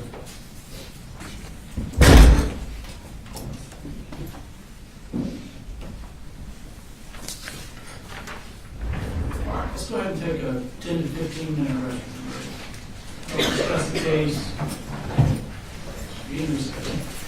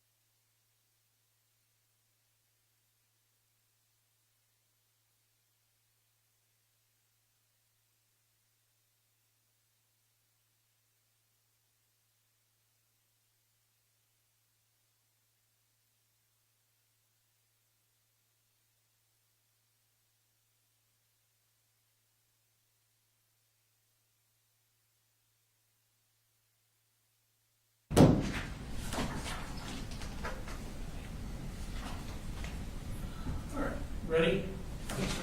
Yes, sir. All right, bring the jury back in, girls. We're good.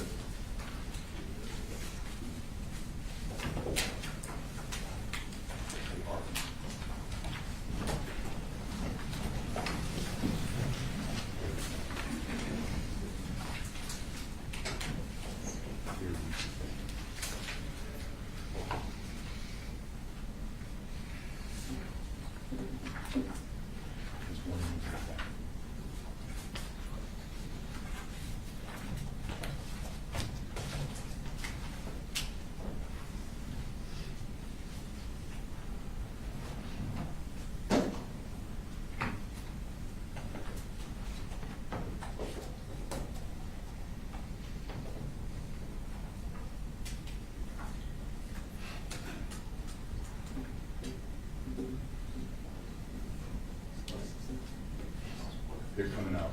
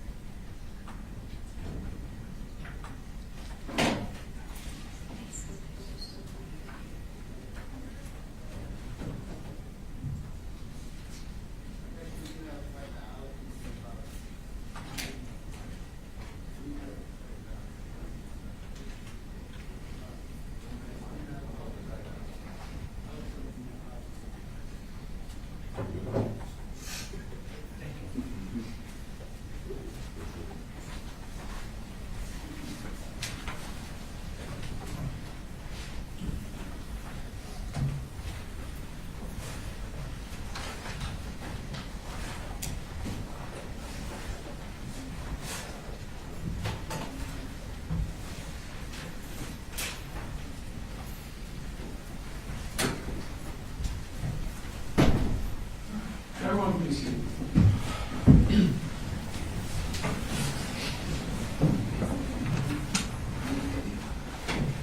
State Charles Smith's witness. State calls Daniel Catapano.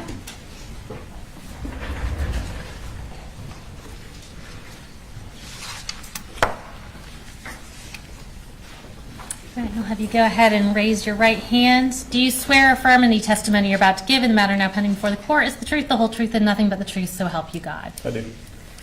All right, now if you can start by introducing yourself, I'm going to have you spell your last name for the court reporter.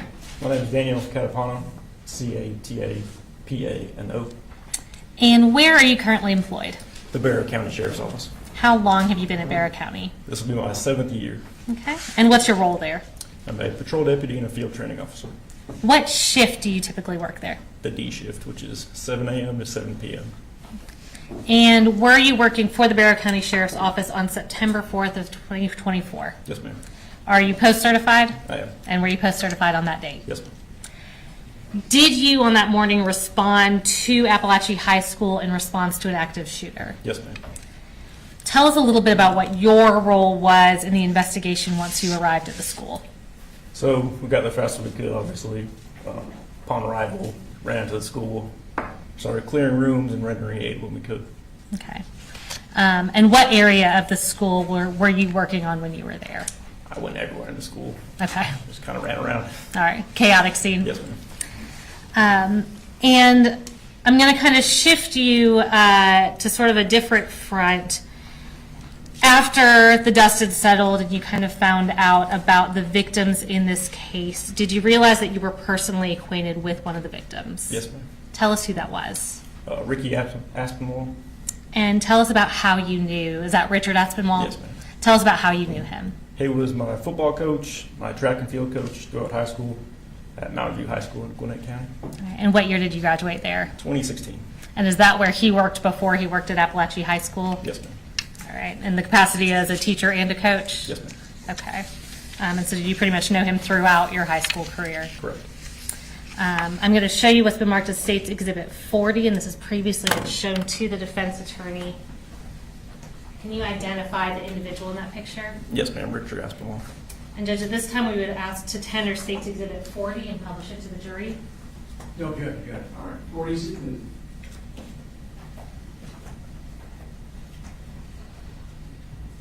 And is the individual in that picture Richard Aspinwall, who you knew as Ricky Aspinwall? Yes, ma'am. no further questions, the defense may have some questions for you. Good afternoon. Sir. Just got a couple of questions for you. I understand you are in charge of keeping the logbook. Crime scene log? I'm sorry? The crime scene log? Crime scene Yes, log. And tell us what you do to keep a crime scene log. What are you looking for? So basically it's a form that shows who came in and out of the scene, the time, the date, the time of the date they left the scene. Okay. So you kept all of the times that people came and left? Yes. Did you do any collection of any of the evidence at all? No, sir. Okay. So that was done by someone else? Correct. And I think you indicated that you initially got the call from someone else. Correct. Do you recall the time that you got that call? I do not. When you arrived, I think in the report you indicated you may have been the third or fourth car there. Yes, sir. So when you entered into the school, did you see Mr. Gray at all? No, sir. Okay. Nothing further. Thank you very much. Can you redirect me some cross? No, sir. All right. Thank you, sir. Thank you, sir. State calls Cassandra Ryan.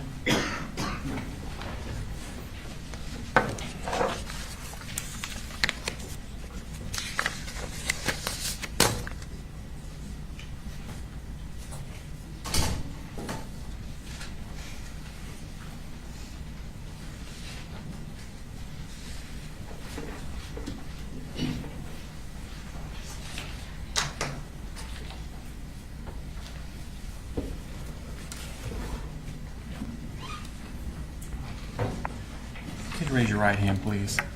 Swear the testimony given in the matter now pending before this court be the truth, the whole truth, and nothing but the truth, so help you God. I do. Okay. If you could introduce yourself to the jury, please. My name's Cassandra Ryan, but I go by Cassie. Okay. And Ms. Ryan, what do you do? I'm a teacher at Apalachee High School. Okay. And how long have you been a teacher at Apalachee High School? This is my 4th year there. Okay. Were you a teacher there in September of 2024? Yes. Okay. Now I want to take your attention specifically to that year. What did you have like a specific assignment of what you're supposed to do before school starts? Yes, I had, we call it front loop duty, but basically we're just waving the students in the morning during their drop off. Okay. And is that the bus entrance or the car rider entrance? Car rider. Okay. And then at first period, what do you do? Do you have a job then? That was my first period planning, and I had a teacher that pushed into my classroom, so I just planned while he taught his class. Okay. There's a map next to you. It's a kind of a partial map. Could you show the jury where, there should be like a little pointer. This is? Okay. Use that, it's official. If you could show them what classroom you were in for first period. Okay. Is that the classroom you stayed in throughout the day? Yes. Okay. Mm-hmm. But you're not teaching this first period class? I'm not. Who is teaching that class? Mr. I can't remember. That's his okay. name. That's okay. So first period, you're not teaching? No. Okay. What about second period? Yes. Okay. What course are you teaching? Algebra 1. Okay. And is it in that same classroom? Yes. Okay.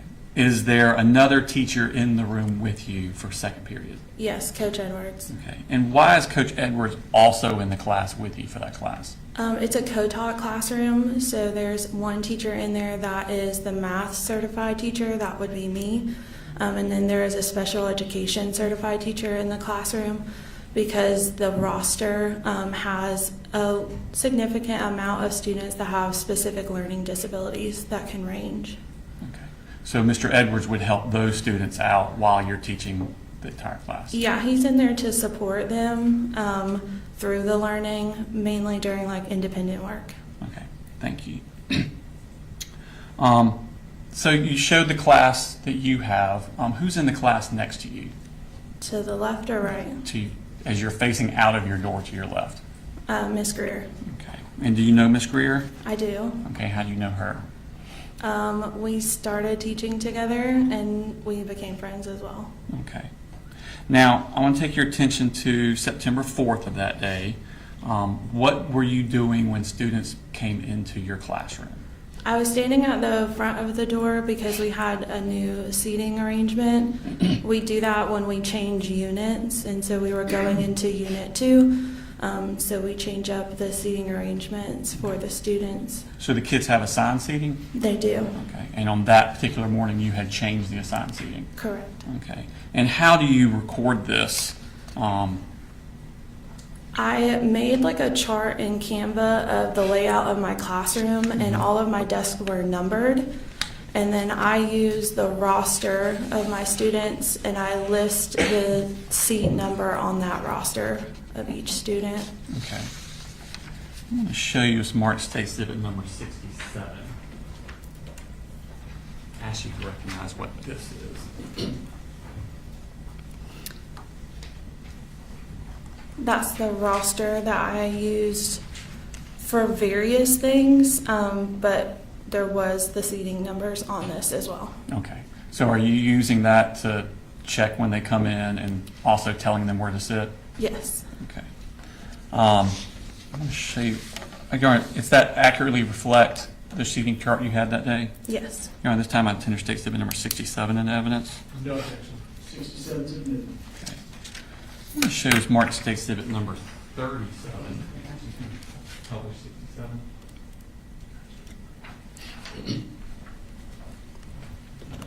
So the numbers on the left are the seating numbers, or the ones on the right? The numbers on the right. That would be correspond to a seat in your. Yes. Okay. Show you Smart State Exhibit number 37. Ask you to recognize what that is. This is a roster of my classroom. Okay. And were those the kids that were present in your classroom that day? September 4th, 2024. Yes. Okay. And were all of those students on that day under the age of 18? Yes. Was Stephen Edwards also in your room on September 4th, 2024? Yes. Okay. Your Honor, tender state exhibit number 37 into evidence this time. No objection. 37 submitted. Okay. Now I'm going to show you what's marked as state exhibit number 38. Actually, identify what that is. This is the seating chart layout that I created of my classroom. Okay. Has names been added to the numbers? Correct. Yes. And are those names added to the numbers accurate as to where the children were assigned to be seated that day?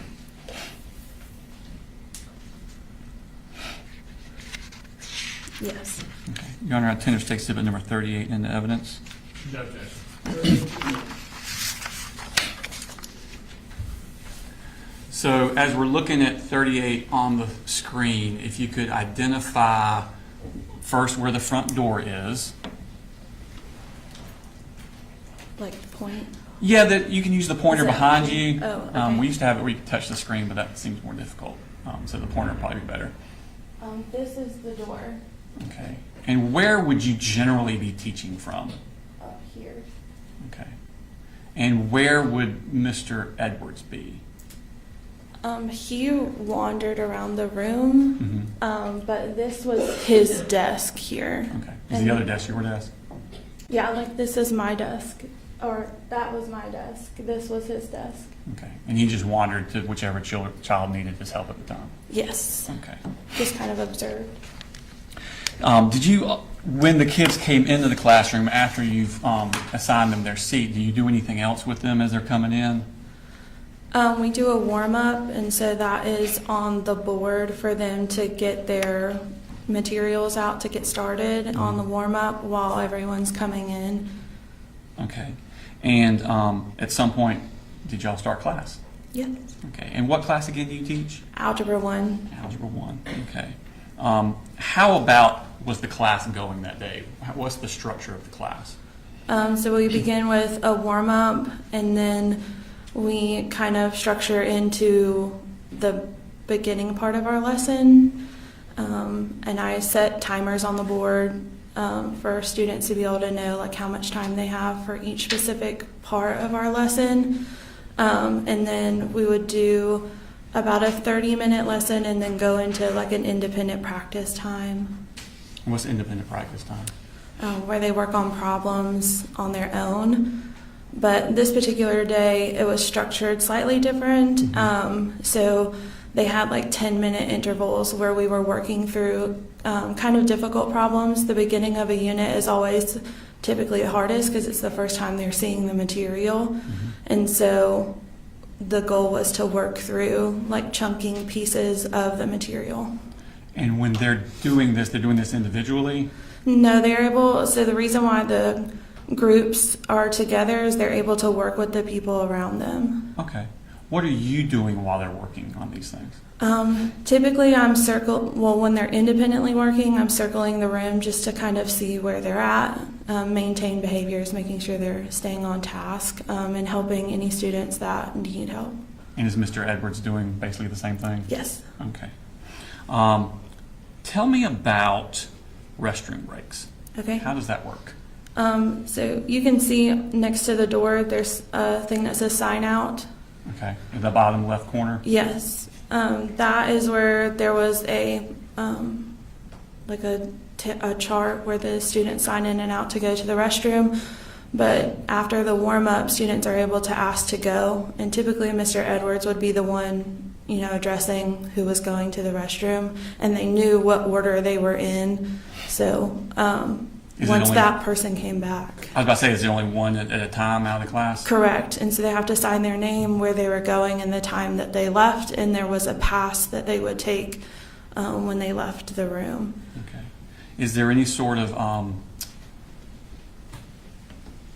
procedure about what to do with the door? When they left the room, typically the goal is to have them shut the door. So at Apalachee, we have a shut door policy. So, and a lock door. So when we open our doors in the morning, we're careful not to twist it to where it's able to be like opened from the outside. Okay. So when they came back, how would they get back in? Someone would have to let them back into the room. Okay. Now, at some point during that morning class at September 4th, did something happen that was out of the ordinary? Yes.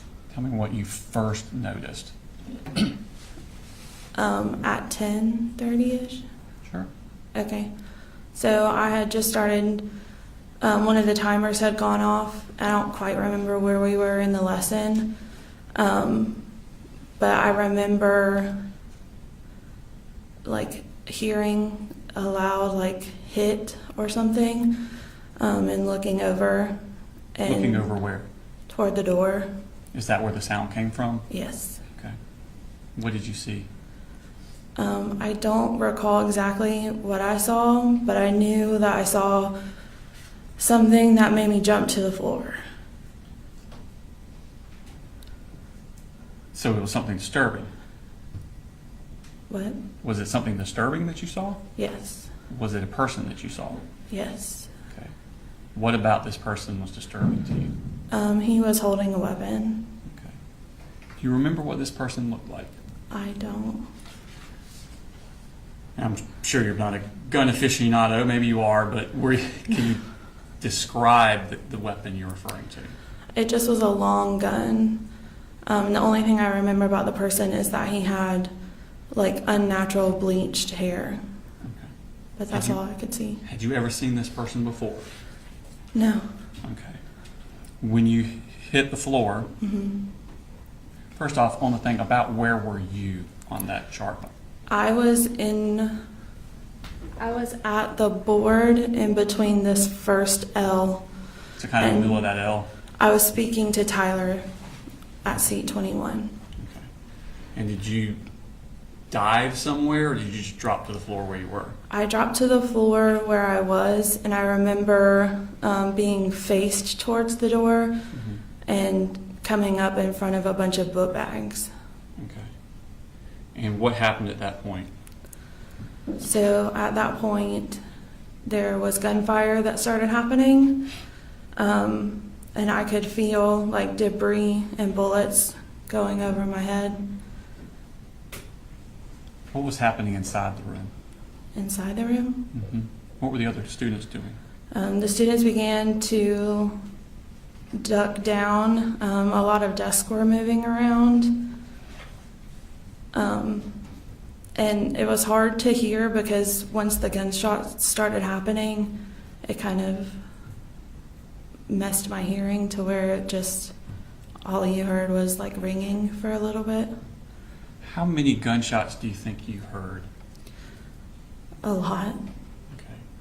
And was it like a few and then a break and then a few and then a break, or was it? No, it was like a rapid, the whole thing. Were you able to see anything in reference to the shooter during this time? No. How long did the shooting last? Seconds.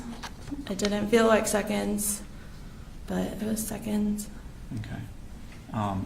When you look up, was the shooter still in the room? No. Do you know how far he came into the room? I think he just stepped 1 foot in. Once he left, was the door open or shut? Once he left, I remember starting to get up, and I saw the door closing, and Ronaldo was throwing chairs toward the door. Okay. Tell me about what happened at that point. What's going on inside the room? So I remember seeing Ronaldo throw the chairs and then dart to the corner of the room. When I stood up, I was starting to walk toward the door, and then I heard Natalie say, "Mr. Hine, I've been shot." And when I looked at her and I looked down, I could see the pool of blood, and I could see her wound. Was that Natalie Griffith? Yes. Okay. What wound did you see? Where was it? It was on her wrist, up right above her wrist. I could see the bone exposed. How was she? Was she conscious? She was, yeah. Okay. And was she saying anything or doing anything? She just kept repeating that she had been shot, and so I grabbed her and laid her on the ground, and then I grabbed a nearby hoodie and wrapped it around her wrist to try to help the bleeding. And then I heard Melanie say that she had also been shot. Is that Melanie Delira Castaneda? Correct. Okay. Am I pronouncing that name right? Is it Delira? I think it's Castaneda. Okay. And did you see her wounds? I could see that she had been shot through the shoulder, and I saw the blood there, but I couldn't see the actual flesh of the wound. Okay. And how was she? She was very quiet.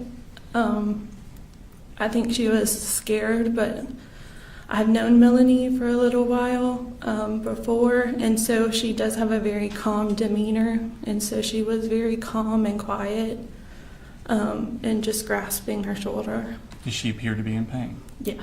Okay. Did you notice any wounds to Nautica Walton? I did. So once I had laid Natalie down and I put Melanie next to Natalie, there was a group of girls that were already in the corner, and one of them, Hayden, had asked if we should move the smartboard in front of the door, and at that point I was trying to assess what was happening, and so I then saw Nautica on the ground, and she was quite frantic and grasping at the back of her leg. I couldn't see her wound or any blood, but she was in severe pain. Okay. And did you see Taylor Jones? I did not see Taylor Jones. Okay. Were you aware of any injuries to Jackson Beaver or Ronaldo Vega? I was aware that Ronaldo after the police had come in, he had said something that he was also injured. And then when we had gotten out of the room and up to the top of the hill, Jackson had said that he asked me to look at the back of his leg, and he did have something lodged into the back of his leg. Did you see Christian Angulo in the room? Mm-hmm. Where was he located at?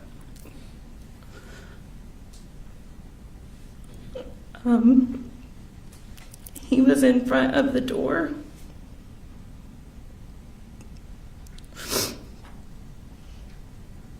And he was on the ground. What could you tell if he was alive or not? He was alive. And Coach Edwards said that we needed to make a barricade around him after everything, all the shots had fired.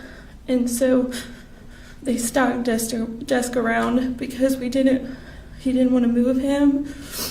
And while I was helping Natalie and Melanie and Nautica in the corner, there was a moment where me and Coach Edwards had looked at each other and said that they needed to come because it wasn't good.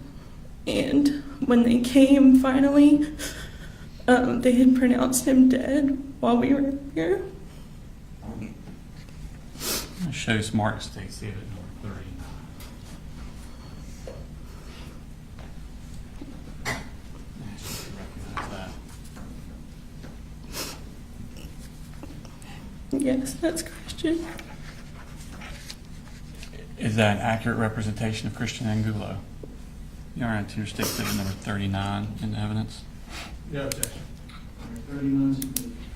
Could you tell where he had been injured at? I didn't get close enough to him to see where he had been shot. How long did y'all stay in that room before the police came? It was quite a bit of time. I would say probably 20 minutes. Okay. How did they get in the room, the police? They had a key. Then they had to push through all of the stuff that they had piled in the door. Y'all had barricaded stuff in front of the door? Okay. Ronaldo did. What did they do when they came in first? They had their weapons drawn and were telling them to put their hands up, but I had stood up out of the corner and walked in front of the middle of the room and said, "No, we need help." Okay.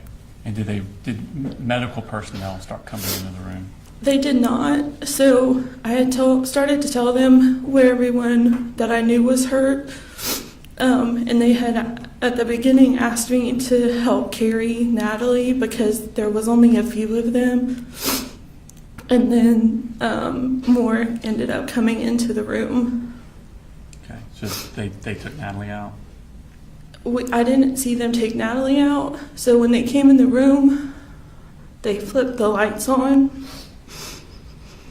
And that's when the students had noticed Christian on the floor. And they knew he wasn't with us anymore. And so the students began to get really upset. And they had pronounced him dead, but we had to walk by him out the door. Because he was right in front of the door? Yeah, and Martin started holding Brittany's face and telling her she could do it. And I had to grab Hayden and tell her that it was going to be okay, just to get them out the door. Where were they going? They were exiting us up towards the right, up the top of the hill after you leave J Hall.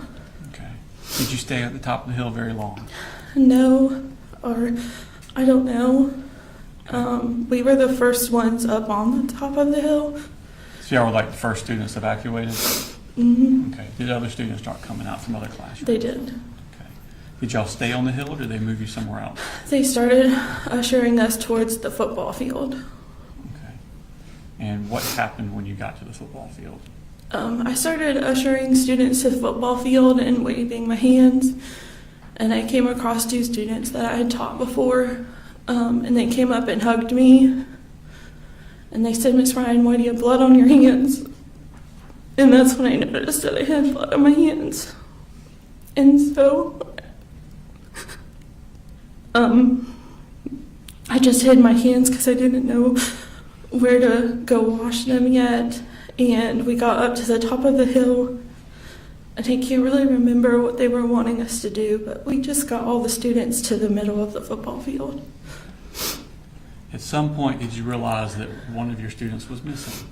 Yes, a student approached me and asked me where Mason was, that they had looked online and saw that he was in my classroom. And so I began helping them look for him. And at one point I came across Miss Schumerhorn. Mason's mother? Yes. Okay. And we began looking for Mason, and Miss Lee, which was his advisor, came and helped start looking for him. And we were thinking that maybe he heard what happened and had ran. Why did you think that? Because he had done that before. Not in high school, but in his earlier education. Does he have a learning disability? He does. Okay. How long did y'all look for Mason? Hours. I'm show you Smart State Exhibit number 68.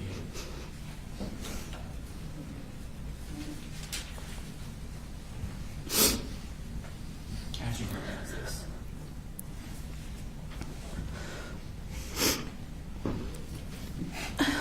That's my sign in and out sheet. Is that the piece of paper you said was on the board where kids would sign out to the bathroom? Mm-hmm. Who was the last? Does it accurately reflect the sign-out sheets you had in your room that day? It does. You are on Tender State Exhibit number 68 in evidence. No objection. All right, 68. And who signed out last? Mason. Thank you.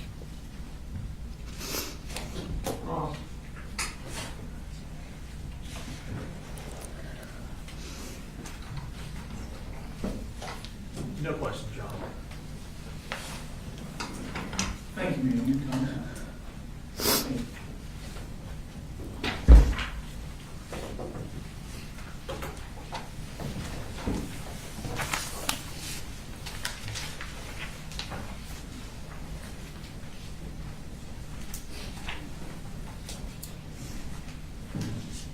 Folks, do you know why the other monkeys there? You said what? Do you know why that's there? Yes, when they get up and point to the board. All right, state calls next witness. State calls Jacqueline Garcia.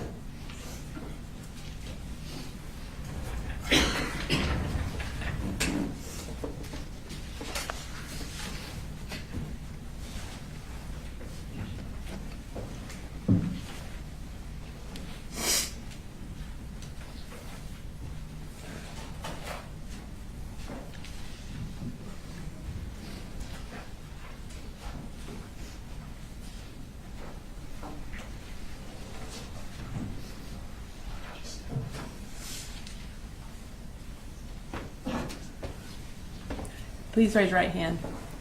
Do you swear to tell the truth, the whole truth, and nothing but the truth to help you God? I do. Can you, if you'll speak into the microphone and introduce yourself to the jury? I'm Jacqueline Garcia. And what do you do? I am a police officer for Auburn Police Department. How many children do you have? I have 4. And can you tell us their names and ages? Madeline, she's 18. Melanie, she's 16. Jaylene is 15, and Anthony is 8. And for the 2024 school year, where were they all in school? Madeline, Melanie, and Jaylene were at Apalachee High School, and Anthony was at Yargo Elementary. And as far as your 3 that were at Apalachee High School, what grades were they in? Maddie was in 12th grade, and Melanie and Jaylene were in 9th grade. And is Fort Yargo Elementary also close to Apalachee? Yargo Elementary is right next door. Back in September of 2024, were you in law enforcement then? I was just starting. Okay.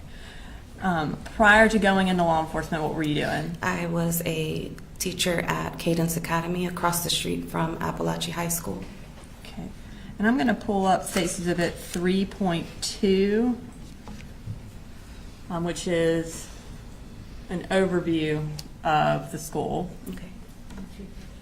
I'm sorry, 3.3. Can you tell the jury on there where Cadence Academy is in comparison to where the high school is? So it is And right there across. should be a pointer over there. Oh, okay.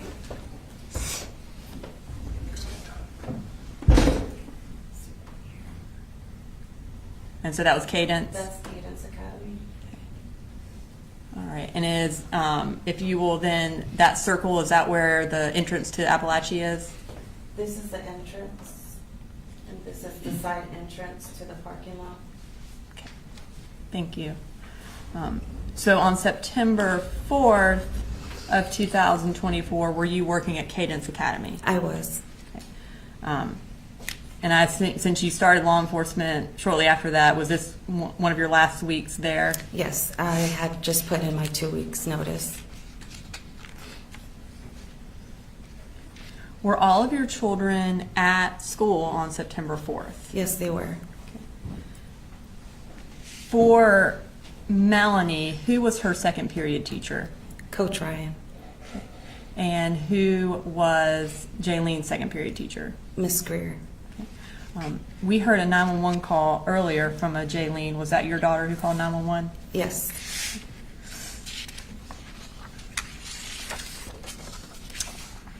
While you were working that day, did you become aware that something was happening at Apalachee? Yes, I was. How did you become aware of that? My assistant director that day was, I guess they were going on lockdown, and she was coming around the classrooms to tell everybody that we needed to get all the children inside of the rooms because we had kids on the playground.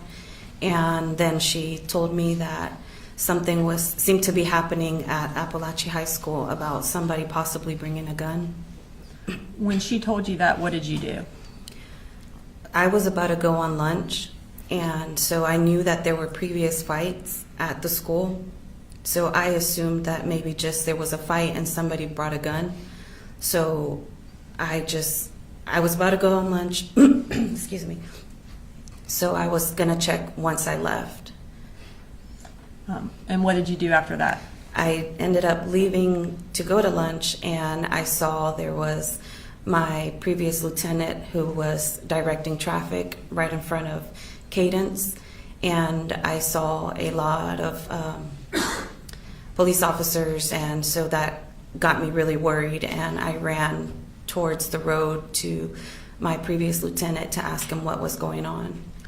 And tell me what you mean by previous lieutenant. He was my lieutenant at Statham Police Department. So prior to working for Auburn Police Department, did you first work for Statham Police Department? Yes, I did. So I assume at this point he wasn't your lieutenant, but you already knew him because you were in the Correct. process. I was in the process. What did you do when you went and talked to him? I ran and I asked him because, again, he's from Statham and he's over here in Barrow County's district, so I was kind of confused, so that worried me a bit to see him there because he's from the city of Statham. So when I asked him what was going on, he said there was an active shooter, but he was contained. At that point, what did you do? At that point, I called my husband, I think, and then I started calling my girls. But in my mind, I was thinking, well, I just found out about it a couple minutes ago, so how much damage could have been done? He's contained, everything's fine. My girls are okay, the school's big enough. What odds would it be that one of my children could be her. And were you one of the first parents to arrive? Yes. As you're there, are more parents arriving? Yes, as I am there, there was actually one parent there first, but parents just started coming and coming and coming within seconds. Well, it felt like seconds, but more and more parents started to show up. What were they doing when they showed up? They were all trying to get past the officer to get into, I guess, the school to find their children. A lot of parents were upset. Parents were crying. Parents were yelling. I mean, it was getting kind of out of control. And your lieutenant, was he the one who was trying to prevent everyone from going into the school? No, so Lieutenant Hood had moved from that area, and Officer Arango, who was at that time working for Statham, he was trying to control the parents. So I tried to help him because I worked with parents. I felt like everything was okay. I was trying to help all the parents calm down and just to try to get everybody situated so we can, let them do their job. While you were there and trying to help kind of calm everyone down, were you able to speak with any of your children? So I got a text message from Maddie, my oldest, and she told me there was a school shooting, that there was a shooter in the school, and that it was a 9th grader, and to try to find her sisters because they're in 9th grade. So I couldn't get in contact with Jaylene or Melanie, so I called their dad, and I asked, I was telling him to call the girls. Excuse me. I was telling him to call the girls because I couldn't get in contact. So he finally told me Jaylene answered the phone. So I accounted for Maddie. He accounted for Jaylene. He said she was on the phone with 911. That's why she couldn't answer. But I couldn't get in contact. I couldn't get in contact with Melanie. While you were there, did you become aware that Melanie was one of the injured children? Yes. So finally, as I am there just standing, I get a phone call and I see it's Melanie. So I immediately felt a relief because I'm like, okay. I'm like, she's calling me. So I answer and she's crying hysterically. And she's crying, so I'm thinking, I'm like, she's alive, she's okay. So I start telling her, you're okay, baby. I'm like, you're fine. I'm like, everything's fine. I'm like, you're okay. And she immediately tells me, no, Mommy, I was shot. She said, I'm shot. And it kind of just blurred a bit after that. Were you able to, once you found that out, were you able to go try to find her? I tried to get through Officer Arango, but he wasn't allowing me. I just kind of remember a little bit trying to go past him, but he wasn't allowing me. I think he was apologizing, but I just was kind of yelling and trying to push him out of the way to try to go and find her. And I saw my Lieutenant Hood, and I remember just yelling. I just remember I was yelling Lieutenant Hood's name, and I don't recall what I said, but I know he ran towards me and grabbed me by the hand and started running. And I think I yelled him that my daughter was shot. And he grabbed me by the hand, and then we ran towards where all the ambulances were to see if I could find her. At that time, were you able to find her in one of the ambulances? No, I wasn't able to. A lot of law enforcement were, just telling me to just hold on. They were going to find her. I think somebody from the Board of Education, I don't remember. They were taking her name and they said they were going to go out and look for her, like they were going to try to find her. So I just stood there waiting until she called me. When she called you, was she able to tell you where she was headed? Yes, so she called me and she told me she was already in the ambulance and that they were going to go to Northside Gwinnett. After that, did you go and locate your other children? After that, I was trying to make phone calls to let everybody know what was going on. So I was running through the parking lot back and forth because I was trying to get my son. I was trying to get to my son and make sure he was okay. So I was running in the parking lot, just back and forth. I didn't know where to go, so I called his school and they said they would keep him. So then my brother was going to go get my girls, but I remembered that he wasn't going to be able to get them. So from the front of the school, I ran all the way to the back to the field to go look for Maddie and Jaylene. And by field, you mean the football field? The football field. Tell me what it was like on the football field, who all was there, and what was happening.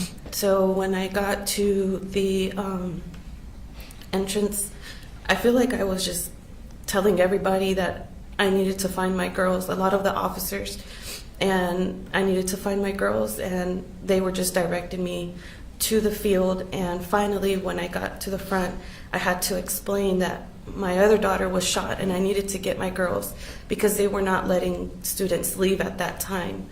So finally, an officer let me go in and I ran, and I've been so involved with my girls' school that I knew a lot of the students. And I saw a lot of the students that I knew, and they were crying and they were trying to hug me, and they were, super scared. And I kept trying to tell them that it was okay, that they were safe. And it was just full of students. I mean, everywhere I looked, there were students just super upset, super scared. And I had to just keep going to see if I could find my girls. Had other parents been let on the football field yet? I don't recall. And were you able to find your children? Yes, so I was able to find my brother, who was already with my girls.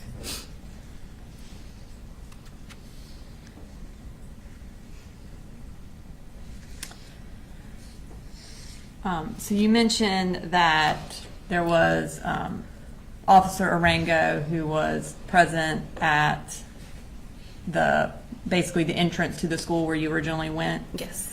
Did he have a body camera on at the time that you were there? Yes. Have you had an opportunity to watch that body cam? Yes. Okay.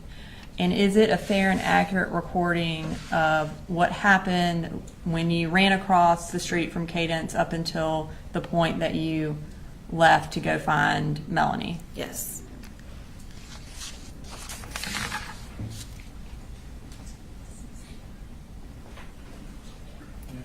And Your Honor,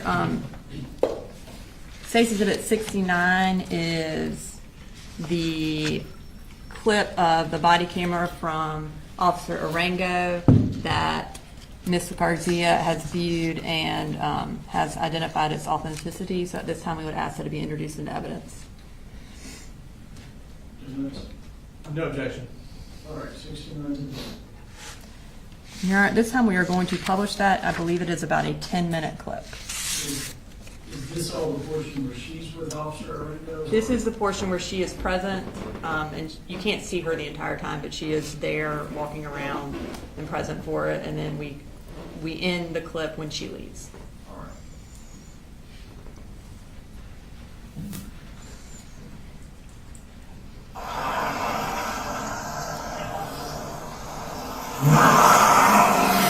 And is that you there?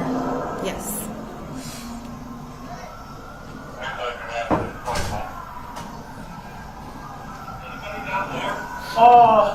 No, go over there.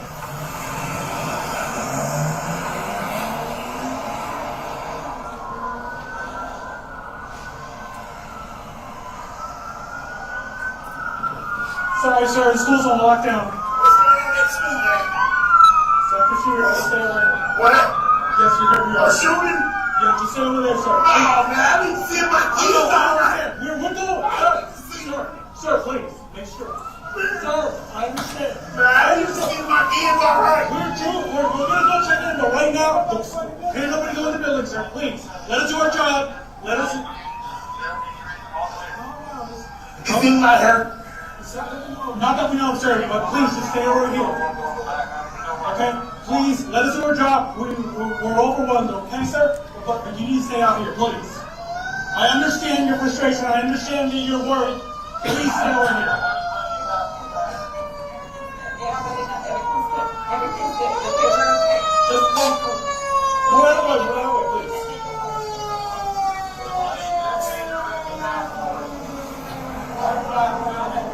All the kids are okay. All the kids are okay? They're all okay right now. He was in my daughter's class, so I understand. It's okay. Calm down. It's okay. We're great. The man's great. It's okay. We're great as a team. I have Yeah, it's at school. It's at school. We're okay. We're okay. As soon as they unlock the school, we'll let you go. Yes, we're okay. We're okay. We got nothing to do with that. We're okay. Let us do our job, please, sir. They took care of it super quick. We're good.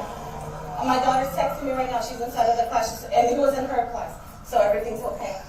I got 3 in there. Trust me. I understand. I got 3 in there. We got to stay together. It's okay. You got it. If you guys want to stay over there, please. Let's just. I understand your frustration, sir, but I need you to listen.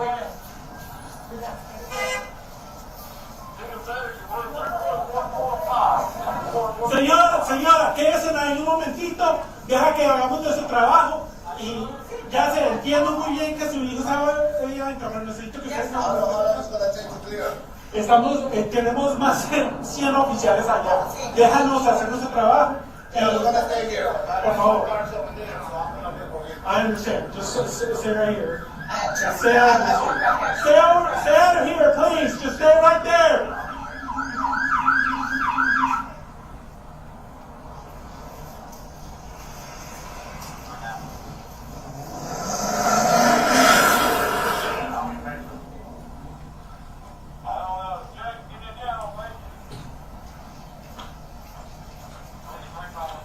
Okay, sir.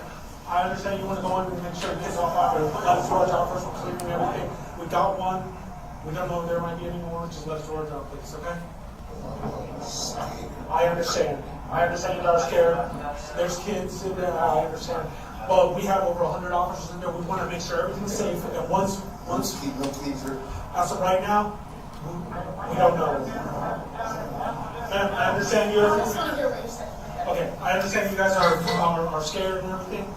We have over 100 officers in there. We all responded very fast. But please stay over here for right now. Yeah, it's controlled right now.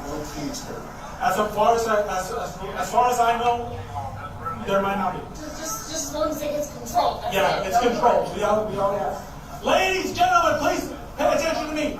Stay over here.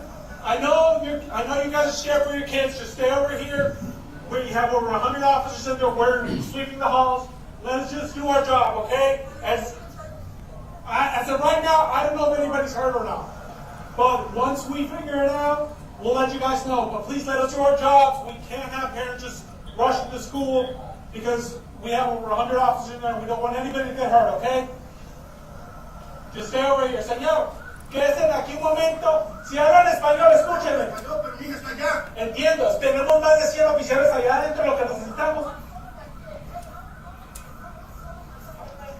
I understand, ma'am, just stay over here. If you're off duty, just stay over here, please. But right now we have over 100 officers in there. I need you to stay here, okay?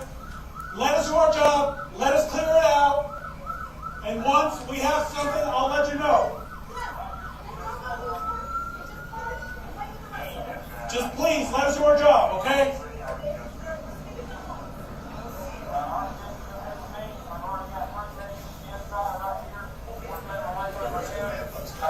Say this. I don't know. Right now, we're here. I'm probably thinking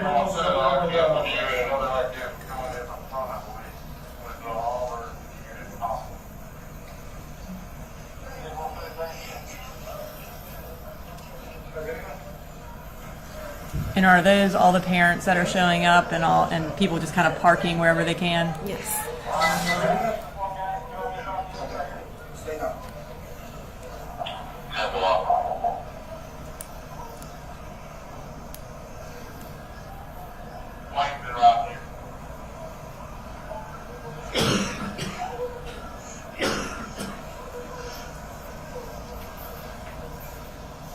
I got it controlled. Yes, sir.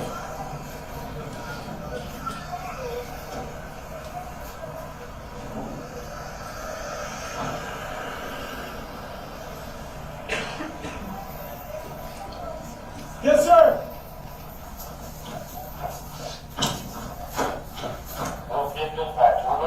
Please stay over there, sir. Gentlemen. Get over here. Get over here! Get over here, please! Ladies, gentlemen, please stay behind the patrol cars over there. I know you guys are worried about your kids. Let us do our job, please. Okay?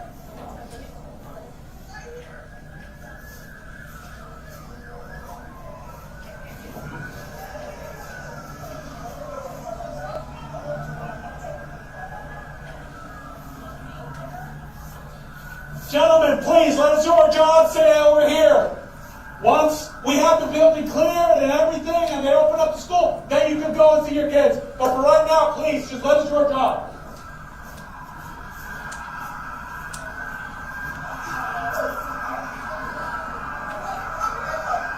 Just, right now you can just stay over here, keep over here. I understand.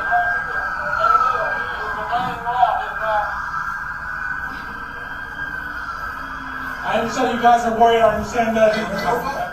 Just please stay over here. Let's just get through.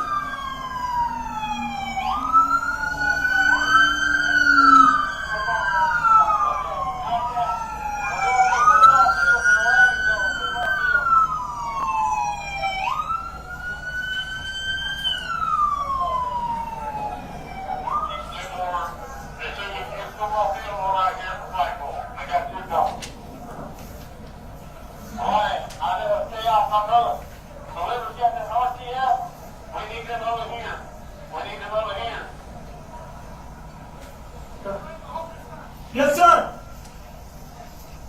Ladies and gentlemen, you're just getting here. Please stay right here.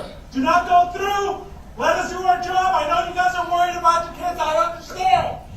We have over 100 officers in there. Let us do our job. Once we clear everything, once we get everything locked down, then we will be able to let you in and see your kids. But please, do us a favor. Stay right here. We don't want anybody else getting hurt.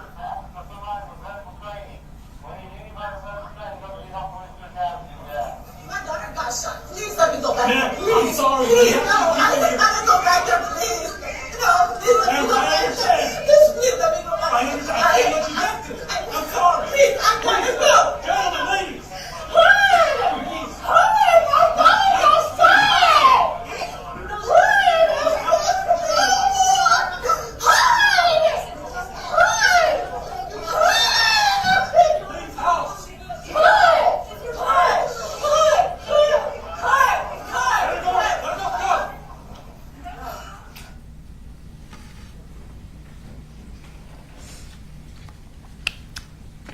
After you found your girls in the football field, did you eventually leave to go to the hospital?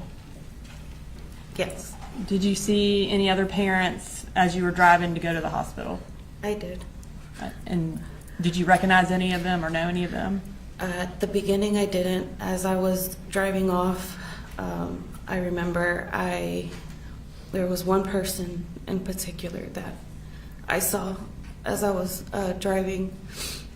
She just looked so scared, and she was running, and she looked scared. She was crying. She was running, and just her face just stuck with me for, I don't know, she just looked so scared. And after that, I ended up finding out that was Natalie's mom.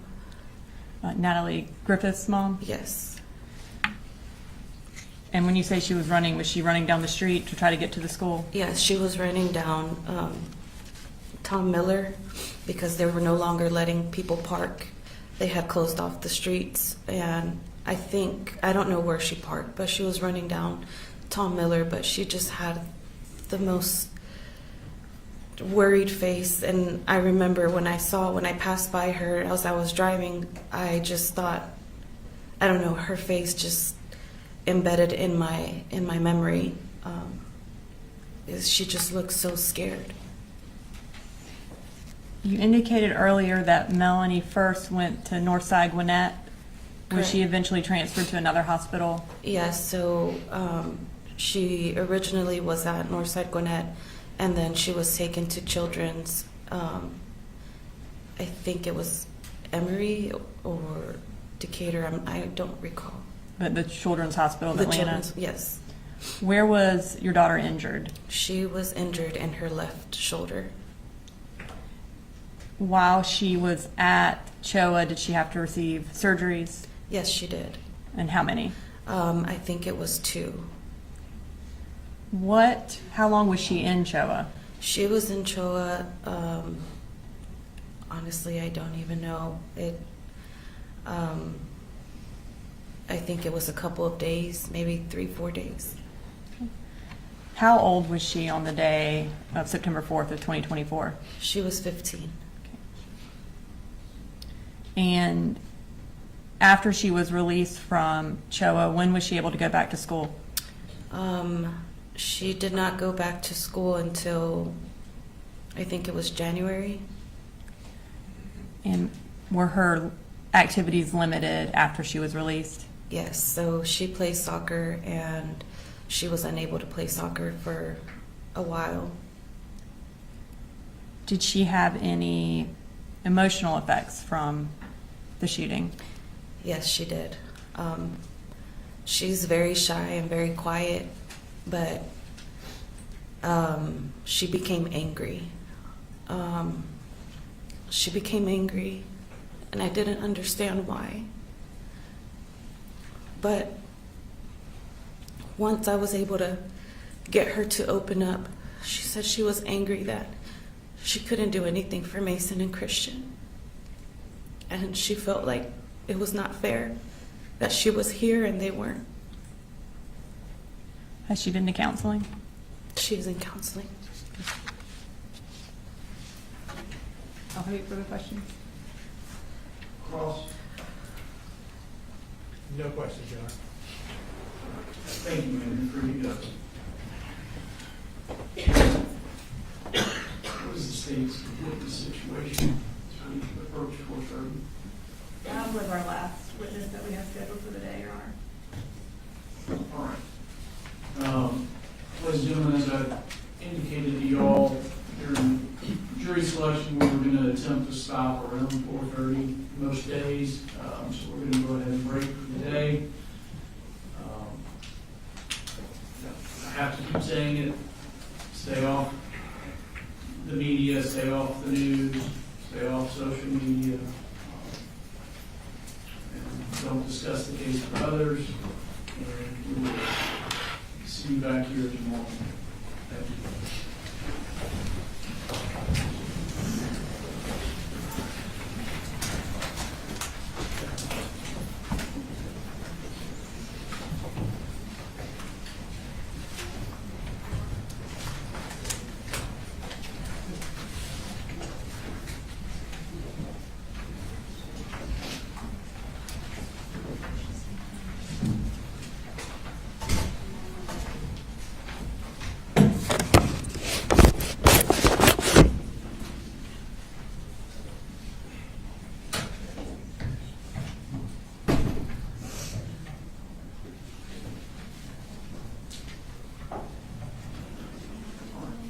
Anything we need to address?